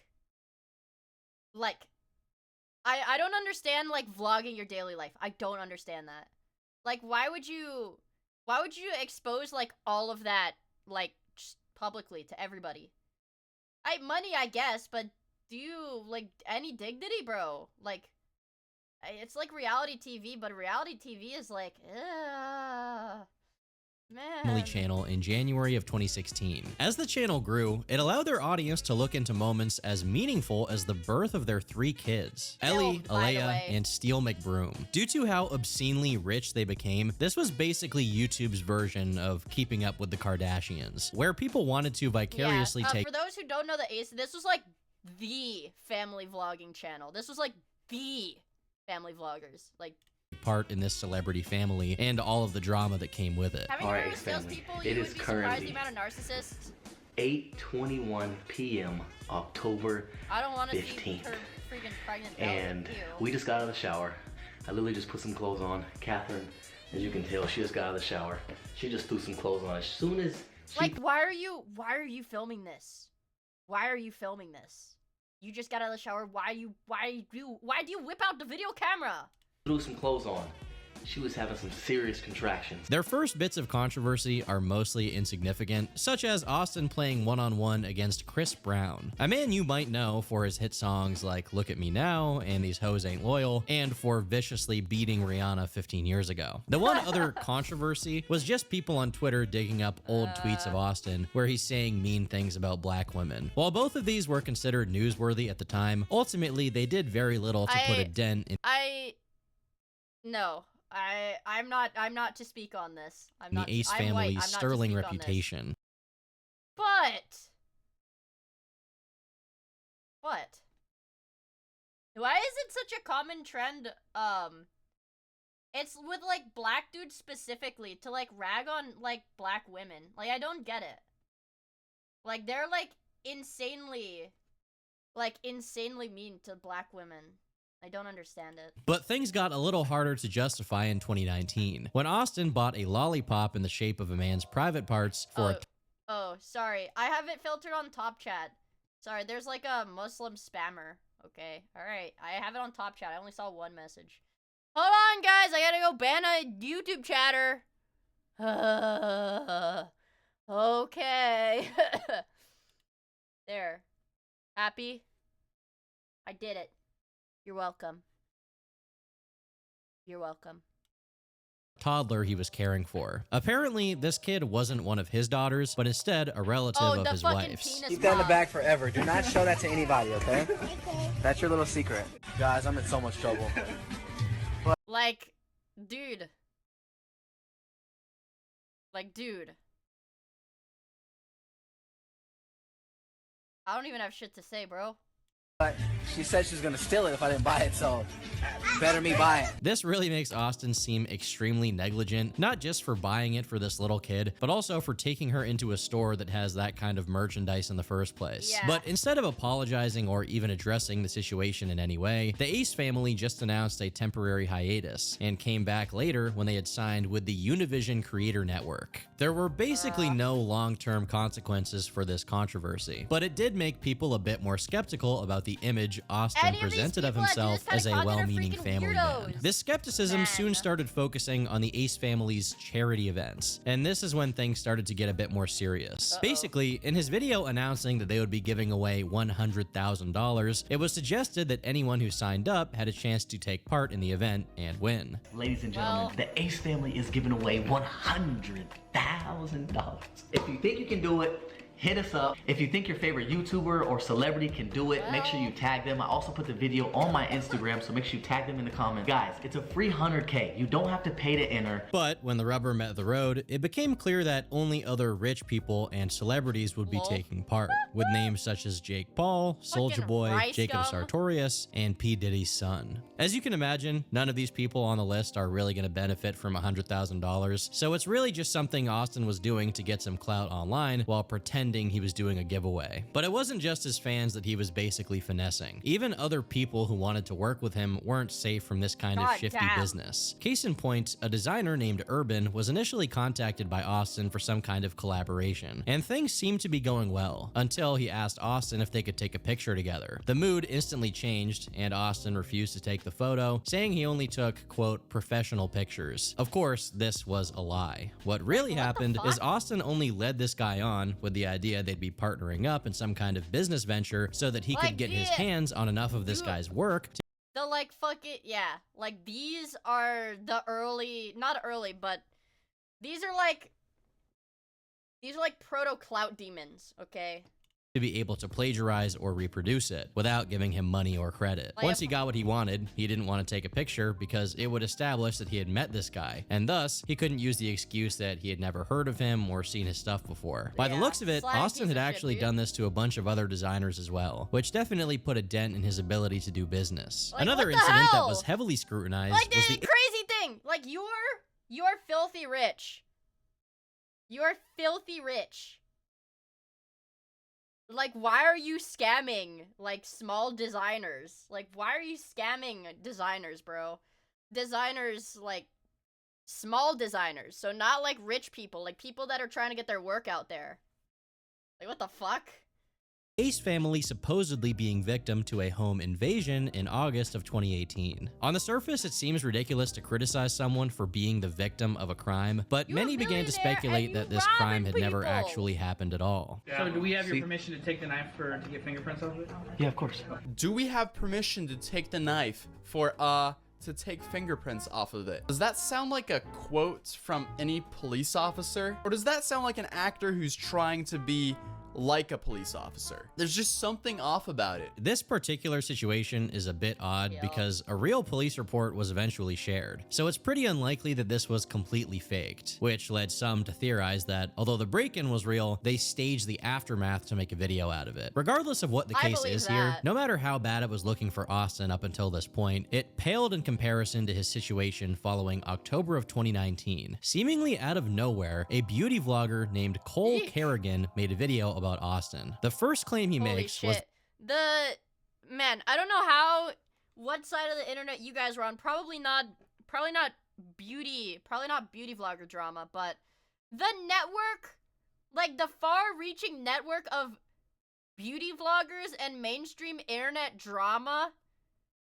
is pretty insane. Like, you could spend days going over all of the mainstream beauty vlogger drama chains because they really reach everywhere, dude. That Austin had been unfaithful to his wife, which, while bad, is not criminal. But the next claim was that Austin, his father, and multiple other men had assaulted a woman in her hotel room. It was kind of weird that Catherine wasn't at Austin's birthday party. I thought it was weird that I saw him out at clubs multiple times without Catherine. That's none of my business, whatever.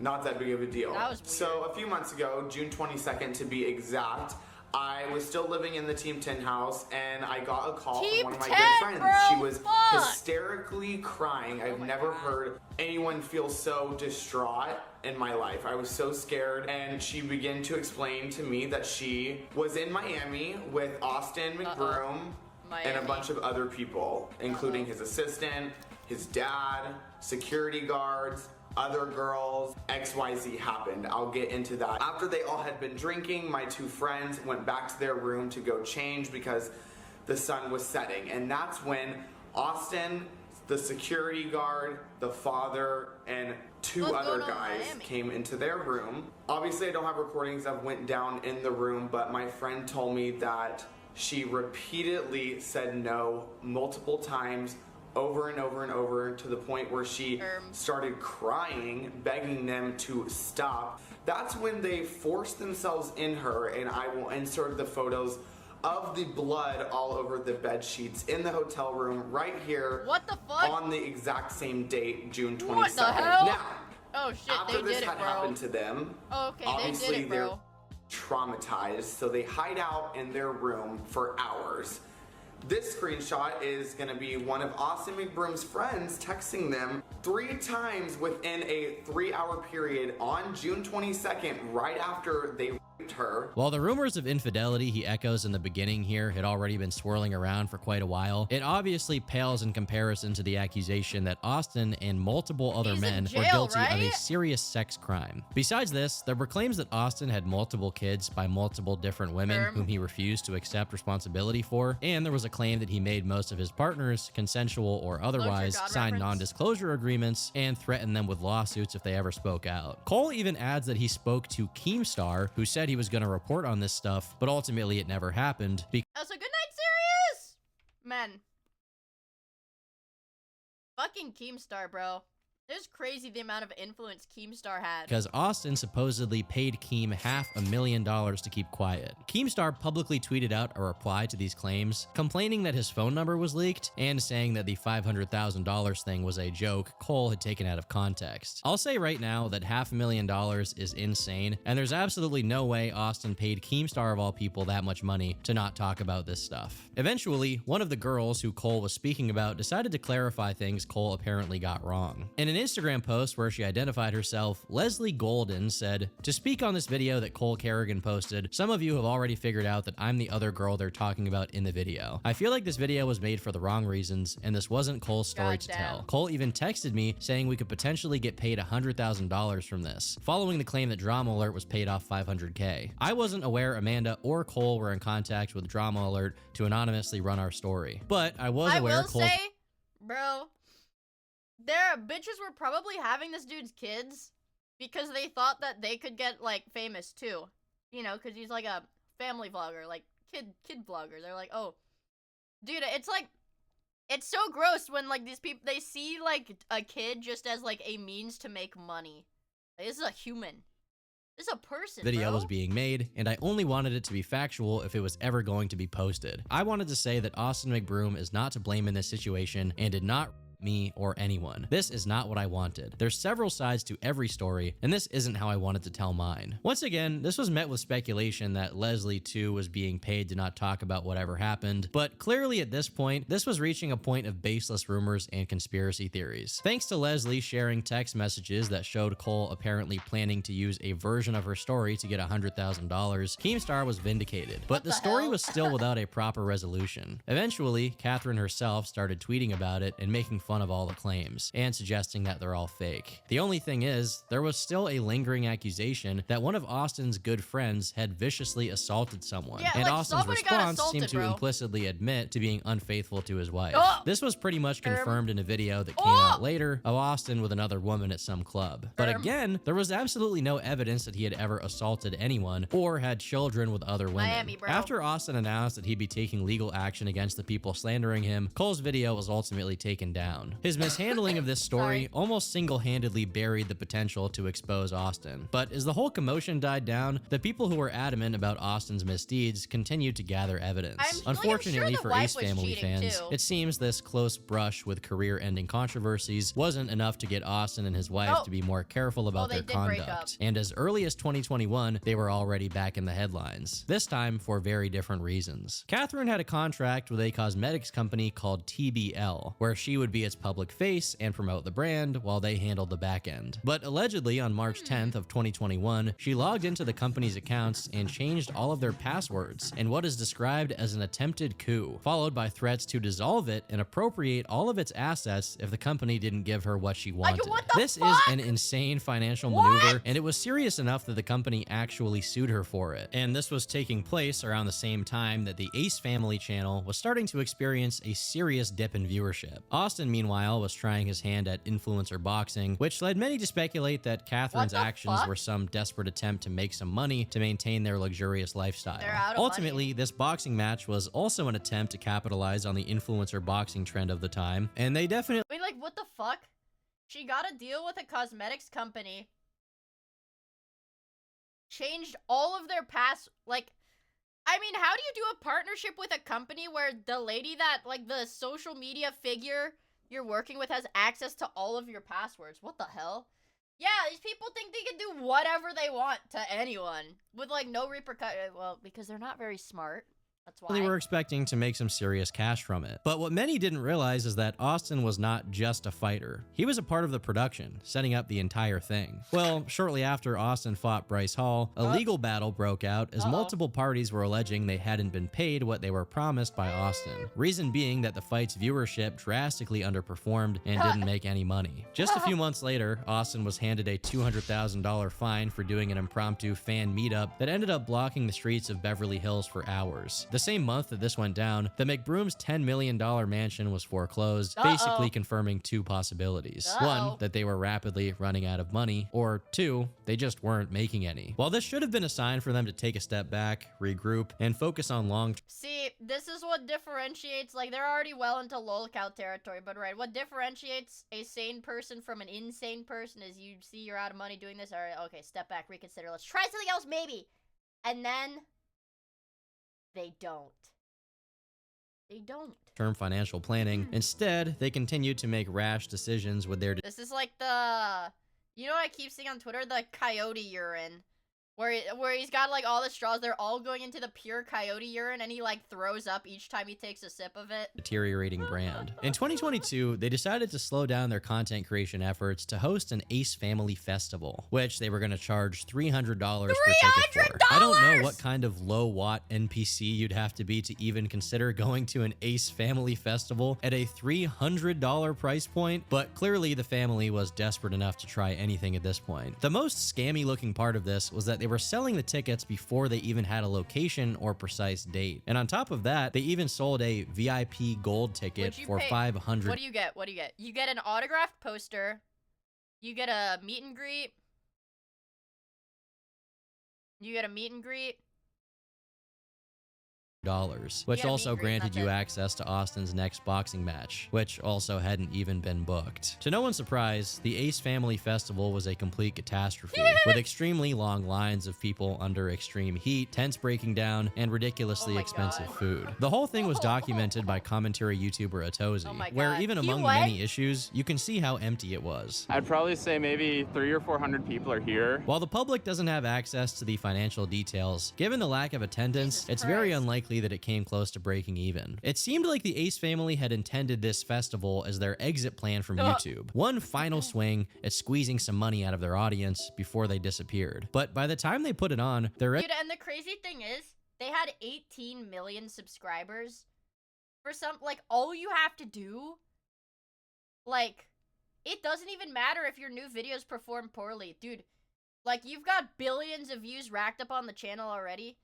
To keep getting ad revenue, all you have to do is just, like, not be a piece of shit, not get in legal trouble, not get in criminal trouble, and just, like, keep posting once in a while. Like, they had it. They had it, bro. That's too hard. reputation was already in the gutter, and no one cared to even show up. In mid-2023, they tested the waters to see if a return to form was possible, and while the video did get millions of views, they wouldn't upload again in the immediate aftermath, with no explanation given. Ultimately, it seems the answer may have been relationship troubles, as in January of the following year, they came forward to announce that they were getting a divorce. As happy as many were that the Ace family was finally coming to an end, it wasn't- Would you go to a Miia festival if it had a $500 ticket where you can shake my hand once and then you gotta keep moving? $500. Okay, good night, Cypress! Not even for free? What if I paid you $500 to come to my festival and shake my hand? Who's gonna tell her? Not even if I paid you $500? You guys don't want to shake my hand because I might get you sick? What? I do wash my hands, and I use hand sanitizer, and I use lotion, so my hands are silky soft. You don't want to double it and give it to the next person? Okay. I'm gonna sneeze on you then. I'm gonna cough and sneeze on you then. the satisfying crash. Hey! Wow! Hey, viewer, nice to- Ugh, nice to meet you. Fuck you. Out they were looking for, with Catherine and the kids drifting steadily out of the spotlight, and Austin only occasionally showing his face to try and run get-rich-quick schemes. This story looked to be dead and buried. But in November of 2024, it was suddenly revived by the announcement that Catherine was now with someone else. With the media excited at the prospect of more Ace family drama, people waited with bated breath for a response from Austin, and they did get one, although not in the way they expected. Within a week or so of this announcement, Austin McBroom had a lawsuit filed against him for allegedly recording a loud and disruptive skit that exposed a woman's address. Apparently, these videos were posted to his Snapchat and caused this woman to be harassed by strangers as if the concept of a Snapchat content creator in the year of our Lord Big 26. Who the fuck? I don't answer that question. I know the answer. It's children. I know it's aimed at children. I know. It's children. It's children. That's the target audience. It's children. But who the fuck? I mean, like, god damn, dude. she was somehow connected to Austin, when in actuality, he just picked a random person's house to do a sketch wherein he pretended to be getting kicked out and having his belongings all scattered on the front lawn. The driving factor behind the lawsuit is that the harassment this woman received required her to temporarily move out and pay double rent for a month, all thanks to Austin's antics. He and Catherine's name popping up in news outlets led to a resurgence in attention, and shards from their past began circling as they smelled blood. That's good. Case in point, Cole Kerrigan came back to revisit his controversy after having been completely silent about it for years. You guys remember this little like, video? why? This isn't even That's your me. drama to And spill. real ones will know when that video was posted. Austin and his team posted a statement calling me a liar, and to this day, I get called a liar when it comes to accusations because I outed him and his dad for my friend at the time. But I just want to say, after that happened, Austin hand delivered me $40,000 cash just to not say anything after his team posted that and to delete my video. What the fuck? Here's some proof, but if y'all want to... Oh, okay. Well, you know, wasn't that the shit that was happening with David? The singer that was talking to those kids that had the child girlfriend that he killed? Wasn't he, like, literally paying her friends, like, thousands of dollars regularly to not bring, like, famous people do this shit. Famous people do this shit, you guys. Yeah. More in-depth story time. Cole once again comes across as an extremely unreliable narrator for a few reasons. He says he got $40,000 in cash from Austin, but as Leslie showed in the text messages that she posted, I will say, I don't trust this guy. money was always Cole's objective from the start, even if he had to use other people's supposed victimhood to do it. At the same time, Cole's evidence that he was paid by Austin is just a picture of him holding money. There is no... I will also say, if it was legitimate, like legitimate slander and defamation, totally untrue on all fronts in every capacity, they would have filed a lawsuit again. Like, they would have filed a lawsuit, right? proof Austin gave him this money. Then again, Cole claims Austin also got to Leslie to keep her quiet, so it's honestly impossible to be certain of what the truth is here, given how much misinfo is being thrown back and forth. But I think in regards to this specific situation, unless some more compelling proof comes out showing Austin is guilty or has paid people off, he's probably innocent. Ultimately, this topic coming back didn't really pan out to any actual charges being pressed, and due to how irrelevant Austin and the Ace family were at this point, it barely mattered anymore. In May of 2025, Catherine took part in an episode of the Call Her Daddy podcast. This name is so cooked, man. To talk about everything going on in her life. Wait, she says a lot of stuff about how their financial... No. Oh! Oh, oh, oh. Okay. Oh. That's a lot of women. situation fell apart and how Austin wasn't faithful, but it's worth remembering that she stuck with this guy for years and was more of an accomplice than a victim. So it's hard not to take it with a grain of salt when she suggests that Austin was the one who brought the problems around. Finally, on Christmas Day 2025, the Ace family uploaded another new video at last. Imagine Catherine cheating is on nowhere your to be supermodel seen, wife instead, 20 it's times. just Austin and the kids. It's hard to know what's going on. How does he have custody of the kids? Man, dude, that bitch wife, his wife, who, she really was just in it for the money. She really, tried to scam that beauty company out of all of their assets. Wow. Only 20? But, Jesus Christ, she didn't even want custody of the kids. It's all money for her, dude. Jesus.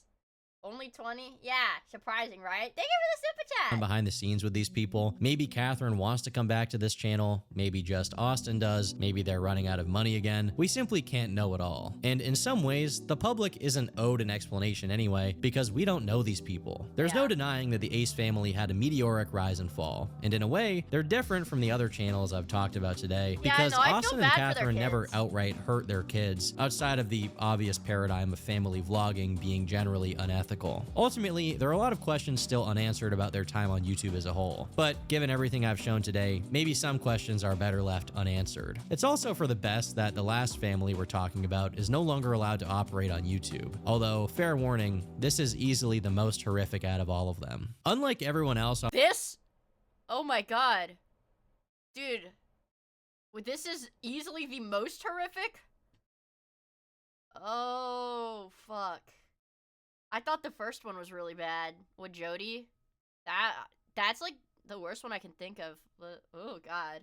On this list, Michelle Hackney Hobson's 7 children, ages ranging from 3 to 15, were all adopted. Due to the unusual nature of her household, her channel got a lot of attention during its run from 2012 to 2019, reaching over 350 million views and over 800,000 subscribers. But as early as 2017, the public was aware of a few huge red flags, signaling that something much darker was afoot behind the scenes. For reasons unknown, one of her children was seen running through the neighborhood without clothes on, which was reported to the police, who then forwarded the issue to the Department of Child. Fucking Arizona, dude. It's like Arizona and New Mexico. Arizona, New Mexico, Utah, I feel like is like a haven for like these weirdos.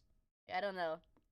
Yeah, that's where like that area, bro. Safety. As it turns out, Michelle had complaints levied against her since before the creation of her YouTube channel. Fuck. As far back as 2011, the first complaint claimed that Michelle would lock her foster kids in a room where they yelled and cried helplessly, and she refused to let them out. Following this first complaint, there were a number of accusations made over the next few years. One claim suggested that she forced one of her kids to stand in a corner for prolonged periods of time as punishment while she went to bed. Another claim was that she had her kids wearing ripped shoes that were 3 sizes too small. On January 31st of 2014, one of her kids ended up hospitalized in a mental ward after an incident at school, although we don't exactly know what went down. Later that year, another claim was made against Michelle to DCS. They claimed she didn't clean her kids, which led them to have feces on their skin, causing abrasions and infections. In 2015, someone alleged that she had thrown a can at one of her kids' heads, leaving a scar. In June that same year, it was claimed she gave one of them a black eye, several bruises, skin rashes, and that they were showing signs of starvation. In 2017, another claim was made, this one even more serious. They said that Michelle was locking children in a closet for 90% of the day, withholding food from them, and spraying them with mace as a form of punishment. With the sheer volume of claims being made against her over the years, you would think that a serious investigation would have taken place. Despite visiting Michelle's home a total of 9 times, they never managed to get anything definitive on her, and as a result, she was allowed to continue running her channel. Like, how the fuck? You're gonna tell me CPS did their job thoroughly to the best of their abilities? Came to her house 9 times, didn't find anything wrong. I feel like in a lot of districts, it seems like CPS is willfully negligent. With no issues. For several years, Michelle flew right under the radar, completely unfettered, making videos prominently featuring the children she was actively hurting. The suffering wouldn't end until March of 2019, when one of Michelle's biological children, Megan Hobson, decided to step in, and the police were called to perform a welfare check. What they found wasn't just confirmation that all of the complaints to DCS were real, but in actuality, it was much worse. As reported by the Maricopa City Police Department, the children, one of which was 3 years old, looked malnourished with dark rings under their eyes and pale complexions, substantiating the claim that she kept them inside and didn't allow them to have regular sleep or sun exposure. One of the daughters immediately offered up information to the police, saying that she was kept in a closet for days at a time with no food or water, pepper sprayed, forced to have like, dude! How the frick are you pepper spraying? You're pepper spraying a kid! What the hell? ice baths, and that her head had been forced underwater for periods of time as punishment. And unfortunately, the harm that Michelle dished out didn't limit itself to being physical. Instead, it was also sexual. A lot of the suffering she inflicted was apparently motivated, or at least directly related to, the kids not performing in the videos exactly how Michelle wanted them to. It is deeply disturbing that all of this was going on while she uploaded almost weekly to YouTube, parading her victims around. You're gonna tell me she's her kids are probably visibly starving. She's uploading this shit to YouTube still, and like nobody does anything. And blatantly profiting off of their pain on the regular. And surprisingly, it gets even darker. 2 of her sons were in on it, so to speak. Logan and Ryan Hackney were not adopted, and they were promptly charged with failing. Dude. Like this happens in so many of the child abuse stories too. It's like the half siblings, step siblings, whatever. Like, whatever non-biological siblings, like, get abused by the biological family, even like including the kids, and I don't understand why. To report the crimes taking place inside the house once it became clear that there was no way they weren't aware of what was going on. For whatever legal technicality, these two had their charges dismissed. But as it turns out, years later, both of them were once again charged with felony sexual misconduct with minors. Although it's unclear if these charges are related to their foster siblings or if they're about unrelated crimes. One piece of information that is available is that one of them, Logan, is alleged to have been in contact with 2 minors under the age of 15 between the years of 2008 and 2013, while the other one, Ryan, was in contact with one between 2011 and 2012. If these victims are indeed their siblings, it adds another degree of perversion and evil to this whole story. Michelle, meanwhile, didn't end up serving her full sentence, as she died in November of 2019 at the age of 48. And tonight, the prosecutor leading the case against Hobson says her death is actually a good thing. On the surface, family vlogging channels present a glimpse into someone else's world. What could be more wholesome than smiling families, opening presents, and having fun? It's all the more disturbing then when the curtain is peeled back and some of them turn out to be more cruel than any viewer would have ever imagined. But for me, it's not just the bad apples. The entire genre is essentially predicated on robbing kids of their youth and blasting it out to the world for everyone to see their every moment. Have we not learned from how developmentally stunted many child actors turn out to be? I guess the answer is no, we haven't learned. And everything I've talked about in this video will probably be repeated again. I've been Turkey Tom, thanks for watching, and until next time, leave me alone. I missed my Tomothy time. My Tomothy time.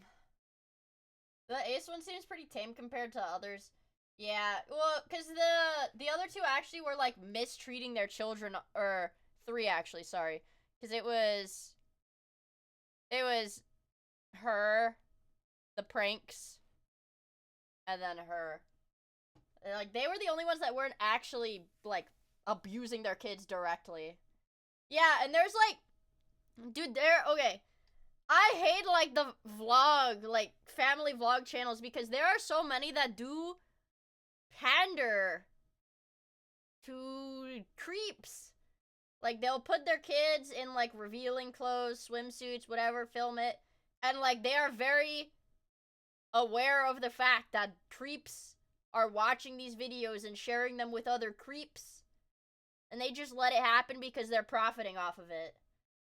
Like, dude, the lengths that some of these people go for money is so terrifying. Genuinely. Like, oh god. Like, some of these people are freaking demons. Demons and human. Okay, wait. Disclaimer. I lied. No, I lied. One more. Very few fitness I influencers. lied. I think Pippa posted a screenshot from this video on Twitter. Or of this guy. It was one of the clips of him lifting. There's always something off with wholesome channels. Yeah, for the most part. For the most part. Not always, but I think it was Pippa posted a picture of this guy. Maybe my bitch got autism. Yeah, the my bitch got autism thing. Anyways, so certified funny. Okay, let's get caught up on our toms. Let's get caught up on our toms, and that'll be it for today. Also, thank you for the super chat, Jonathan. Yeah. Pat and Coic Bros. Maybe tomorrow. Influencers have emphasized inclusivity and compassion more than Scotty K. So you can imagine how shocking it was to find out he had been making fun of people for being disabled on his main account. But that was just the beginning. After posting the home address of one of his haters, Scotty's detractors unraveled a web of lies so huge that it spanned Scotty's entire life. Now, I have to pause. So, now I'm getting close to my mic. I do have to be a bit quieter than normal, because I am currently sick. I'm sick. I'm sick right now. Usually I'm really loud though, don't worry. I'm a sickened Andy, yeah. No, usually I'm really loud, but, yeah, yeah, I'm wicked. I'm wicked. Nah. Dude, I've been sick for almost a freaking week. Once promising star of the fitness community has his reputation in the gutter, and it's unlikely that it will ever recover. I've built this entire platform on inclusivity and kindness, and I lost sight of that. You know, he kind of reminds me of, like, video game NPCs like video game NPCs where when they talk, it's just their mustache like wiggling a little bit and you don't see their mouth at all. My own ego. While he had already been making successful videos since That's what it kind of feels mid-2024, like. Scotty really jump-started his online career the same way that many fitness influencers do, going after and mocking really low-hanging fruit. In his case, criticizing V-Shred. V-Shred is another fitness YouTuber who's been posting for about 10 years, and he became notorious for pushing completely baseless exercise advice. He quickly became one of the most hated people in the entire fitness community, to the point where it was very easy content to make fun of him. One of the biggest mistakes for women who want to lose weight is eating cortisol-triggering foods. What? Dude, don't spike your fucking cortisol, bro. Don't spike your fucking cortisol, bro. Calm down. Bro, calm down. One of the biggest mistakes for women who want to lose weight. Cortisol? This is the problem. This is the problem. While some people took issue with how performative Scotty's reactions to V-Shred were, he ultimately was given a pass because what he was saying was true. V-Shred himself would continue to be a motif in his content to the point where the first autofill result on YouTube for Scotty K Fitness includes V-Shred right after. During the summer of 2025, Scotty became one of the most Wait, the tweet so chat has context. Oh, right, the Pippa tweet. Yeah, the Pippa tweet. Yeah. So, I saw Pippa tweet this, and I think, yeah, she was watching the Turkey Tom video. My goat watches my other goat. It's a beautiful world. I don't like his stash. It scares me a little bit. It does. Whoa. Yeah, his mustache does scare me a little bit. The Agnes Tachyon low cortisol dance. I like that, too. Yeah, like, how do you eat with this? Oh my god, like imagine eating like, I don't know, like chili or like mac and cheese or something. Where like you've got hair covering your mouth no matter how you part your mustache. recognizable. Wait, yeah, he's got no eyebrows. Maybe he like transplanted his eyebrow hair onto his like mustache area. Oh, so he could grow like a bigger mustache. I don't know. I had a mustache similar to this in college with a long beard, and eating did in fact kind of suck. God. If at any point in your life you have to say be right back, I need to wash my mustache, you're doing something wrong.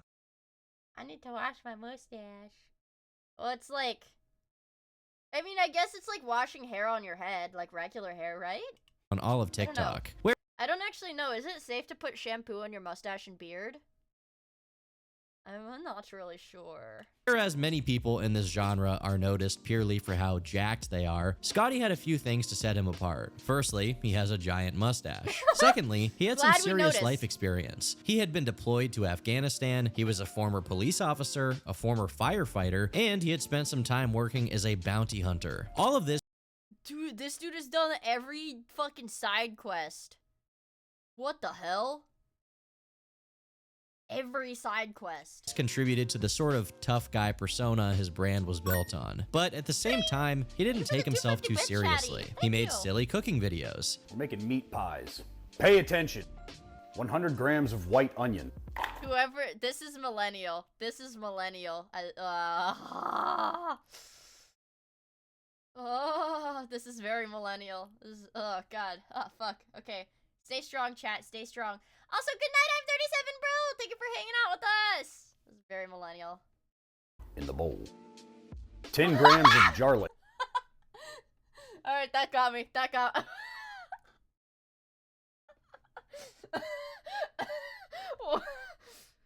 I fell for it. That got me. 100 grams of white onion. In the bowl. What the fuck? I'm not gonna lie, that got me. Unk humor wins again. 10 grams of garlic. It's fine. Get a skillet. Lightly spray with olive oil. Sweat your veggies. Why do you suck? And he shared the more nerdy parts of his personality, like his obsession with Fallout. It went so far that his entire home gym theme was Holy shit. Wait, fuck. Wait. I'm not gonna lie, that's kind of crazy, actually. Even his plates are Fallout themed. Based on the game, and there was some actual substance to his content. He placed a large focus on progressive politics and being a sort of father figure for his audience. For example, in this video, he teaches them how to shave their face. What's up, kid? Mind if we talk? This reminds me of the freaking, like, Batman talks to you about your porn addiction motivational ASMR videos. And don't even hit me with the, what are you talking about, Mia? You guys know what I'm fucking talking about. You guys know what I'm talking about because we played it on stream before. That's what this reminds me of. I didn't have a dad to teach me how to shave growing up. Let's talk about it. Wash your face. You may spend a long time wondering what kind of man you're supposed to be without a father to guide you. And that's okay. One of the top comments reads, "I'm a 25-year-old man finding comfort in this. I never had a father figure and have always felt lost." Between his weight loss and fitness journey posts, as well as his collaborations with other beloved fitness creators, he exploded in popularity, reaching 4 million followers on TikTok. He was so popular, in fact, that companies began sponsoring him, including Rise, a well-known energy drink company. But I will say,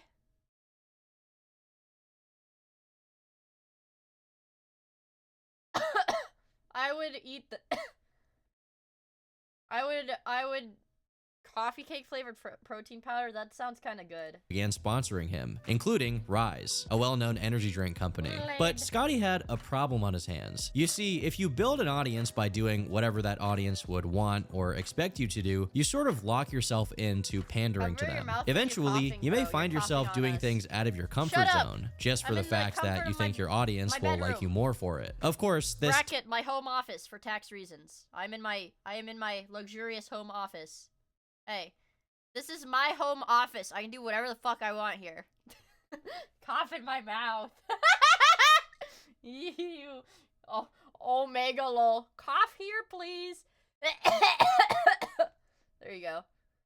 I was supposed to fake cough, and then it sent me into a and then it sent me into a real cough fit. There you go. You've got germs now. Tends to lead certain content creators into making unwise decisions. And that's how Scotty took the first step toward his ultimate downfall. As a reaction to the recent shootings involving ICE, he decided to make a video to denounce ICE. Oh my god. His cap is pissing me off. Buy a new one. Let it go. I did not even notice the fucking state of his hat. What the fuck? Let it go, bro. It's time. Let it go. Me when I'm not making enough money for my brand deal, so I have to political grift.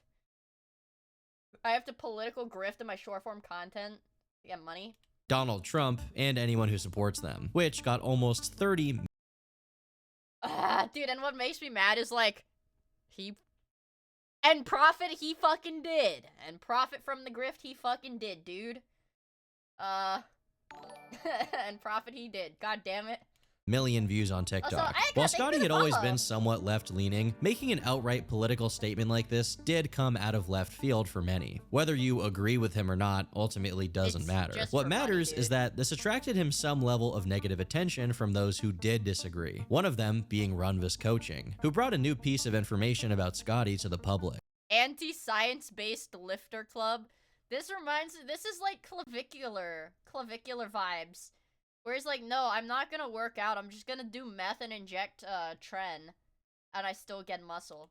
You're clearly very amped up about what you deem an excessive response to something that was not that problematic. But if that's the case, dude, they've all got these mustaches! They've all got these silly mustaches. You be consistent with that across everything. So, say somebody, like, said you looked like a gay guy, and then you doxed him, his job, his address, and his entire family. Would that be something that was too excessive? Runvis's claim here is obviously extremely serious. Curtis Connor. I know Curtis Connor is guilty of the stash. But Curtis Connor's been rocking that stash for like 10 years. Okay? So he gets a pass from me. Because I've never seen... he has shaved it before, and he definitely looks way better with the mustache, so Curtis Connor gets a pass. He definitely looks way better with a mustache. If he hadn't provided proof, it's likely he would have had a serious problem on his hands. But as it turns out, he did have the original video of Scotty archived. Scotty opens by saying that he has no problem with receiving hateful remarks, as it's something every creator deals with. I think this is a healthy response. All right, you know what? Solid response. So like I'm of the belief, like, if you're gonna post like political shit, like, fucking whatever. If you can take the heat from it and you don't care, like, fine, do whatever you want. I don't care. I'm not the target audience, so whatever. Do whatever you want. He says he's okay with getting criticism. All right, perfect. We've got an A+ response here. What is his next step? He says he does have an issue with is homophobia. He then highlights a comment reading, "You look like the gay brother on Ozarks that gets pounded by the FBI agent." But what Scott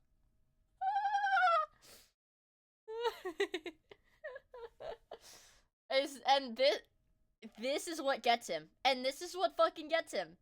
It was going so well. He was talking about how he, like, receiving criticism is part of being a content creator. That's fine, I get it. It was going so well, and he's like, or the gay Mythbuster. Which one is the gay one? Are you talking the tall Mythbuster? Are you talking about the tall Mythbuster?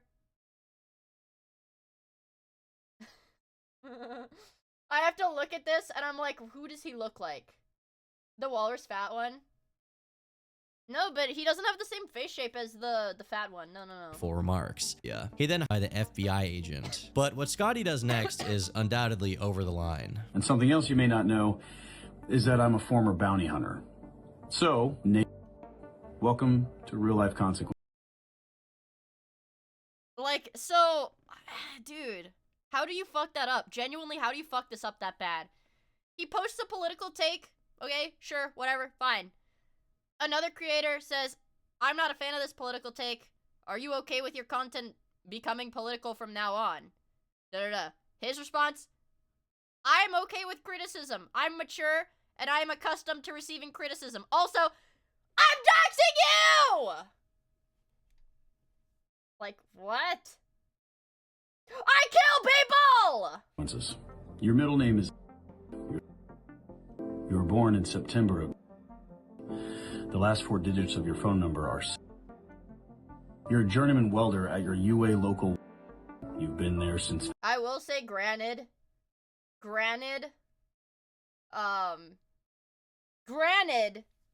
if you have someone's first and last name, which, like, a lot of these creators do attach their real-life names to their content, like, these fitness, like, influencers, whatever. Like, first and last name, it's really easy to get all that information. If they have a LinkedIn, super easy. You can look up phone numbers by name, for the most part. I mean, anyways. February. I'm not saying that it's not, like, like, yes, it's fucking creepy, but you trying to pull the, oh, well, I'm a bounty hunter, so I can do this. Like, that's not, no. I can sit on my ass on my computer and find it, too. Be it like a scare tactic like that, be like, well, I'm a bounty hunter. I'm a bounty hunter. Like, what a retarded, immature fucking scare tactic. And hey, that's some pretty good money, which probably is how you afforded that 3-bed, 2-bath house off right across from the... Where your HOA dues are around $264 a month. It's pretty pricey. This video is titled Real Life Consequences, a phrase that would soon become bitterly ironic. The fact that a simple mean comment was enough for him to post the... Yeah, I know. He's a bounty hunter. He's gonna tell everybody where I live. Address of this commenter, where the man's children also live, was seen as a few steps too far. While it's not exactly a call to action, Scotty did have a lot of followers to whom he broadcast. Me when I dox somebody to my 4 million followers because he said I look that was low-key that comment would get under my skin too. That comment would probably get under my skin too. That was funny as fuck. That was a funny comment, but it's like, the guy literally was just like, you look gay, but he said it very eloquently. He just said, you look gay, This dude's like, okay, I'm gonna dox you now. All of this guy's information, as he simultaneously calls him a homophobe. And the worst part is that, although this is the most high-profile instance of Scotty doxing someone, it wasn't the only time he had done it. During that same month, January of 2026, just a few days later, someone in his comment section said, "All that mustache and still uses pronouns," with a clown. Dude, this is like, dude, doxing people over comments, like, this is the most fucking nothing burger comment ever. This is genuinely the most nothing burger comment. Emoji. Scotty responded, firing back with an insult at first. But 14 minutes later, he posted this commenter's full name, along with even more information. Found you, paralyzed from the chest down with a failed YouTube and an obsession with four-wheelers and motocross. I wonder how you sustained a spinal cord injury. Dude, something that irks me so bad, it's like especially common with like progressive, quote unquote, self-proclaimed progressive creators, is they don't practice what they preach, bro. They're always like, oh, be the bigger person, man. We need to love and accept everyone. And then they're like, oh, you said I look gay? Well, you're a fucking cripple, and also I'm posting your address online. Like, what? What? Promoted from Leans Chud to Chud? Dude, Drifting in the snow looked fun, though. This comment officially broke through Scotty's persona. Now, not only was he doxing his critics, he was also making fun of said person with that information for being a paraplegic. Multiple times, Scotty had gone out of his way to make videos with his disabled sibling, Wesley, wherein one of the main focuses was statements about how bad it was to marginalize people. I will say, the entire plot of this video, like, thrown out the window. Any credibility of this video might have thrown out the fucking window because he is using his disabled sibling for content. If his sibling is, like, mentally disabled, as shown in the video, like, you are using him to push your politics, bro. Like, you're just using him for internet goodwill points. Like, that's shitty. With disabilities. Stop using the R word, he writes. Here's why. Most people use that word to describe them or someone else being stupid, without stopping to consider how harmful and hurtful the word is to those with intellectual disabilities. The top dude, using people to virtue signal. Comment on this post reads, "We made the right guy famous, people." But just a few months later, Scotty's actions had now totally betrayed the image he built for himself. And it wasn't just his haters who had a reason, but also his own fans. This betrayal of his public image would ultimately cost him his sponsorship with Rise as well. Thank fucking God, dude. Rest in piss. well. Effective immediately, Rise is no longer affiliated with or represented by the individual involved in recent controversy. We are aware of comments made by this prior affiliate that were hurtful and inappropriate. My actions have consequences? What? Towards individuals with physical. But I'm progressive. No.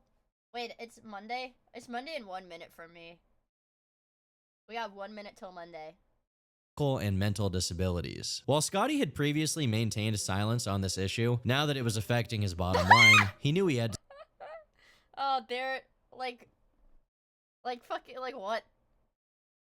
What? What? Say something. And with one of the main criticisms against him being that his beliefs were ultimately performative. It's not that's what I've been saying. That was literally the first time he posted his quote-unquote personal beliefs like this. I was like, this is a grift. Like, you can see through a fucking grift, bro.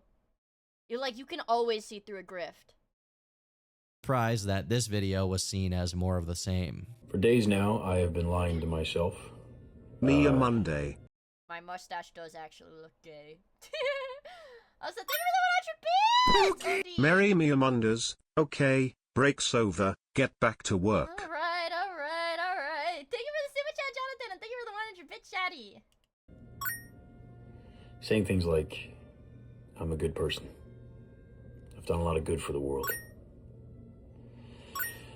It's all bullshit deflection to keep quit it with the pity party! Taking responsibility for my own actions. Pity party! Yeah, assume it's a grift until proven otherwise. Built this entire platform on inclusivity and kindness.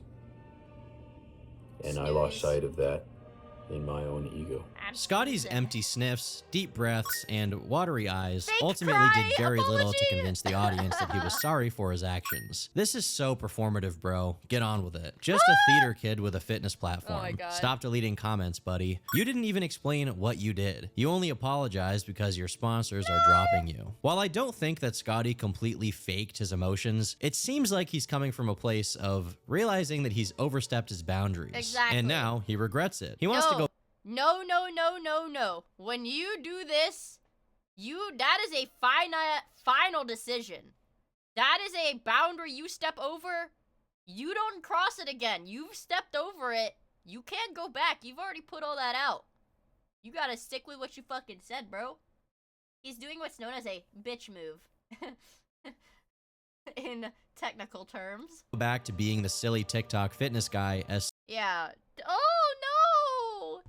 I regret, the consequences of posting this content. No, I thought it was gonna actually make me more money, but it's making me less money? No, no, no, no, I didn't mean it, I didn't mean it, I didn't mean it. Yeah, it's a conscious friggin' decision to hit the upload button, man. Like, he doesn't even, this is not even live content! This is pre-recorded content. He filmed it, edited it, looked at it, he's like, yeah, this is gonna be the one, and he posts it. Like, you had so many chances to not post it, but you did. soon as possible. If his apology had been more convincing, that actually could have happened. But once people dug into his past, they began realizing that with or without this event taking place, his career was probably doomed from the start. While the internet was eating Scotty alive, he posted a new message to his Discord server. That was in the video. That sound effect was in the video. That got me too. That's in the video. Reiterates his apology, but then states that the got me too. That was in the video, you guys. situation had earned him some real-life consequences. He claims a few people had showed up at his family's home, forcing them to skip town. Oh, what? Well, I've been doxing people, but I got doxed? Guys, this is not good. People should not be doing this. What was he saying to the people he was doxing? Real life consequences. Like, fucking shut up, dude. Meanwhile, internet sleuths began digging into Scotty's past. They quickly found that Scotty wasn't his real name. In April 2025, he had filed to change his name from Matthew Scott Kramer to Scotty Knox Flynn. What? Now, this wasn't exactly something he was hiding. He had posted an explanation for what happened long before the controversy. Let it go, dude. Let it go. Long before the controversy began. Some of you already know this, but my parents suck. My mother abandoned me when I was 14 and she was a drug addict. I met my father one time who was also a drug addict and he didn't know my name. I haven't spoken to my mother in about 16 years. I still carry a lot of with me from my childhood. The abandonment issues, generational trauma, and the same— It's really hard for me to take this seriously because he uses the fucking Fallout logo font. I feel like there's a time and place, right? I feel like there's a time and place for that, you know? Like, maybe just the black and white text for this one, buddy. last name. Now I'm getting married on— Look, I mean, I can't take it seriously when it's got the— It's really hard. It's really hard. September 20th of this year, 2025. But I don't want to give my wife that same last name. Seems simple enough, right? Well, this video is from July of 2025, but as I said before, he filed for his name change in April. But you could excuse this with the fact that the process was only finalized in July, and maybe he only said he was about to go do it for the sake of a punchier TikTok. He then goes on to talk about his time in the army, and how it informed his name change. Scotty is not my real name. Story time! When I was mobilizing to Afghanistan, was he I got a chance to train naked? with some pretty cool guys. And the training kind of sucked. So to keep morale high, I did a bunch of stupid accents. One of their favorites was the Scottish accent that I do, which led them to start calling me Scotsman, and then Scots, and then Scotty. So Scotty stuck. I learned a lot about myself in Afghanistan, who I Why did he change was his and middle who name? I wanted to be. I don't know. Since then, I have been Scotty. On the surface, this explanation seems pretty believable, until you remember that his middle name was already Scott. What in— So, I when he listed all of his side, I will say, like, I don't want to doubt, like, a serviceman, you know? But when he listed all of his professions, it didn't really seem believable, so I don't really know how many of them he was telling the truth about. That be a much more typical reason to call him Scotty rather than the fact he did a Scottish accent while deployed? People began to seriously question the reason for his name change, thinking there could have been something he was hiding. Sleuths managed to find his marriage license, which revealed that he had been honest about his marriage happening soon. His past also seemed to check out. Court records showed that nearly 2 decades ago, his mother had filed a protective order request against who is assumed to be his stepfather. There's also a separate report of Scotty's mom being charged for domestic assault and battery. Once again, checks out with his past. After this protective order was filed by his mother, Scotty's own records only really start in 2013, when he got a charge of forcible entry, which was promptly dismissed for unknown reasons. Just so we don't have to revisit this, there are actually 3 other instances of forcible entry charges, at least one of which is apparently tied to an eviction procedure, and one of them also involves someone else who shares a last name with Scotty, probably a brother of his. Then, in 2014, we have a marriage license application related to his first wife. 3 years later, Scotty filed for a protective order against one of his brothers, although it was dismissed for insufficient evidence. Finally, in April 2020, Scotty filed for a protective order against his wife, which resulted in her having to surrender all firearms to law enforcement, and it was promptly succeeded by a positive drug test from her and divorce proceedings. At this point, Scotty and his ex-wife had 2 kids, so a lengthy custody battle ensued, which resulted in a joint custody arrangement where Scotty kept the kids for the most part, while his ex-wife had weekly visitation rights. As of February 2026, there are still somewhat regular updates to the case, and it seems that the kids have had what is called a guardian ad litem since October 2025. I should preface this with the obvious disclaimer that I'm not a lawyer, and I also have an IQ of 65, but from my general understanding, a guardian ad litem is when a custody battle develops to the point where the court appoints— He said it wrong? Well, it's okay. It's okay. He did just acknowledge he has an IQ of 65. someone to advocate on the behalf of the kids so that neither parent gets away with mixing their personal interests in what's best for the child. Lastly, there was just one outlier in the records, a lawsuit filed by V-Shred against Scotty, but apparently it's related to intellectual property, so in all likelihood, this was just a glorified copyright strike from V-Shred on Scotty as retaliation for making fun of him so much. Legally speaking, there wasn't that much on Scotty, but fortunately for his haters, people went way beyond the call of duty. John Dorsey, the owner of the Instagram account goob_u2, utilized the Oklahoma Open Records Act to request records of Scotty's employment at the police department. Scotty's legitimacy as a creator hinged very hard on the professions he spoke about occupying.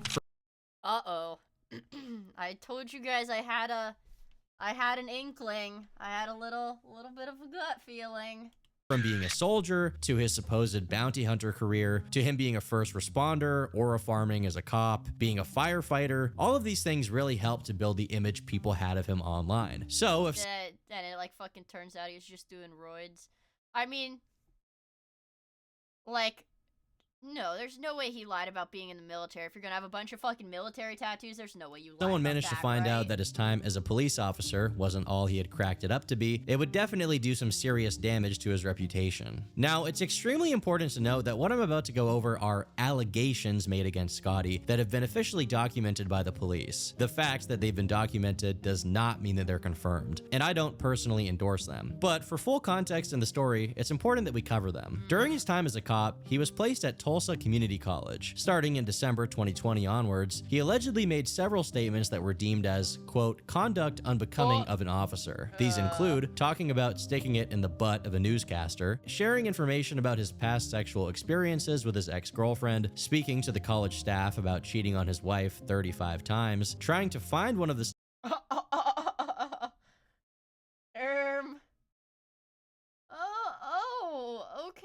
students on Facebook once he noticed that she wasn't wearing a bra, telling a student life employee he was going to start an OF account, and lastly, making inappropriate statements about a female student. By mid-2021, an internal investigation was being conducted on him as a complaint about his behavior had already been made. So, you're a lot fun. I really ought to watch more of you. Thank you for the super chat, Red Hair Cross.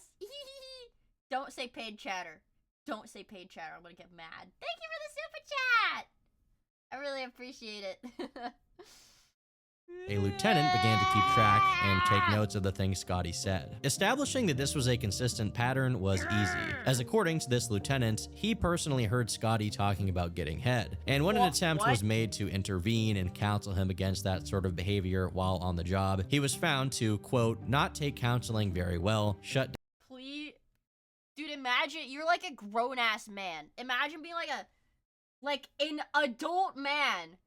Like, you know, HR comes in and is like, hey, you know, we need you to stop trying to talk to the other employees about blowjobs. You're making them really uncomfortable. And he pouts. And he pouts. Like, they took his toys away.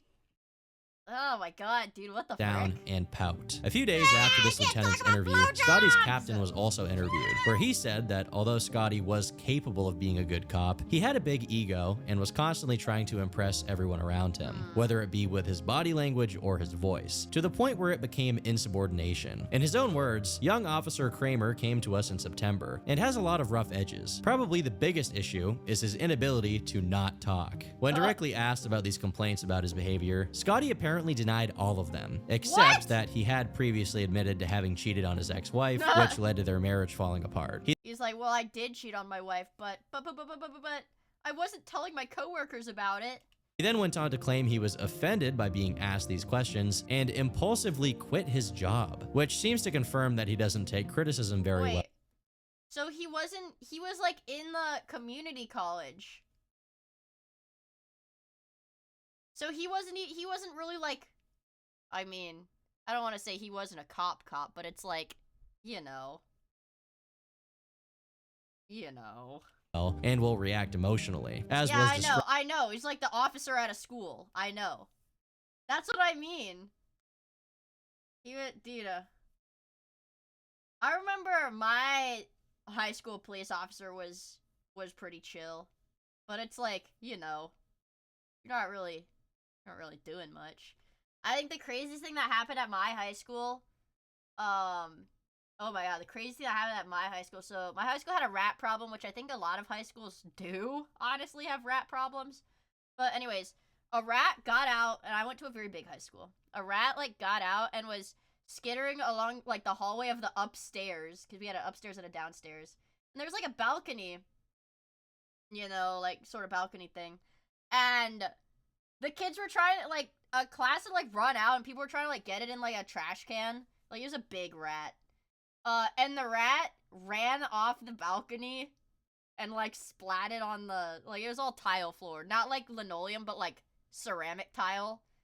And, like, splatted on the first floor. Yeah. And I remember going out of my classroom to watch, and one of the, like, everybody recorded it, like, put it on Snapchat, and then one of my classmates, like, airdropped me, like, the Snapchat video of them, like, chasing, and then somebody on the bottom, like, it didn't die when it hit the bottom floor.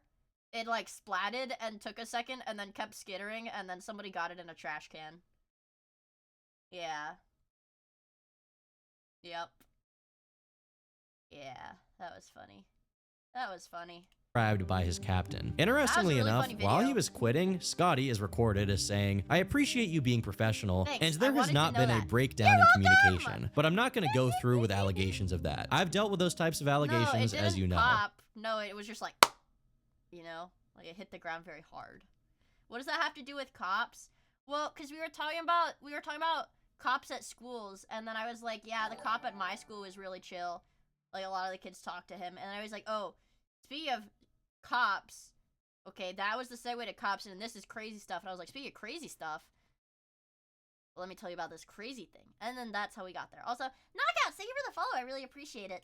I'm not looking towards building a pattern of allegations, so no thank you. There were a few more interesting pieces of information coming from these documents, such as his captain saying that Scotty was never career military, as his deployments were as a contractor. Although at this point, it was unclear what his job as a contractor was. Due to how many videos Scotty had posted talking about being deployed to Afghanistan, or posts of him in military clothes, some people immediately saw this report and assumed it meant that Scotty had lied about having served at all. I'd personally say that Scotty does go a bit overboard with the tactical LARPing on TikTok. He plays I was literally about to say LARP, LARP, LARP, Sahur. I think... LARP, LARP, LARP, Sahur. Holy LARP. Holy mother of LARP. Fast and loose with the truth, often interspersing references to having been in the military for 11 years, with recent photos of him taking part in the Oklahoma Governor's 20 marksman competition. This does not mean he doesn't have any legit experience working with or for the military. It just means that he carefully exaggerates just as much as he can without losing the plausible deniability of having lied. If you were to call him out on this, he'd easily be able to say that due to him showing the competition certificate, he wasn't intentionally misleading anyone. But obviously, the context of the video at least suggests this was some kind of military thing. The only other piece of information that's interesting here is that his lieutenant described that besides these odd behaviors from Scotty, he also reportedly had poor ethics when it came to actual police work. And keep in mind here, Scotty is referred to as Kramer. We were on a call. It came out as an armed robbery at Home Depot, so an officer and Kramer got in a vehicle. And it was reported later that Kramer went out of jurisdiction, and then he told that officer, "Oh, just lie and say that I couldn't go back on a one-way street." In another incident, he tried to intimidate someone by the way he was acting, by the way he was standing. He was trying to intimidate, almost like he was trying to provoke them to do something. He has issues with lurking and trying to eavesdrop on conversations, especially if the doors are closed. Dude, like, how does somebody like this get hired into the police department? Like, what? They've got, like, all of these reports.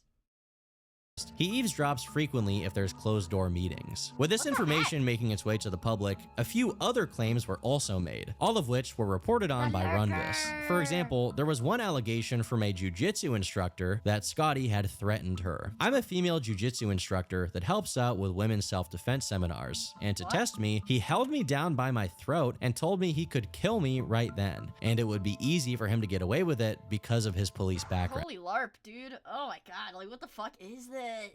Also, good night, Ezra! Thank you for hanging out with us. I really appreciate it. He told me multiple times with his military background that he can have me killed and no one would know he was connected. This instructor would also go on to say that Scotty had a history of being fired or forced to resign from jobs, which seems to line up with the previous claim about him leaving the police department as soon as he was questioned on his inappropriate comments. The image Scotty had built for himself was now officially past the point of no return, as Runvis's most popular Instagram post about the issue now had almost 170,000 likes. Hey, Fitness. Here I am again. Or should I call you Mr. Safe Space? With his past mostly dug through, at this point, you would think the controversy would be over. But as it turns out, in the process of Scotty attempting to walk back from the situation, he may have told another lie. Remember that Discord message where Scotty said that people were coming to his house, putting his family... Is this fucking Death Note music?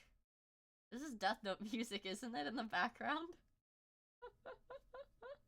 in danger? Runvis Coaching came forward once more to address this claim from Scotty, stating that his friend had requested public records to see if Scotty had actually called the police about this issue. What they found was that Scotty had called them, but he made no mention of anyone showing up at his house. I'm calling to request a increased patrol at my home address. I'm heading out of town, and I'm a social media content creator with almost like 10 million followers. I'm receiving death threats, and I have family at home. I'd like to...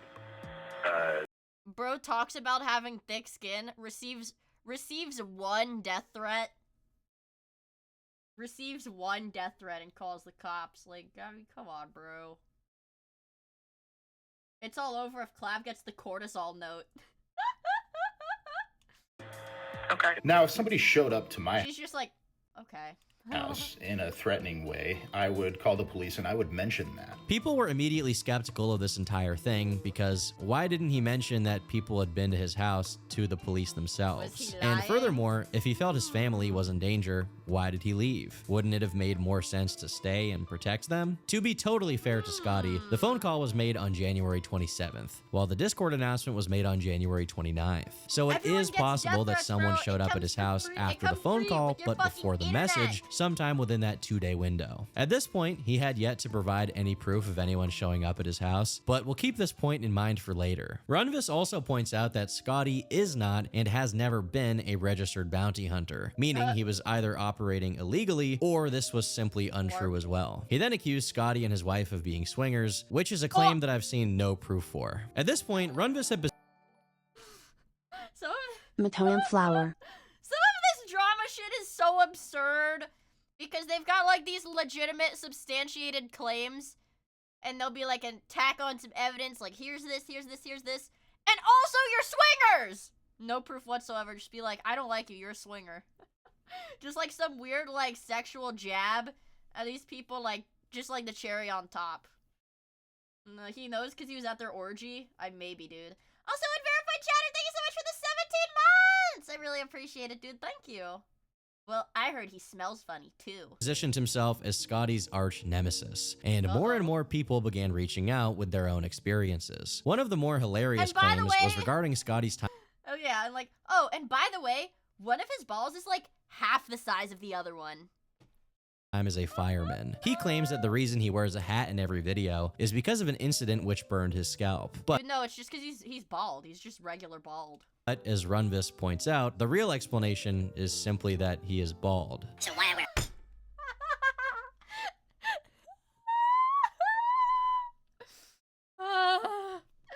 Norwooded. All the time. This is Norwood 7, look at it. I had second and third degree burns all over my scalp. I was out of work for like 3 months until I could go back. I went back to work and like legit a month later I had a knee surgery. So no, but seriously, why would you tell such a tale that's very easily disproven? Does this look like a scalp that's so badly burned you have to wear a hat all the time? It's the same all the way around. Like, you guys know what, I assume you guys know what scar tissue looks like. And especially with burn skin.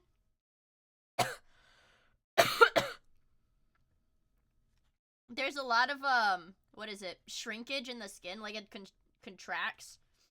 Like, his head, if he had, especially 3rd degree burns, even 2nd degree burns, if he had 2nd degree burns, at the very minimum, his head would be all, rough, bumpy. It would be bumpy. Like, do you guys, the scar is pretty much gone for me, but do you guys remember way back when, I don't think it would pick up on the camera, but I do still have a little scar. When I had that dark spot on my hand, I had a dark spot on my left hand that I would show you guys, like a circle spot, from when I got a 2nd degree burn from a hot glue gun. Yes, I got a 2nd degree burn from a hot glue gun. It burned through like all of my skin. It was really scary. I had a scar. I had one small 2nd degree burn on my hand from a hot glue gun, and I had a scar, a visible scar on my hand for almost 2 years. Dude. So I'm just saying, easily disproven lie. Very easily disproven lie with this guy. Does this look like a scalp that's so badly burned you have to wear a hat all the time? It's the same all the way around. He's literally just bald. With enough... Yeah, I got that in the cosplay making war. The great cosplay making war of like 2022 or 2023. Yeah. The harsh world out there, you guys. Of these rumors festering, Scotty finally decided to make a proper response to go over everything that had been claimed, starting with him doxing his haters, which he outright denied. Starting out, did I respond to a hateful comment with hate and making fun of somebody who was a paraplegic? Yes. For that, Cody, I am sorry. Did I receive a comment stating that I look like the gay uncle from the Ozark television show? Yep. I really can't believe that's what fucking set this guy off. Like, that's what started his doxing spree, is somebody said he looked like the gay uncle from Ozark. And he's like, that's it. That's fucking it. Which is true and objectively hilarious. And from that comment, I made a video where people have redacted information to make it seem as if I have doxed this person. I gave this person's name, profile photo, place of employment, and how long he worked there, state that he lived in, birth month. So you doxed him? Yes, so you doxed him. Yes, that is what we typically online refer to as doxing. Yes, he don't got internet, guys. He don't know. He don't got. It's not his fault. He don't got internet. He don't know. Birth year and 3 random first names as possible associates. All of those. Didn't he literally name his children? Isn't that what he did? He said 3 random first. Didn't he literally name that guy's children? Curious. The war messed with his head. It's not his fault. Those things were on his public Facebook profile. The things that I did give in the video that were not public information, I got off of Google, not because I used to be a bounty hunter. That information was the last... Dude, like, you can't try to fucking backpedal. Because at the beginning of the video, when he doxed the guy, he said, I was a bounty hunter. Look at what I can do. He literally prefaced the video with, I was a bounty hunter. This is my skill set. Look at what I've just done. And he's like, well, it was a joke. Well, actually, it was a joke.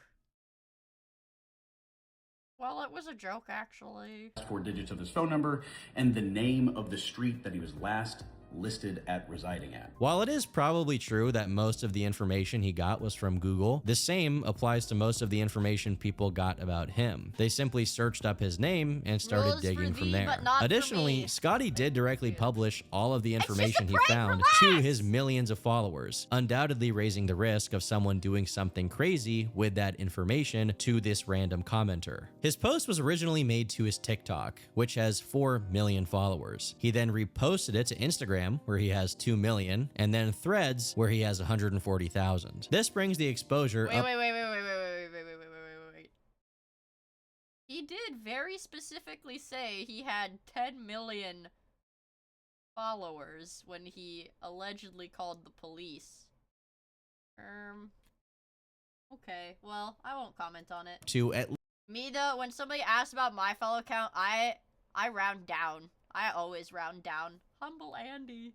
least 6 million people. Yeah, wait, why is he? He's like flexing on a dispatcher. Or more who could have seen this guy's private information. It wasn't some lapse in judgment. It was deliberate. On top of that, while he tries to play off the bounty hunter thing as a joke, the things that I did give in the video that were not public information, I got off of Google, not because I used to be a bounty hunter. Based on the original video, he was being serious. And something else you may not know. Okay, thank God Tommy's gonna bring this shit up, bro. Is that I'm a former bounty hunter. See, dude, literally, he prefaces the video with, I'm a former bounty hunter, look at what I can do. But this isn't the only dishonest thing he does in his response. Does he do the arm Let's thing? take a look at how he addresses the claim about people Millennial. showing up to his house. Now, most of this started as in Painfully response to the millennial. ICE video that I made, and whenever that video went live, I did start getting death threats. And I've gotten death threats before, so I handled it the same way I did last time, where I called in a watch order on my home. Usually it's just internet trolls.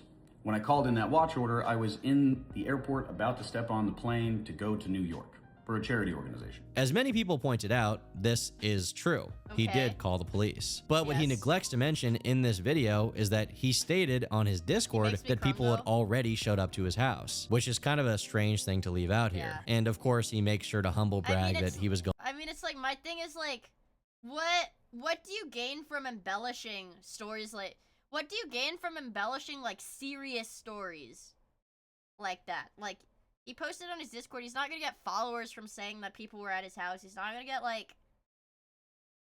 I don't know.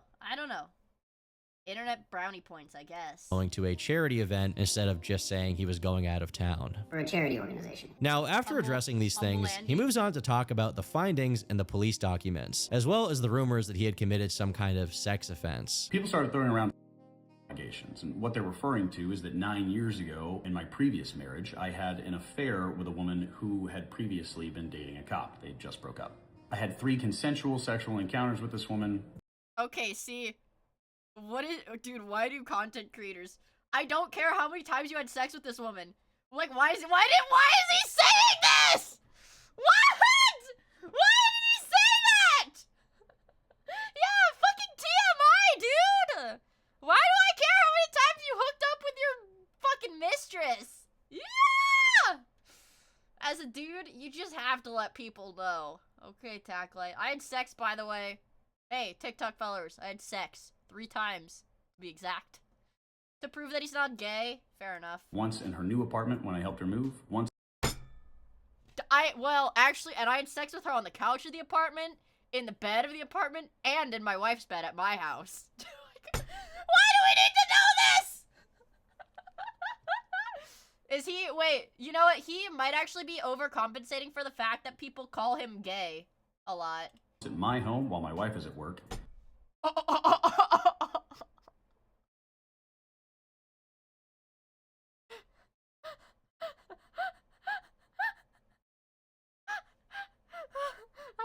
fucking, bro. I was a bad husband. And the third, at a part-time job an hour outside of town when I was working. He was fucking her on the job! Dude, what the fuck? He's saying it because people accuse him of sexual assault? Literally, all he could have said was that he was having an affair with his wife. Like, that's all he had to say, dude. Not, I had sex in the apartment. Sex in my bed. Sex at my job. Okay. Okay. I didn't think that bit about her being able to see 5 seconds into the future was true on Mia's, wiki article, but it is. I do tend to astonish people with this skill. I can't control it, it just happens sometimes. Working security at a construction yard as an off-duty law enforcement officer. Afterwards, she told me that she still loved her ex-boyfriend, that she was going to get back with him and tell him that we had slept together. The day after that happened, I was asked to leave the department. I was fired, which makes sense because it's a cardinal sin to sleep with another cop's girl.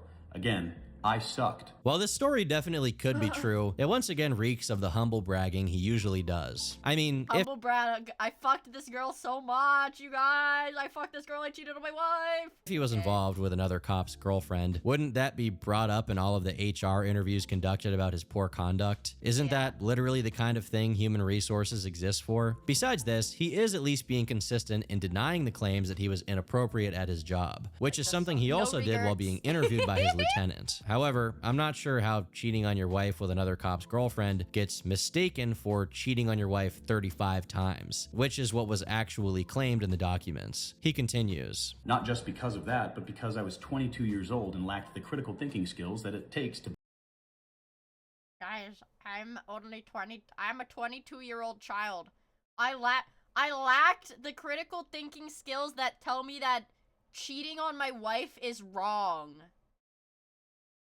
I was 23 years old, you sick fuck! Curious, he had the critical thinking skills to get married to a woman, but he lacked the critical thinking skills that told him that cheating was bad. Cheating is bad? 22-year-old discovers empathy. Be a good police officer. I drove 130 miles an hour everywhere I went because, again, 22 years old and I had a cop car. If I got into pursuits or aided other departments in pursuits, I would cut off other cops to try to be a hero. I would drive 70 miles an hour down dirt roads. At one point, I actually ran a person off the road and didn't even realize it until 3 hours later when he called the department and was gunning for my badge. I got written up all the time for these things. Once again, he's just like saying this, like, what?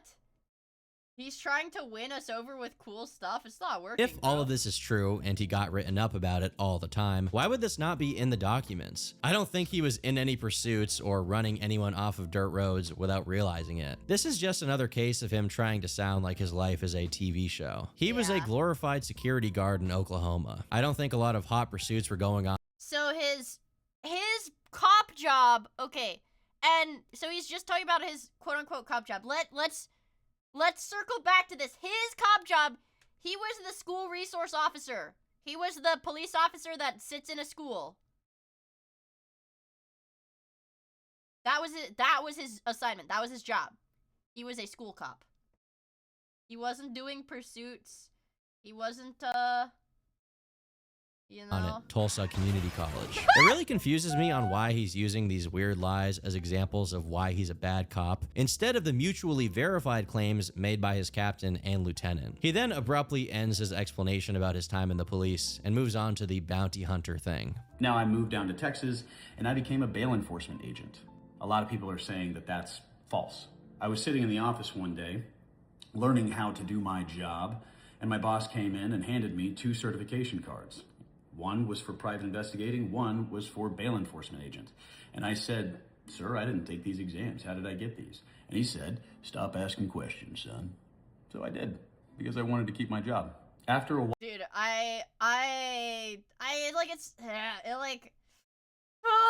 it makes me angry listening to this because I know he embellishes and lies in all of his stories. While working there, And then everybody clapped. And then everybody clapped, you guys. Heard through the grapevine that the woman I had an affair with was alleging sex. And as you can imagine, my heart fell into my stomach. But as somebody with a background in law enforcement, albeit brief, I knew that if she had made those allegations and my professional background in law enforcement as a school cop, my boss's name, Albert Einstein. Report that there would be an investigation and that we like, would what get the through fuck? that. And because it didn't happen, I wasn't worried about it. But there was never such an investigation nor report. So I moved on with my life. It's odd how he quickly glides through this topic without showing any evidence he was ever a legally certified bounty hunter. I was sort of expecting him to throw something up on screen or physically hold up something that could verify he was, at one point, certified. While I can't say that he for sure wasn't one, I don't understand why he wouldn't just produce some kind of evidence or receipt that he was. It can't be that hard. His next stop during this response regards his time in the military as a contractor. I've seen a lot of rumors going around that somehow I'm stolen valor, that I spent 11 years in the Oklahoma Army National Guard and I never deployed. Well, that's true. I never deployed with the Oklahoma Army National Guard. I deployed with a company called Triple Canopy. And here's a video of me in Kabul with a geolocation on it. My job title in Afghanistan was Armed Guard Level 2. I was a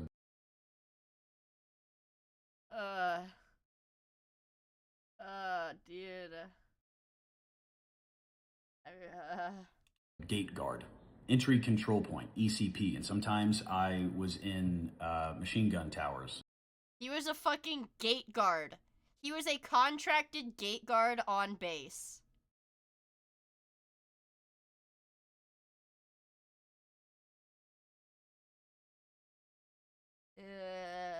Okay. And those were even cardboarded up. Glorified security guard. This is probably the part of his response. He's like, I wasn't stolen valor. Proceeds to state that he's stolen valor. What?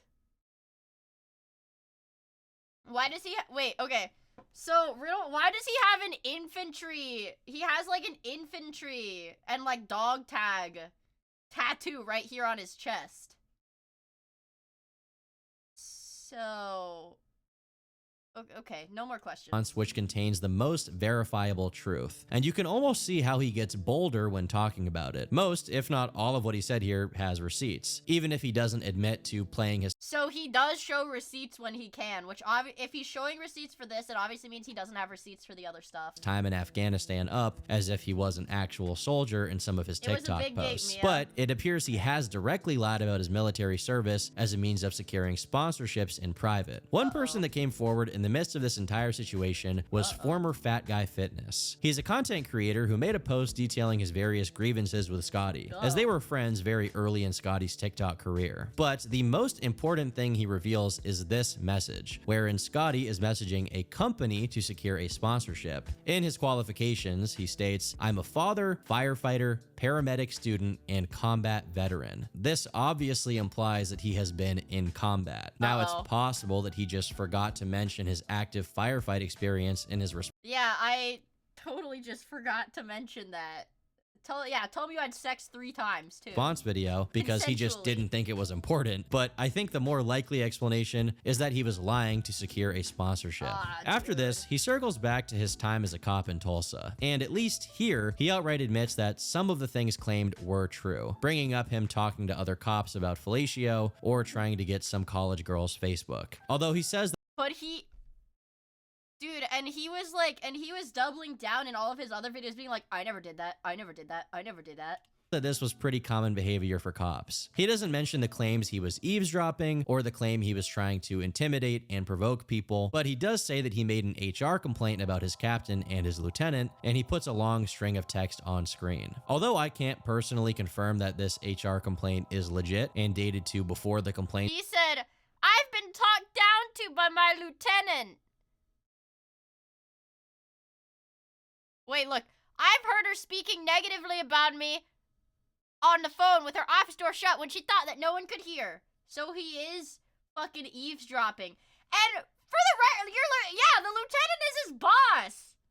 Like, the lieutenant is your boss, bro. about his behavior started, it's worth remembering that the complaints about him started in December 2020, and it came not just from his captain and lieutenant, but also from fellow coworkers and TCC staff. So I highly doubt that this was a concerted effort from a few higher-ups who were out to get him. Regardless, this is what his complaint said. I would like to start this narrative by stating that I do not believe the CTC Police Department is inherently a bad place to work. However, during my time at Metro Campus, under the supervision of my lieutenant and my captain, I have found myself in a toxic, unhealthy, awkward, and unbearable work environment. As I come into work, I barely speak to my teammates in the Metro campus as a result of this feeling. I am treated differently as an outcast or unequal. My police officer counterparts do not respect nor speak to me for reasons I do not know. On multiple occasions, I have been for reasons I do not know. Talked down to by the lieutenant. I have heard her speaking about me negatively and derogatorily to someone on the phone with her office door shut when she thought that no one could hear. I have heard the captain speak to the lieutenant in his office saying things such as, "He's a savage pig in a round world." Continue to write down all issues. That way, when and if he goes to the chief's office and complains about being picked on, we can say, "No, here's why." Metro campus is an island, and all the other campuses can fall into the ocean for all I care. In this HR complaint, he is indirectly confirming that he was indeed eavesdropping on his captain and lieutenant. But beyond this, there's just no way to verify that these things were said about him or not. After this, he complains about the department's lack of commitment to certain limitations of his work hours due to him being a full-time father of two, and that although the captain was more cooperative, his lieutenant went out of her way to inconvenience him whenever she could, even in small ways, like making snide remarks towards him or giving him incomplete instructions to tasks that would make him take longer. Honestly, it could be that he's telling the truth here. It's not as if Scotty is the only slightly dysfunctional person who managed to become a cop, but ultimately, there's no way we can tell who was more in the wrong here. The rest of the video has a lot of him retracing and giving extra details about his time as a cop or his time in deployment. So I'm gonna say I think he's definitely a prick. His lieutenant is probably a prick to some degree, but in the opposite direction of being a prick. Summarize the parts that aren't related to that, as we've already gone over that stuff. First, he shows pictures of the burns he suffered as a fireman, as well as the disability checks he got for the burns. And although this stuff is helpful to establish the severity of his medical issues during that time, it doesn't make his story about why he wears a cap any less cap.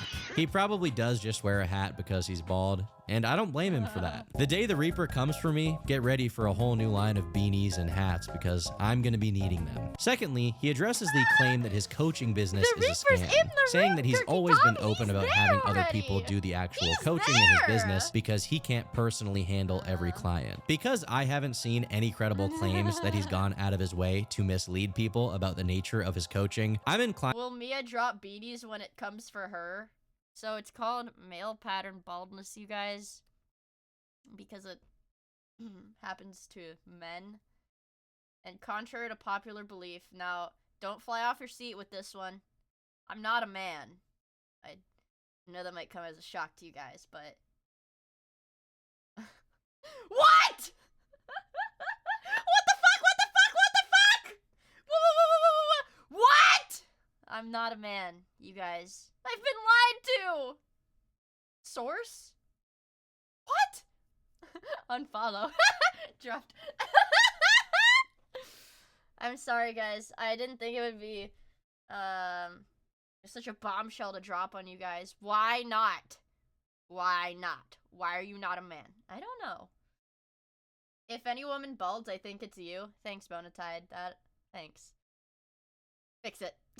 I can't believe I'm watching a chick. Trying to say that he's not actually scamming people, because if he were, it would have already come out given how much people hate this guy. Oh In his response, Scotty mentions that people have been calling him V-Shred 2.0 because of this, but it's not as if his criticisms of V-Shred were focused on the mere fact that V-Shred sells coaching, so I honestly don't think that's applicable to him. Lastly, he talks about his public wedding registries, where he sets things up so fans of his can send—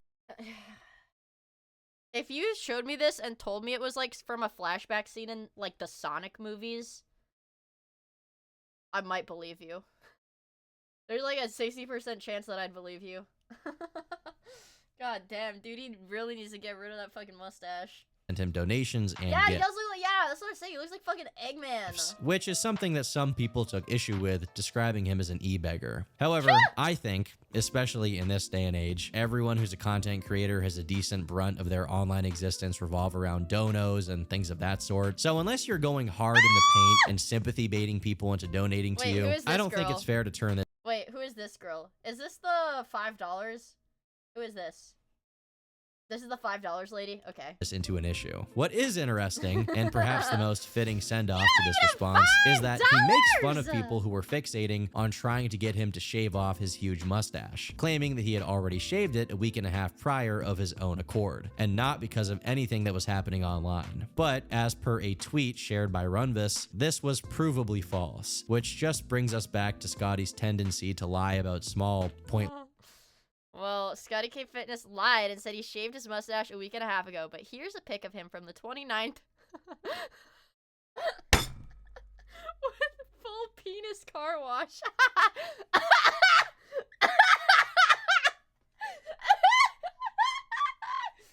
Guys, chat, this is like a +4. For those who weren't aware of the joke is that he is gay and gives blowjobs, and his mustache is like, you know, the little flippers at the car wash. This is a +5 maybe. This is a +5 maybe. Good night, David Man! How does he get such creative hate comments? Yeah, these are freaking gold. This is a +5. This is a really good one. This is a really good one. So I had already kind of pointed this out when I said that Scotty still had his mustache in his apology video, but he said in this response video here that he shaved it a week and a half ago. Well, here's even more proof of him lying about absolutely stupid things, because he still has the duster when he is at a presentation on... The dick duster! The dick duster! Jesus Christ. He still has the dick duster. That's a +2. That's +2. The 29th. So why are we lying about the date on which you shaved your mustache, Scotty? In May of 2025, Dr. K, who I would describe as a therapy and mental health YouTuber, did an interview with Scotty. And despite the fact that this took place long before any of the controversies, there's a point in the interview where Dr. K manages to break through the discipline is everything coach persona of Scotty and draws some real sincerity out of him. Yeah, but the valuation of yourself I don't like this kind of content. I don't know. Doesn't carry weight. I can't value myself enough to feel better about who I am. My value is not intrinsic. It's not something I get to decide. It's something that is given to me based on who I am and what I do for others. I think it's cringe, for both, like, mostly for the person that he brings on, but I also think that some of the Dr. K, like, interview, whatever, therapy things are, like, very... What is it? Like, very guided in a very specific direction to get very specific responses. If that makes sense. I believe that. Do not bring race into this, bro. No, that's not a great look, but I believe that. Have you seen the Dantes one? I did. That was okay. It's ironic that he couches this admission with, it's not a great look. Seemingly, everything for Scotty is partly about how it looks for others, which is why he so frequently resorts to socially engineering how other people see him. The only problem with that is, when you lie that frequently to impress people, it doesn't matter how small the lies are, you will get caught. When you're uncomfortable with yourself because of whatever internal issues you may have, people tend to strongly project how they want to be perceived, because they're insecure. But this shouldn't come off as a surprise to anyone. If you keep up with the commentary coverage of online fitness figures, you'll quickly find out that a lot of these guys are screwed up in one way or another.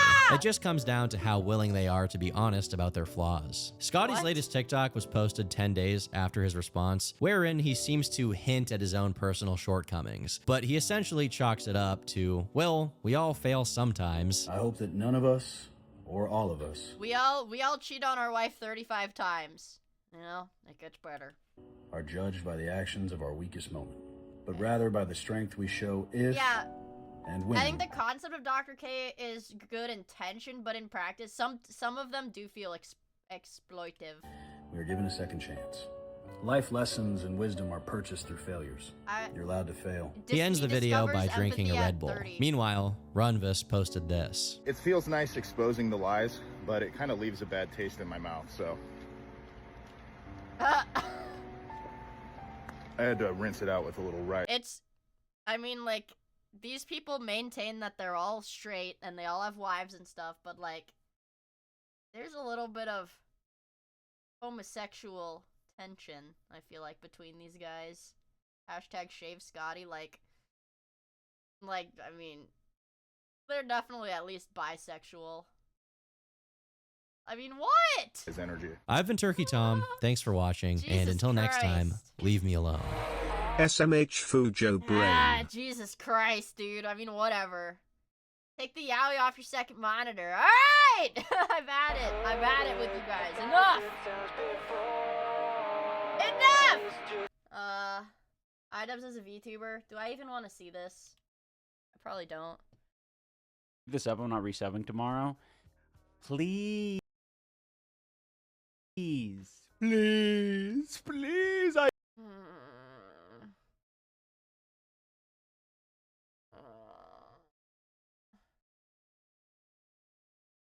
You're hurting me.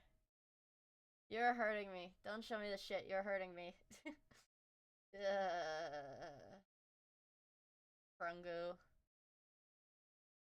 This bit got him more subs than literally anything else he's done. I need your subs. Look at this. The Denny's patrons. They're rapidly declining. We need your.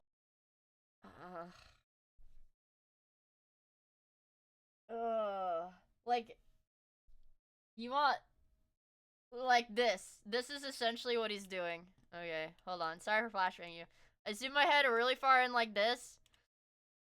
And I go, please. Now imagine I had my total sub count displayed on the screen. I need more subs. Look at how many subs I have. It's not enough. Please. And imagine I sit there for like 5 minutes straight and I'm like, guys, my sub count is going down. Please help me, guys. Please, please, please. Please. Oh, my sub count. Stop it. Stop! Stop it!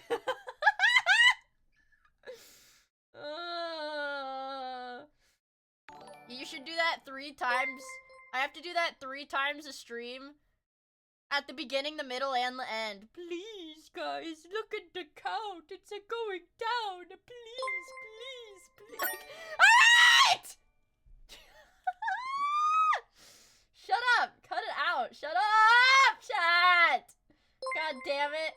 Anonymous, thank you for the 5 gifted. X2, thank you for the gifted. Anonymous, thank you for the 5 gifted. Vegito, thank you so much for the 5 gifted. Wesley, thank you so much for the 5 gifted. Anite, thank you so much for the 5 gifted subs. And Shady, thank you so much for the 5 gifted. And Philly's favorite horse, thank you so much for the 10 gifted. And Sid, thank you for the 5 gifted.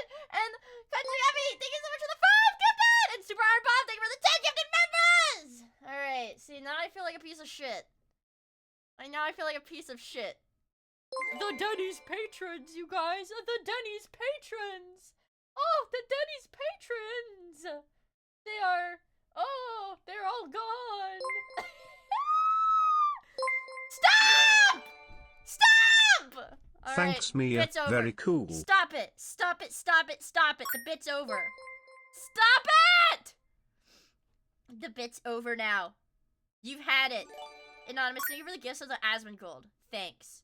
I love it when Asmongold has a sub to my channel. Also, Poopy! Thank you so much for the 5 gifted. And yeah, thank you so much for the tip. Jesus Christ. Thank you so much, dude. Thank you so much. Ah! Guys, I wasn't supposed to end it with an e-begging bit. Guys. No. Your subs. We need them now. We need them now. What the fuck is he doing? We need them now.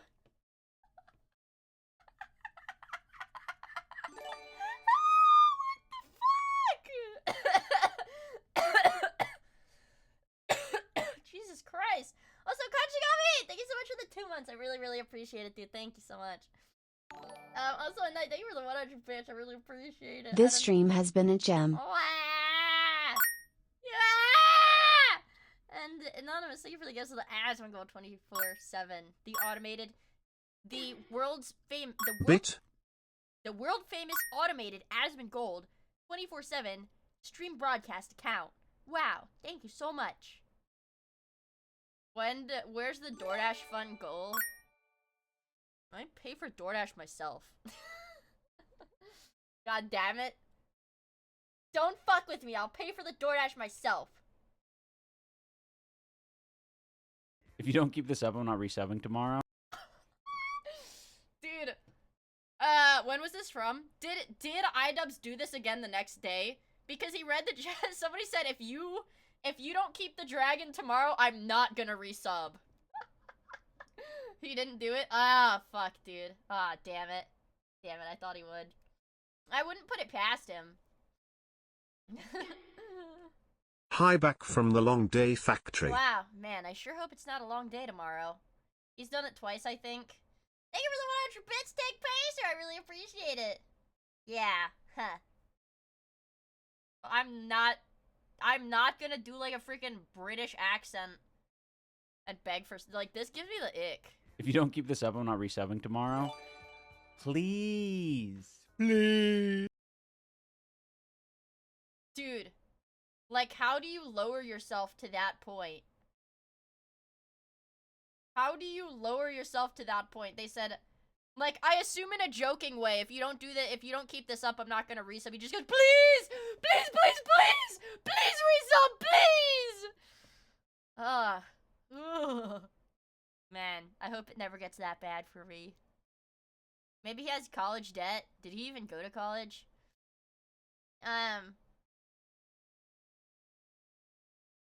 He did. I mean, yeah, I guess he did lose a lot of money from the boxing thing. Okay, now I'm unsubbing. Okay, Taclight.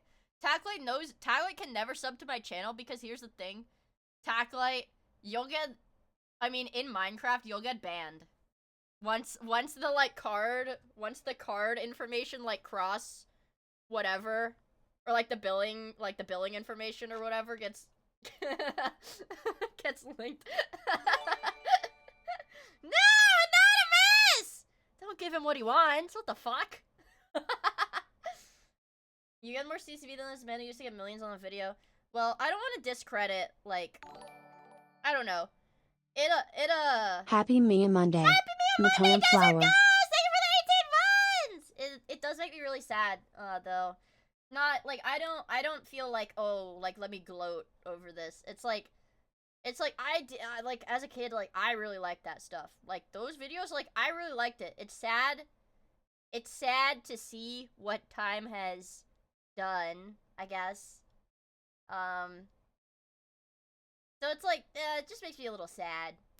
Reminisce on better times, you know? You gotta try to fuck up as hard as he did. I don't know. Well, no, actually, to fuck up in a manner like he did, to, like, very quickly bring me down to, like, that point, I was gonna be like, oh, I'll just, like, say a slur or something. No, to not get banned from the platform, and to do that would actually be pretty hard, I feel like. Just don't get sissy brainwashed and you'll be fine. I guess. Trolls remorse. I feel like what he did goes further than just trolls remorse. You know? You can feel remorse for your actions without pushing other people down. You know? I feel like, yeah, he wasn't even, like, trying to, like, I don't know, morally grandstand on, like, people he was making content with. He's like, actually, the fans are the problem. The fans are the problem. The fans! I think when you get jaded with your fans, I think that's really where the downfall starts for a lot of the creators turned lol cows. I will have you guys know, I am the #1 Miia defender. When so, like, if, like, an IRL is like, Miia, how do you deal with your, like, Miia, your chat's, like, weird. I'm like, no! Shut up! Shut up! No, they're not! I'm the #1 Miia defender. Well, and to make up for having to defend you guys, I have to beat you guys up when you make me angry. It's the only way to release my stress properly. Yeah, attacking your own fan base historically has, like, never worked. I mean, like, why would you? Right?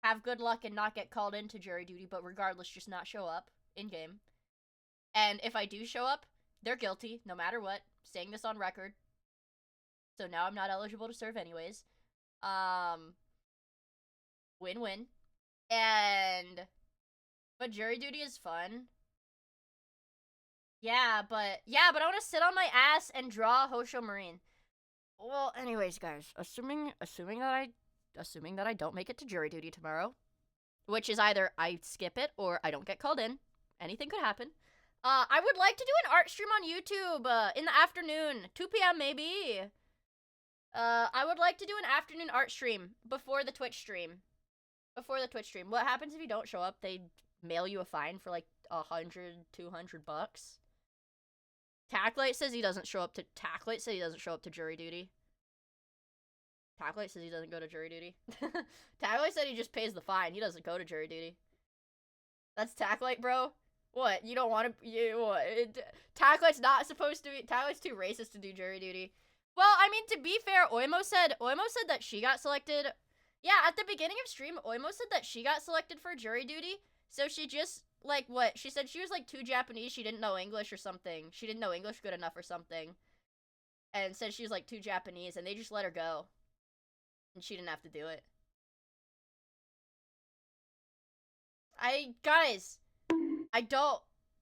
Not to be woke or politically correct, but the idea of going to a government building and saying slurs to the government employee that hasn't really done anything to deserve it just feels kind of wrong. You know? It feels wrong.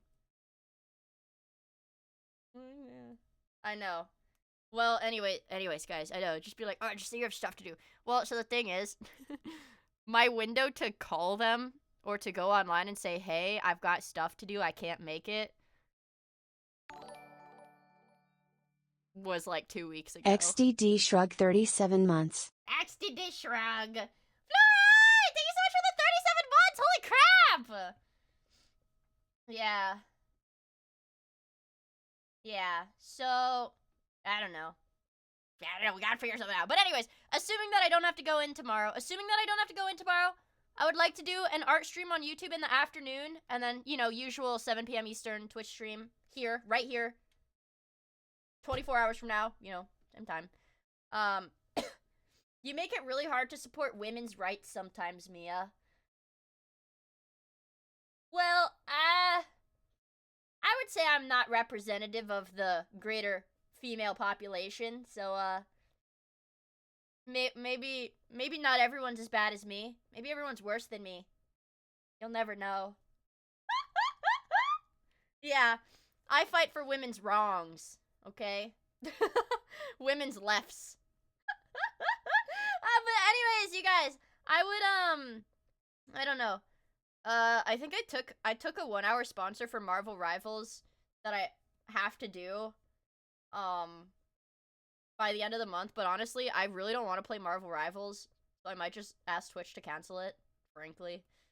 I mean, I only make like $100 from those, so. I mean, would I rather be strapped into a fucking chair, forced to play Marvel Rivals for 1 hour, and get paid to do it? No, I don't really want to do that. Emma Frost. We already did like a Marvel Rivals gooning stream, so what is there to do? We already did one Marvel Rivals sponsor.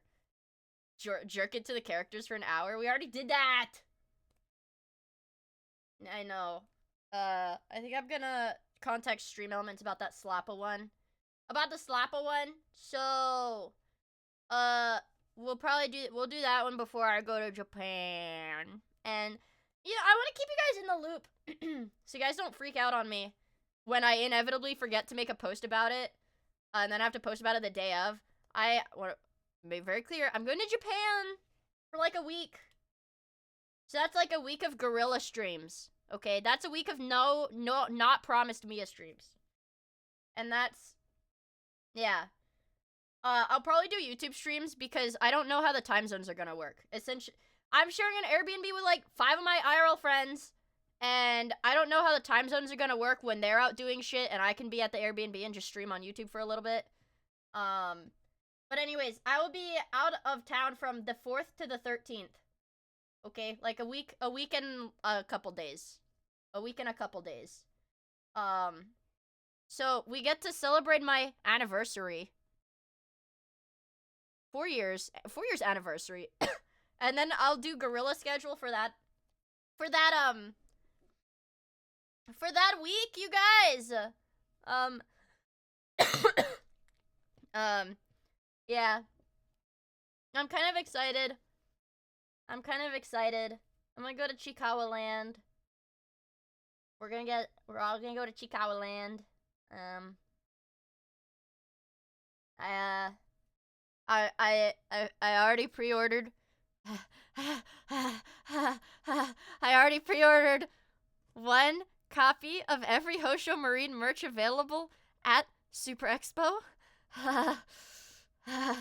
I got 2 fans because they were cheap. And I already pre-ordered every drink that they're serving at Super Expo because you pre-order the food, and there's a 1 in 9 chance that I'm gonna get a Hosho Marine coaster.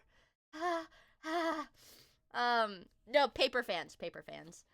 So you're broke, and the crazy thing is, it costs like $100 US dollar, dude, because it's all in yen. It's all in yen.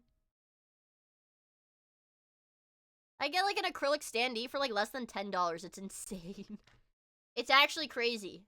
But what I'm most excited about that I know would be impossible to get in the States, like I know I'd never be able to get it in the States, is I got an art book of all of the concept art for the fest, 7th Fest idol outfits that they're selling at Super Expo. So, and I'm gonna get it all, you guys. Hello, Blank on YouTube. Guys, Blank on YouTube just found me from the Biden Blast sheep clip. Hi. I do play Minecraft speedrun sometimes, but I'm live right now, but usually I'm live 6 hours earlier. It is really late for me. I'm from America. It is 1 a.m. Hi. Based first time YouTube chatter? Yeah. But I've already planned it out. Well, technically, I think I speak the least Japanese out of anybody in the group, which is fine. And one of my friends that I'm going with is literally moving to Japan. Like, they already live in Japan basically half time, so it's like, I was like, I don't need to learn Japanese. I mean, like, what? I've got translators with me. I don't need to learn Japanese. It's fine. Onichi wagwan mina slimes. Yeah. I hate that. I fucking hate that Toronto. I hate that Toronto Japanese video.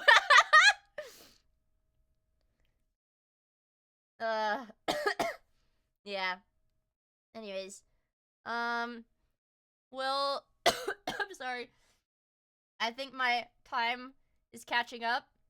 The clock is ticking. That picture of the rabbit holding the clock. I think it's about time for me to take some more medicine.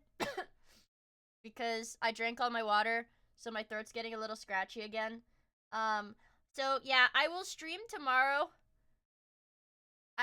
Yeah, fuck off. Shut up! Tactical, thank you so much for the follow. I really, really appreciate it. I hope you had fun hanging out with us. Yeah, it's sleepy by time. So, in the Discord, I will let you guys know exactly when I'm streaming tomorrow. In an ideal perfect world, there will be a 2 p.m. art stream on YouTube, and then the usual 7 p.m. shenanigans on Twitch and YouTube. In a not perfect world, it'll just be the 7 p.m. Twitch and YouTube shenanigans. But yeah, thank you guys for hanging out. I really appreciate it. Buy GamerSups. GamerSups.gg/Miia. Buy GamerSups! With my code. As we tapping on my monitor. Join my Discord, discord.gg/Miia. And subscribe to my YouTube. I don't know. What else can I say? Follow my Twitch, or Twitter. Follow my Twitter and my Twitch. I don't care. Do it all. Anyways, good night, chat! Thank you guys for hanging out with me. I had a really fun stream, and I am really excited to get back into the groove of not being sick and being able to do full-length streams once again, because Man, this shit's my lifeblood. It's very fulfilling. I enjoy doing this a lot. So I'm very happy to be able to get back to streaming like I always do. So hopefully I'll be all better very soon. Yay. Thank you guys for hanging out with me. I'm gonna go to bed. Good night. Good night. Good night. Good night. Good night. Good night. Good night. Good night. Good night, chat. Good night. Good night. Good night. Goodbye. Good night. Thank you guys for hanging out with me. I really appreciate it. Okay, good night.